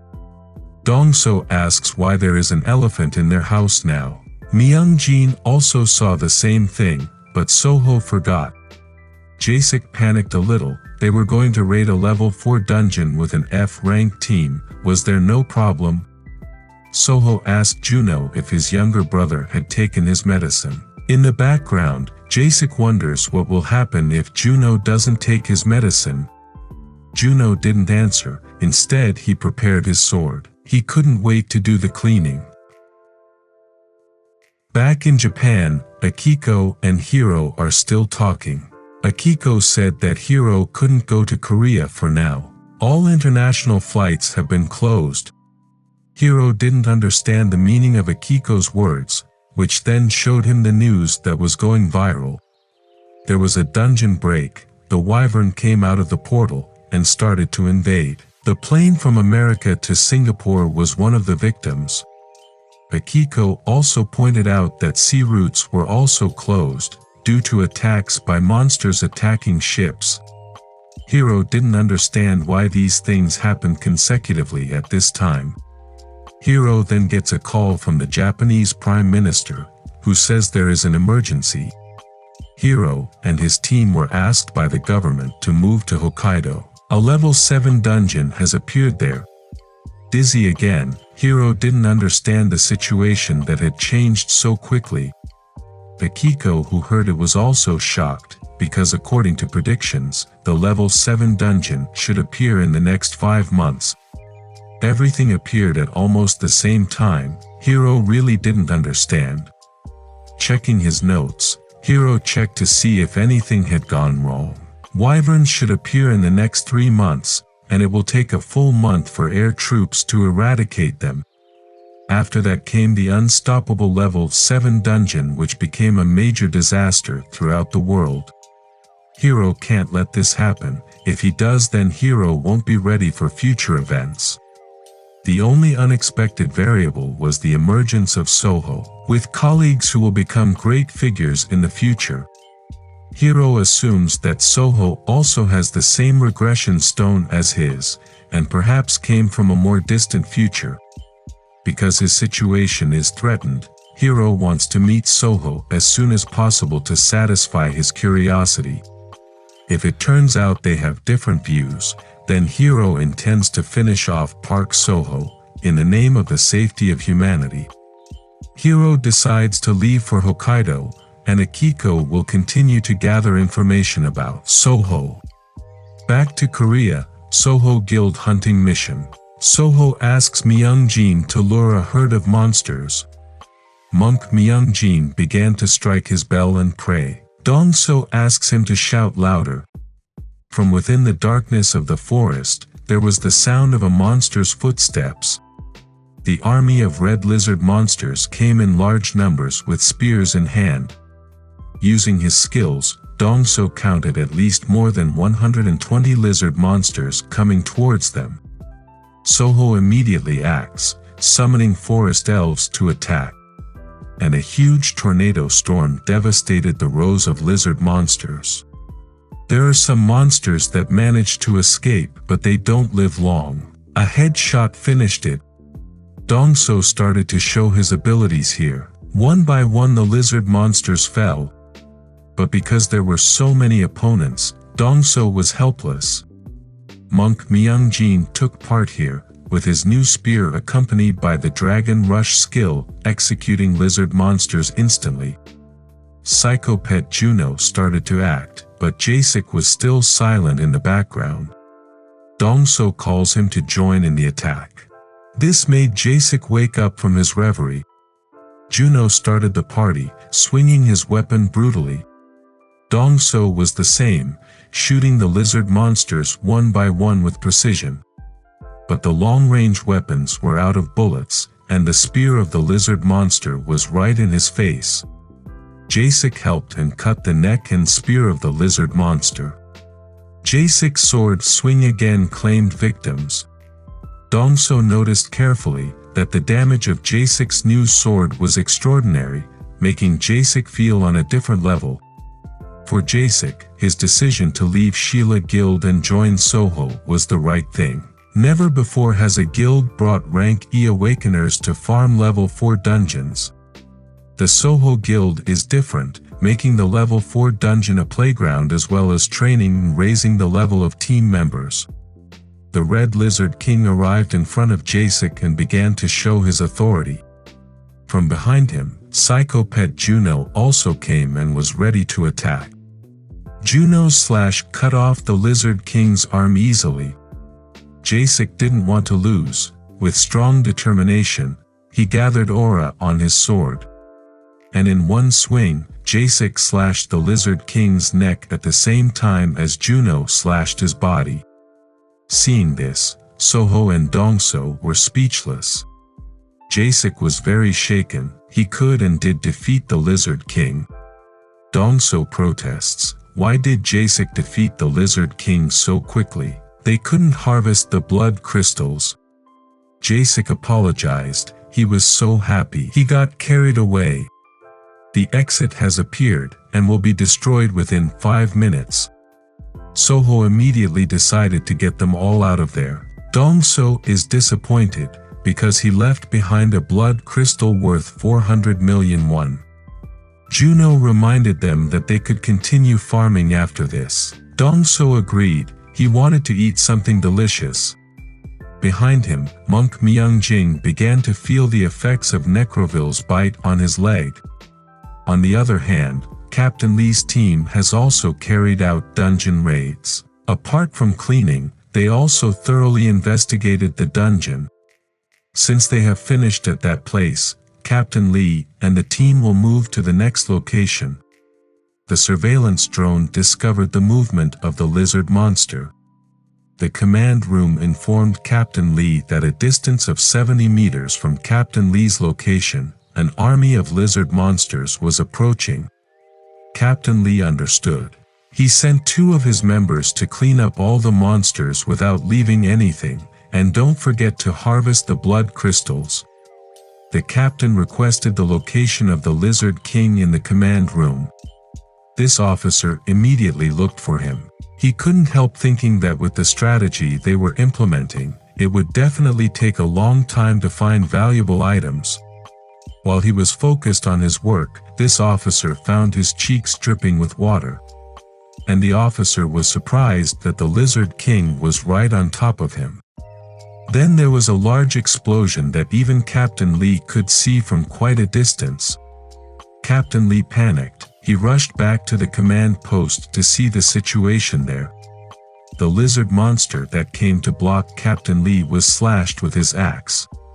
Captain Lee ordered all his team members to return to the command post immediately. Move to where Suyong is. The defense forces succeeded in measuring the retreat of the Necroville monsters. Jinwoo explained that he got an SOS signal while heading to Gyeongbuk Field, and managed to arrive in time to save Suyong. Jinwoo will escort the reconnaissance team to a safe place. After that, Jinwoo and the team will continue their mission. A moment later, they saw a giant fireball flying towards the helicopter. The attack destroyed the helicopter until it fell apart. A large monster was the culprit. It went berserk and sent fireballs. The Korean military only received reports from there. The bureau must also know about this condition. Miso, who is a representative from the bureau, asked why there was no further news. Miso was also confused about why the scout troops and defense troops crossed that route, what they were doing there. This officer could not provide a definite answer. Miso became angry, protesting loudly because she didn't think anyone would have the heart to direct the soldiers through the Necroville Red Zone route. Miso left the room feeling full of emotion. He immediately called Suyong, but there was no answer. I can only pray that Suyong is fine. Miso felt sad about Suyong's difficult fate. Back again in dungeon level 4, the officer who was ambushed by the Lizard King still survived despite losing his right hand. The Lizard King had jumped to pounce on his helpless prey. The Lizard King got it, leaving the officer unable to do anything else. His choice was to blow himself up along with the Lizard King. The huge explosion evaporated into the air again, leaving the surrounding area in disarray. Pieces of the Lizard King's body were thrown in front of Captain Lee. Before long, the dungeon exit had opened. They have 10 minutes and 30 seconds left. For Captain Lee, this was a huge insult to his team. He couldn't accept that it had to end like this. In his car, Miso received news that Captain Lee's team had returned, but there were 2 fatalities and 2 seriously injured victims. Miso was shocked again. The level 4 raid dungeon took that many victims. Captain Lee divided his team into 2, an extermination team and an investigation team, but his plan didn't go smoothly. Planned to re-enter the dungeon in the next 2 hours. The 2 seriously injured victims are being treated. Miso gave the order to postpone the next raid. They had to carefully prepare their plan again. The operator handling the level 4 dungeon portal said that other teams carrying out dungeon raids also faced situations that were not much different. The operator confirmed that there was a time difference in the dungeon. 1 day in the world is equal to 2 days in the dungeon. Miso began to summarize all these findings. Time moves 2 times faster. 10 years have passed since Soho disappeared and returned to Earth. Based on previous findings, Soho only spent 20 years. But Soho confirms that he has survived for 1,000 years. It has been confirmed that the Soho story is not a fabrication or a lie. But what we can't understand is how 1,000 years passed. Soho's team cleared the dungeon so quickly, the Bureau couldn't keep up with their speed. The operator said that the Soho team had stopped raiding dungeons after 50 completions, stating that the Soho team will no longer raid the level 4 dungeon. Currently the Soho team is heading to the Awakener Bureau office to update their stats. Miso was shocked again. She was continually shocked by news that she couldn't understand. In the Soho Guild car, Juno's level has increased. He is at rank E level 0. Monk Myungjin may be rank D level 0, Dongso rank E level 1 and Jasik rank D level 2. Soho asked why Jasik wasn't sleeping. His face looked tired. Jasik still felt that this was all a dream. He still couldn't believe it. Soho asked which part felt like a dream. Jasik said that he had been an awakener for 14 years, and continued to try as hard as possible. The previous Jasik had never even entered a level 3 dungeon, but he had just completed 50 level 4 dungeon raids. Jasik also managed to defeat a lizard monster that was equivalent to a level 1 and 2 dungeon boss monster. It took Jasik 3 years to focus and try desperately to get rank E. But on his first day with the Soho Guild, he immediately rose to rank D. For Jasik, everything that happened was like a dream, something he had never imagined. Soho offers to hit Jasik to make him realize that this isn't all a dream. The car carrying the Soho Guild has arrived at the Awakener Bureau office. Soho asked his members to immediately complete the inspection, because he wanted to eat lobster afterwards. Soho's dimensional energy measurements are in progress. Foreign eyes watching are still there. Soho could feel it even more clearly after the level increased. Soho has also received news from Miso that the creator of the dimensional energy measuring device is a scientist from England, Dr. Toddler. Miso has also sent an official request for a Soho visit. Once he receives permission, Soho will immediately fly to England. Soho's measurement results have come out. The current dimensional energy is 488. Soho is at rank C. Soho finally realized that only he could see the levels of other awakeners. He asked the operator who created the system window. The operator said that it all started when the God Stone appeared, the main ingredient for the development of the dimensional energy industry. After a major disaster occurred, giant stone pillars with engraved writings appeared somewhere in Northern Europe. After that, awakeners can see their status window. After the God Stone was successfully decomposed, The stone fragments were scattered throughout the world to make the system window function as it does now. God's stone shards are made into the CPU of the personal computer belonging to the Awakener Bureau, which regulates and manages the status window for each Awakener. Soho asked what the writing was written or engraved on the God stone. The operator explained that all information such as the Awakener upgrade system and how to measure dimensional energy was obtained from the writing on the divine stone. For Soho, there is only one conclusion: all these events are the will of God. After that, Soho and the team left the office. Soho wants to meet the God who did all this.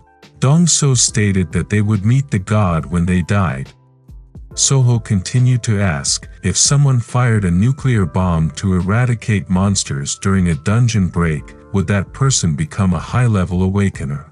Dong-so answered that awakening was only done with dimensional materials. Soho congratulates all its colleagues on their level advancement. Soho checked to see if they were close to dungeon level 5. Juno asked if Soho wanted to go back into it. Soho's stats have risen sharply to the point of being able to tame the gray wolf. He wants to recruit more new members. Soho decides for all his colleagues to raid the dungeon without him, increasing teamwork together with Jasek. Dong-so is indeed a money man. He is still thinking about his retirement funds. Juno couldn't stop thinking. In just one day they could make hundreds of millions of won. But Dong-so was still thinking about retirement funds. Myung-jin felt like they had earned more than 5 billion in today's raid. Juno explained to Jasek that 50% of the income would go to the Soho Guild treasury, and the remaining 50% would be distributed evenly. Jasek had another heart attack, not yet waking up from his dream. He had earned 500 million won. Dong-so explained that all of this happened thanks to Soho's kind heart. Soho immediately invited all the members to go eat lobster. Dong-so just remembered one important thing: soon he will be the target of assassination. Moving to the place to eat, the Dong-so shows the amount of donations received: 1.1 billion from America, 400 million from Russia, 300 million from England and 1.6 billion from Japan. Judging from the incoming messages, the 4 countries believe that Soho has the ability to control the plants. The land area occupied by humans has decreased, and some of the world's food products are imported from the planet Aruka. With Soho's capabilities, it is believed to be able to solve the food crisis. Soho continued to ask why Dong-so thought that he would be the target of murder. Dong-so explained that Soho did not appear at all to provide a response, because having given large amounts of money, these big countries would not remain silent. Soho firmly stated that he would not meet them, making Dong-so even more desperate. He continues to get pressure without being able to do anything. Previously, Dong-so bravely answered the Japanese that he didn't have enough money to meet with Soho. Soho asked what he should do to solve this. The problem would be resolved if Soho made an official video statement responding to all requests. Soho agrees to make it to help Dong-so. Dong-so thanked him. He promised to transfer all donations received to the Soho Guild treasury. Soho asked to make the video immediately, because he was very hungry. Dong-so starts the video with an opening and pleasantries to all his viewers, conveying that Soho will provide a response. Short, concise and clearly stated answers. Soho will remain in Korea. They all immediately left Dong-so, who was still silent with Soho's short answer. A message came in. The Japanese stated that they wanted to come to meet Soho directly for serious talks. Soho doesn't care, it's up to them to come. Besides, Soho doesn't have the power to control who comes and goes. Dong-so immediately followed his partner. Behind them there was a middle-aged man who was eavesdropping. This man was following the movements of the Soho Guild secretly. What did he actually do? This middle-aged man immediately called his boss, telling him the location of Soho. A young boss in the car. The young boss asks where Soho is now and what he is doing. Uncle Glasses explained. After eating with his team members, Soho would enter dungeon level 5, the location where the previous incident occurred. The young boss asked Uncle Glasses to stop Soho, because the young boss had a plan. The young boss wants to create a scandal. He is the owner of DGB Net, an agency company. He contacted one of the idol group managers, asking if one of their foster children named Songi liked Park Soho. The manager confirmed it, but asked what the young boss wanted to do. The young boss wants to create a marketing scandal to increase the prestige of his idol group. The young boss's car also increased its speed in order to carry out the action. The young boss received another call, this time from the leader of the DGB group, who was his father. The leader wanted the child to come to see him right now. He didn't want to wait long. The young boss argued that he was working hard for the future of DGB group. The leader couldn't believe it. He was sure his son was having fun spending his money. As the heir to the DGB group, the young boss asked his father not to worry. He will do something that benefits the DGB group. With ease and high confidence, the young boss said that he wanted to recruit Soho. The leader became increasingly emotional. He believed his son was incapable of doing anything. That's why the leader has sent his trusted person to take care of this, Manager Cheon. After saying he had the perfect plan, the young boss hung up the phone, disappointed because his father didn't believe him. The young boss immediately called Songi, the idol who would play an important role in this plan. Songi was very happy to get this good news from the young boss. He couldn't wait to meet Soho. The young boss says that he is on his way to pick up Songi, asking her to be ready. All preparations have been carried out smoothly. Now there is only one obstacle left. The young boss is worried about Manager Cheon, a cunning figure who could take over his hard work. The young boss believes that Soho is like men in general. Soho will definitely be tempted by a young girl like Songi. The young boss is confident that if his plan goes smoothly, he will get recognition from his father and be able to lead the DGB group. Moving to a field, the search team is searching the area for someone's whereabouts. Surveillance drones were dispatched and began scanning all areas. Only a group of goblins were found. The target they were looking for was not there. This soldier didn't understand why he had to send experienced soldiers to look for a fugitive rat. Then a human was found among a group of monsters. The fugitive we all know, Kim Yangso, the big boss of Pinjal. Yangso was surprised by a goblin who was in front of him. Yangso knocked out the goblin with a handgun and then tried to escape. Goblins don't want to lose their food. All the monsters chase Yangso. While running away, Yangso's foot tripped and fell, and the gun in his hand fell off. Just as he was about to be attacked by a goblin monster, a laser shot penetrated and destroyed the goblin monster's head. The search team, which is the EX team, the fighting force of the DGB group, came to catch Yangso. This bastard can only surrender, has no choice but to surrender. In the car, Manager Cheon received a report from the EX team that the target had been successfully secured. Manager Cheon asked that the target be stored in the warehouse. Cutting back to the young boss, who has met the Glasses uncle.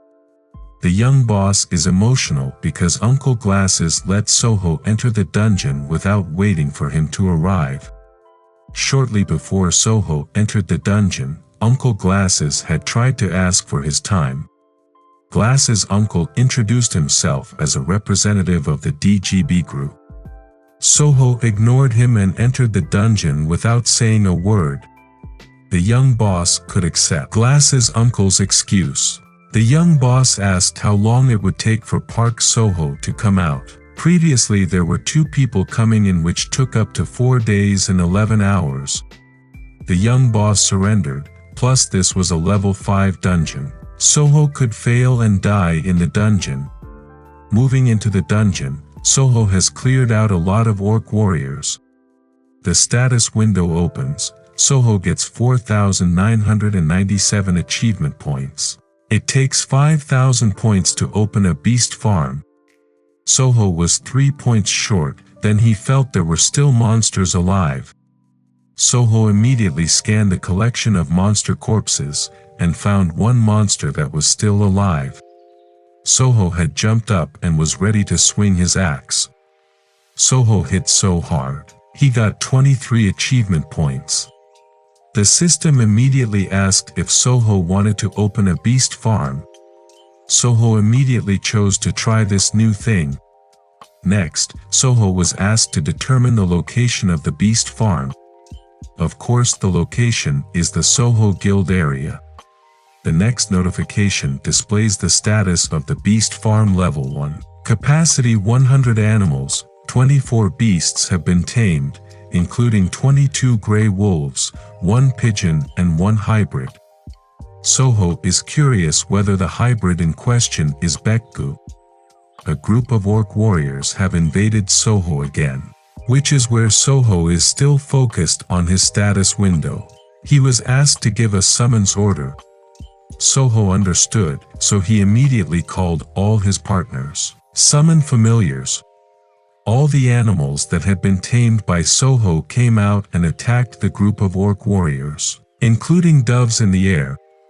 Soho continued his hunt. He wanted to complete his 100 head of livestock that day. The young boss, who was relaxing at a club, received news that Soho had completed his dungeon raid. Something impossible to do in a few hours. Glass's uncle said that Soho came out after 2 hours had passed, then he went inside again. The young boss looked doubtful, but the other side wanted to believe him. That's why he called Songi and asked her to get ready. In the dungeon, Soho is having fun again. He beat the orc warrior mercilessly. In one round, Soho wiped out so many orc warriors. It rained arrows, hundreds of arrows ready to attack Soho, who was partying. Soho asked all his livestock to return to the portal. And as a result, the arrows actually injured and attacked the orc warrior. Soho joined the dove and flew through the air with beautiful wings. Soho passed every arrow released by the orc archers lining the top of the fortress. Soho landed inside the fortress and was immediately greeted by hundreds of orc warriors. In one blow, Soho blew away all the monsters with his tornado. The orc king came down from his throne and was ready to join the war. Soho immediately welcomed the arrival of the orc king and was ready to face him. Soho has changed again. This time he is joined by his grey wolf, Tiabaki. Soho's fist came in and hit the orc king squarely in the face, who didn't have time to react. Then Soho blew away the orc king with his tornado skill. Soho jumped into the air, approaching the floating orc king. Soho delivered a hearty kick to the orc king's stomach, and threw him to the ground so hard. Soho continued to deliver a two-legged attack which ended their fight. Soho leveled up and got a lot of achievement points. The exit door has opened. There are 15 minutes and 25 seconds left until the door disappears. Soho immediately ran away, before the orc warriors could act. Soho went to the wolf cage and invited all the wolves to come with him. Soho put all the wolves into the portal and sent them directly to the Soho Guild's beast farm. And finally Soho managed to get out of the dungeon safely. His face looked very tired, plus the side effects of fusion with his animal, which had higher dimensional energy. Soho checked his beast farm status window. Currently 88 livestock have been collected. He could have entered one more time to fulfill his quota. But then Soho was surprised by the arrival of guests. Song-in approached, confidently greeted Soho and began to spread charm.